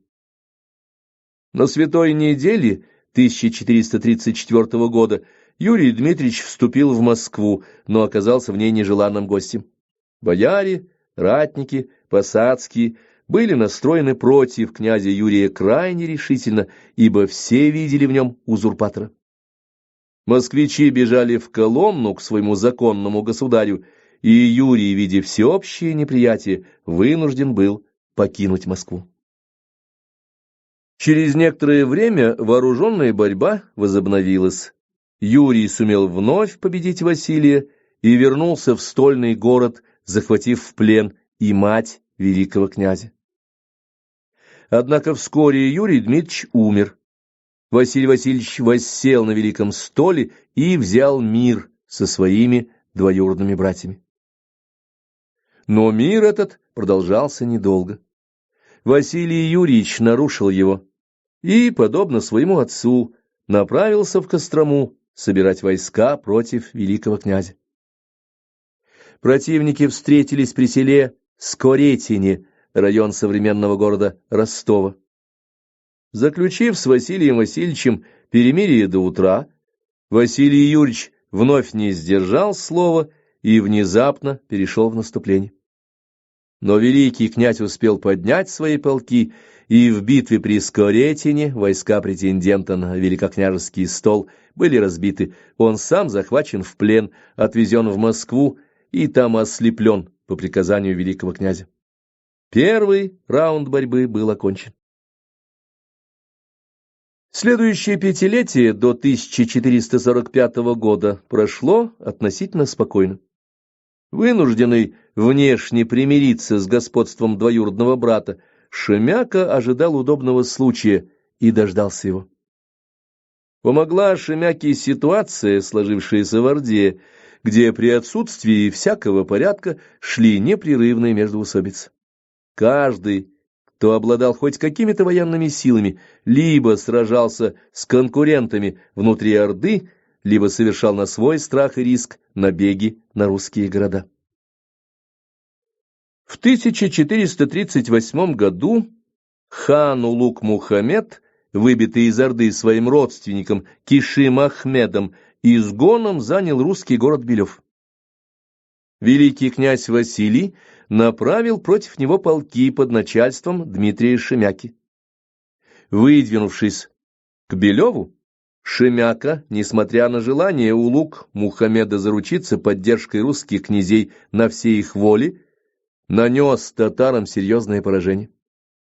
Улуг Мухаммед ушел из Белева в Казань, но в 1439 году появился под стенами Москвы. Заняв впоследствии Нижний Новгород, Улуг Мухаммед укрепился там и в 1445 году отправил против великого князя войско во главе со своими сыновьями Махмутеком и Якубом. Шемяка обещал прислать полки на помощь Василию, но не выполнил обещания. И великий князь, беспечно пировавший в ночь перед сражением, оказался перед лицом врага с малочисленной дружиной. Превосходящими силами татар Василий был разбит и попал в плен. Такого поворота совершенно не ожидали и сами татарские царевичи. Они долго думали, как им поступить со столь знатным пленником, и для начала отослали в Москву матери и жене Василия его нательный крест, дабы те не усомнились в скорбном известии. Дмитрий Шемяка через своих посланников склонял татар не отпускать Василия на свободу, однако великому князю удалось освободиться из плена ценой огромного откупа в 200 тысяч рублей. Для сбора этой фантастической суммы вместе с Василием были отправлены на Русь татарские мурзы с отрядами воинов, многие из которых тут же поступали в службу к Василию. Разумеется, великий князь был вынужден принимать татар ласково, и по стране распространилось недовольство татарской ориентации Василия. «Чему еси татар привел на русскую землю, и города дал еси им, волости подавал еси в кормление?» Но политика великого князя оказалась дальновидной. С приемом татар на русскую службу Москва усиливалась, а Орда слабела. Тем не менее, для большинства современников татарская миграция представлялась неслыханным нарушением их прав, которое, к тому же, оказалось сопряжено с немалыми материальными затратами. Недовольство ширилось, им-то и решил воспользоваться Шемяка. В один из отъездов Василия Васильевича на Богомолье в Троицкий монастырь Шемяка со своими сторонниками неожиданно захватил Москву и полонил жену и мать великого князя. Затем Шемяка быстрым маршем двинулся к Троице, и хотя Василий был предупрежден, а охрана выставлена, Шемяка сумел обмануть бдительность сторожей, спрятав своих ратников в вазах с сеном. Василий не успел бежать и вынужден был спрятаться в церкви, а затем вышел к своему врагу с иконой на руках, умоляя о милосердии и разрешении постричься в монахи. Милосердие было ему обещано, но Шемяка уже в который раз не сдержал слова. Василий услышал: «Пойман еси великим князем Дмитрием Юрьевичем».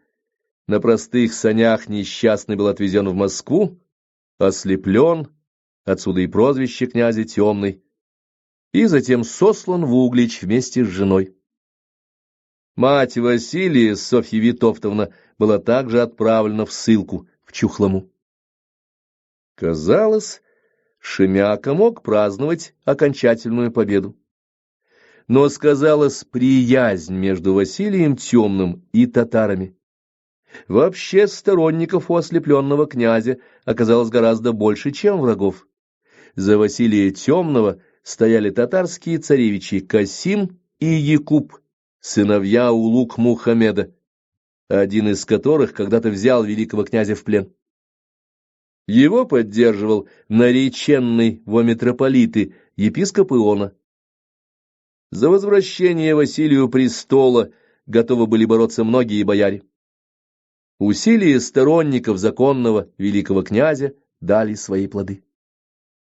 Василий Темный, отправившись на очередное богомолье в Кирилло-Белозерский монастырь, сумел бежать оттуда в Тверь, где заручился поддержкой тверского князя. В 1447 году Василий победоносно возвратился в Москву и занял престол. Но ему потребовалось несколько лет борьбы, чтобы окончательно низвергнуть Шемяку. В 1450 году Шемяка был выбит из своей вотчины Галича и бежал в Новгород, центр оппозиции великому князю, где и скончался. Полагали, что он был отравлен по приказу Василия. Новгородцы твердо поддерживали Шемяку, и это не прошло им даром. Зимой 1456 года, памятуя о старых обидах, Василий Темный с войском, усиленным татарскими отрядами, двинулся к Новгороду.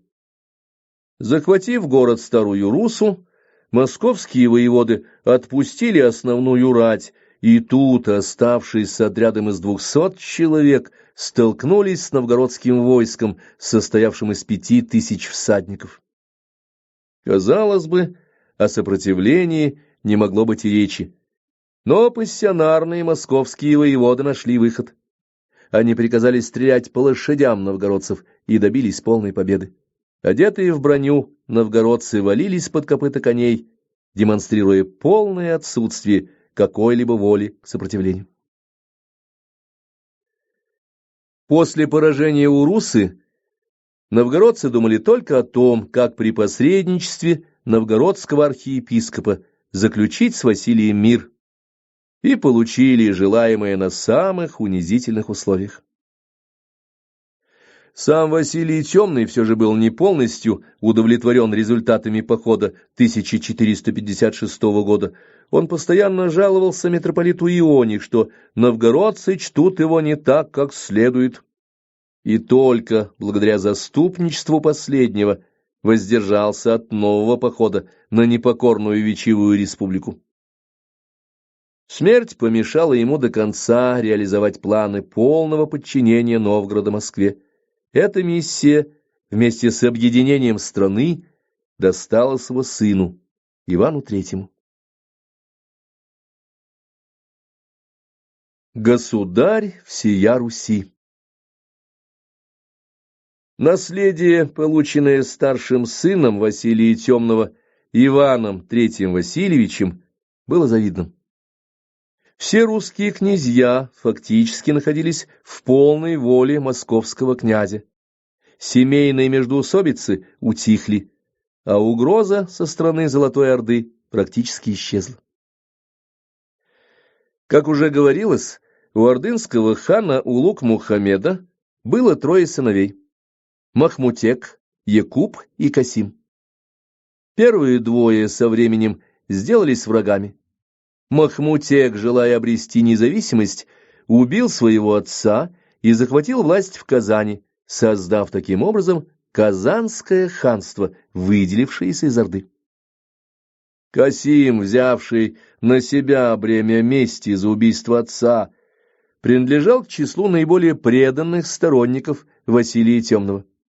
Именно его участию был в немалой степени обязан Василий II своим возвращением на престол в 1447 году. За верную службу Василий выделил Касиму в пожизненное владение городок на Оке, который стал с тех пор называться Касимовым. Население Касимовского служилого ханства долго сохраняло все свои этнографические особенности, включая исповедание ислама.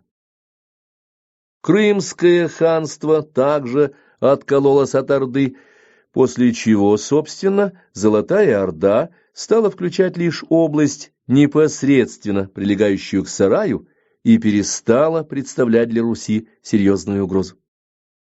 Правда, в 1465 году золотоордынский хан Ахмат собрался было пойти на Москву, дабы заставить московитов по-прежнему платить выход, но неожиданное нападение крымских татар спутало все его планы.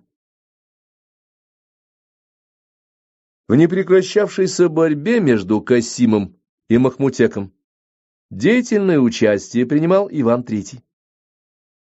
В 1467 году некоторые казанские мурзы, недовольные правлением молодого Ибрагима, сына Махмутека, обратились к Касиму с предложением занять казанский трон.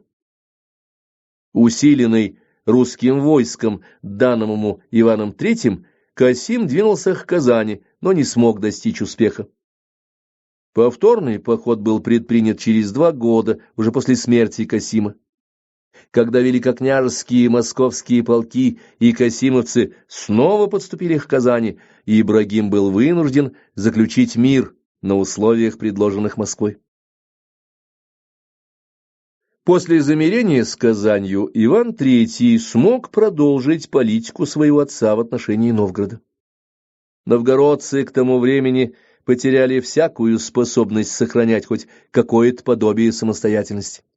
В городе боролись 2 партии – пролитовская, состоявшая из бояр во главе с Борецкими, и промосковская, состоявшая из младшей чади, то есть простых людей. Поскольку бояре имели доступ к власти и принимали решения, то нет ничего удивительного в том, что в 1471 году Новгород заключил союз с великим князем литовским и польским королем Казимиром Ягеллоном. Казимир поставил в Новгород своего наместника и обещал господину Великому Новгороду защиту от Москвы. Третьим членом антимосковской коалиции стал золотоордынский хан Ахмат, также находившийся в союзе с Казимиром. Увидев, что против него создана столь серьезная коалиция, Иван III, политик умный и осторожный, решил также искать союзников. Его взоры, естественно, обратились в сторону враждебного Сараю Крымского ханства. В 1473 году договор о союзе с крымским ханом Менгли-Гиреем стал реальностью. Крымчаки обещали воевать с литовцами, ожидая от Ивана помощи в борьбе с Ахматом. Войну против антимосковской коалиции Иван III начал с Новгорода, и не случайно. В низовских землях возмущение союзом Новгорода с Казимиром и Ахматом было чрезвычайно велико. Москвичи обоснованно рассматривали поступок новгородцев как измену общерусскому делу и сравнивали поход Ивана III с походом Дмитрия Донского на Мамая. Летописец писал, что Иван III шел на Новгород не яко на христиан, но яко на язычник и на отступник православия. Последнее обстоятельство для этнической диагностики весьма существенно. Как видим, в конце XV века представители нового этноса московитов перестали воспринимать реликт Древней Руси новгородцев как своих, так как индикатором этнической симпатии в то время являлось вероисповедание. Новгородцев, выбравших союз с католиками, москвичи приравнивали к язычникам. При общерусской поддержке на Новгород была двинута огромная рать под предводительством лучшего полководца Москвы, князя Даниила Холмского. С русским войском шли и отряды Касимовского царевича Данияра. Встретившись с новгородскими силами на реке Шелоне, москвичи одержали полную победу, поскольку противостояло им, хотя и хорошо вооруженное, но не обученное ополчение, а литовская помощь так и не пришла. Итоги битвы на Шелоне оказались для Новгорода тяжкими. Новгородцы вынуждены были отказаться от планов союза с Литвой и заплатили великому князю большую денежную контрибуцию свыше 15 тысяч рублей. Но хотя на помощь Новгороду не пришли литовцы, ему попытался помочь золотоордынский хан Ахмат. Форсированным маршем он дошел до Оки. По приказанию великого князя касимовские царевичи Данияр и Муртаза выдвинулись навстречу Ахмату на рубеж Коломны и Серпухова, готовясь отрезать войско Ахмата от обоза в случае дальнейшего продвижения его к Москве. Золотоордынский хан, узнав об этом, решил не связываться с касимовцами и быстро отступил. Иван III отчетливо понимал недостаточность достигнутых успехов. Существование сильной литовской партии в Новгороде и союзного Литве Золотоордынского ханства ставило под сомнение выполнение Новгородом своих обязательств перед Москвой. Поэтому Иван III стремился к окончательному подчинению Новгорода и низвержению Золотой Орды.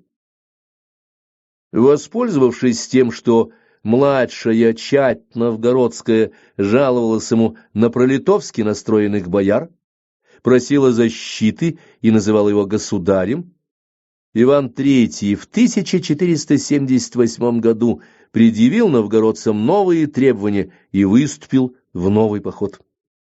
Программа его была лаконична: «Вечу не быти, посаднику не быти, а государство все нам держати».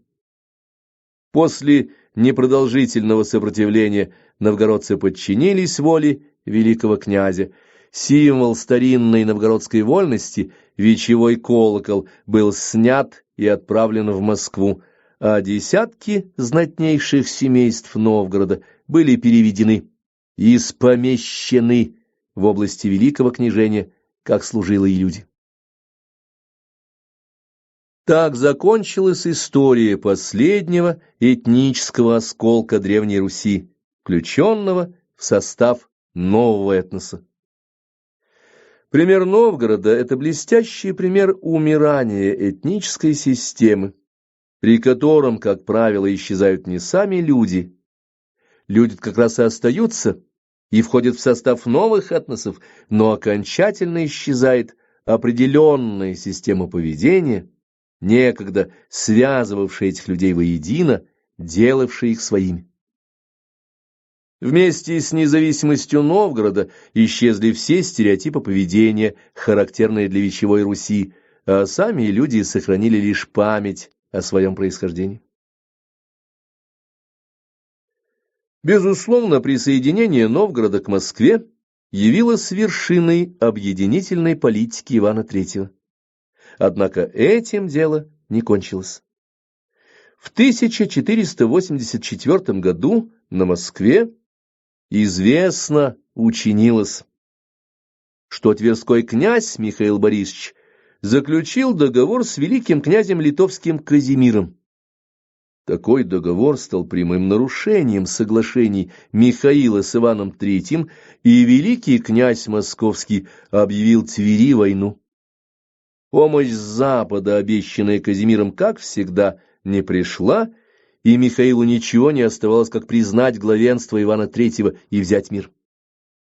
Меж тем тверские бояре целыми семействами покидали своего князя и били челом Ивану III, прося принять их на службу. Лишаясь поддержки своего окружения, Михаил Борисович вновь уставил ряд с Казимиром, и это погубило его окончательно.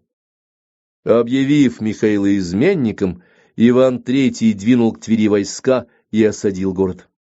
Преданный ближними боярами, тверской князь бежал в Литву, а на княжение в Тверь был посажен сын Ивана. Летом 1480 года золотоордынский хан Ахмат подошел с войском к пограничной московской реке Угре, северному притоку Оки, и стал там лагерем, ибо ждал помощи от своего союзника Казимира. Ожидания его оказались напрасны. Как опытный политик, Иван III предвидел грядущее столкновение с Ахматом, и направленный против него русско-крымский союз действовал. Поэтому Казимир вынужден был бросить свои силы на защиту Литвы от крымского хана Менгли-Гирея. Московская рать встала на противоположном берегу Угры, но ни Иван III, ни Ахмат не рискнули начать сражение. Знаменитое стояние на Угре продолжалось до глубокой осени. Исход его решил рейд русско-татарского отряда под командованием воеводы Ноздреватова и царевича Нур-Даулет-Гирея в тыл Ахмата в Поволжье. Узнав об угрозе своим владением, Ахмат быстро отступил, а Иван III, почувствовав силы противостоять хану, изгнал его послов и отказался возобновить выплату дани. Легко понять, что стояние на Угре было лишь эпизодом в длительной борьбе двух коалиций – новгородско-литовско-золотоордынской и московско-касимовско-крымской. И уже тем более нет никаких оснований считать, будто стояние на Угре ознаменовало собой свержение ордынского ига. Как мы видим, с Ордой практически перестал считаться еще отец Ивана III, Василий Темный, который включал этнические осколки Золотой Орды в состав своего великого княжества. Да и современники воспринимали войну с Ахматом не как свержение ига, а как войну за веру с нечестивым противником, врагом православия. Представляется, что применительно к событиям 1480 года стоит говорить не о крушении ига, которого попросту не было, а о создании системы противостоящих друг другу политических союзов между государствами, возникшими на развалинах Золотой Орды, Великим княжеством Московским, Крымским и Казанским ханствами, Ногайской Ордой. При этом Ахмат и Ахматовичи, вплоть до формального падения, Золотой Орды ориентировались на Литву, а крымские татары — на Москву. Именно в союзе с крымским ханом решал Иван III и казанскую проблему. Когда одна из вдов казанского царя Ибрагима вышла замуж за Менгли-Гирея, сын Ибрагима Махмед Ахминь предъявил свои права на Казань и обратился за помощью к Ивану III. Иван III поддержал претендента, дав ему рать во главе с победителем при Шелоне, князем Даниилом Холмским. Силы союзников осадили Казань и установили там власть своего ставленника. В 1491 году Иван III точно так же оказал поддержку Менгли-Гирею в борьбе с детьми Ахмата. Это было началом окончательного крушения Золотой Орды. В 1502 году крымский хан достиг полной победы над последним царем Золотой Орды Шихматом. В тот же период произошли другие изменения в рамках антимосковской коалиции. В 1492 году умер великий князь Литовский и король польский Казимир. Его сын Александр был избран, подобно отцу, великим князем литовским, а на трон короля польского сел другой сын Казимира, Ян Альбрехт. Таким образом, личная уния Литвы и Польши оказалась разрушенной. Иван III воспользовался моментом общей неразберихи в польско-литовском государстве и неожиданно вторгся в литовские пределы. Литовцы и поляки оказались совершенно не готовы к войне, и увенчавший ее мир закрепил за московским государем титул великого князя всея Руси. Ибо к Москве отошли ранее захваченные Литвой земли в верховьях Оки, которые некогда принадлежали местным удельным князьям, перешедшим на московскую службу.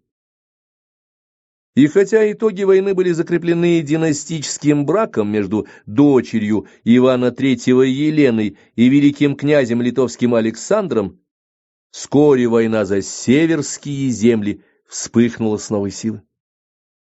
Решающая победа в ней была одержана московскими войсками в битве при Ведроше, 1500 год, что в значительной мере явилось следствием кавалерийских рейдов казанского царя Махмед Ахминя, отвлекавшего на себя крупные силы врага.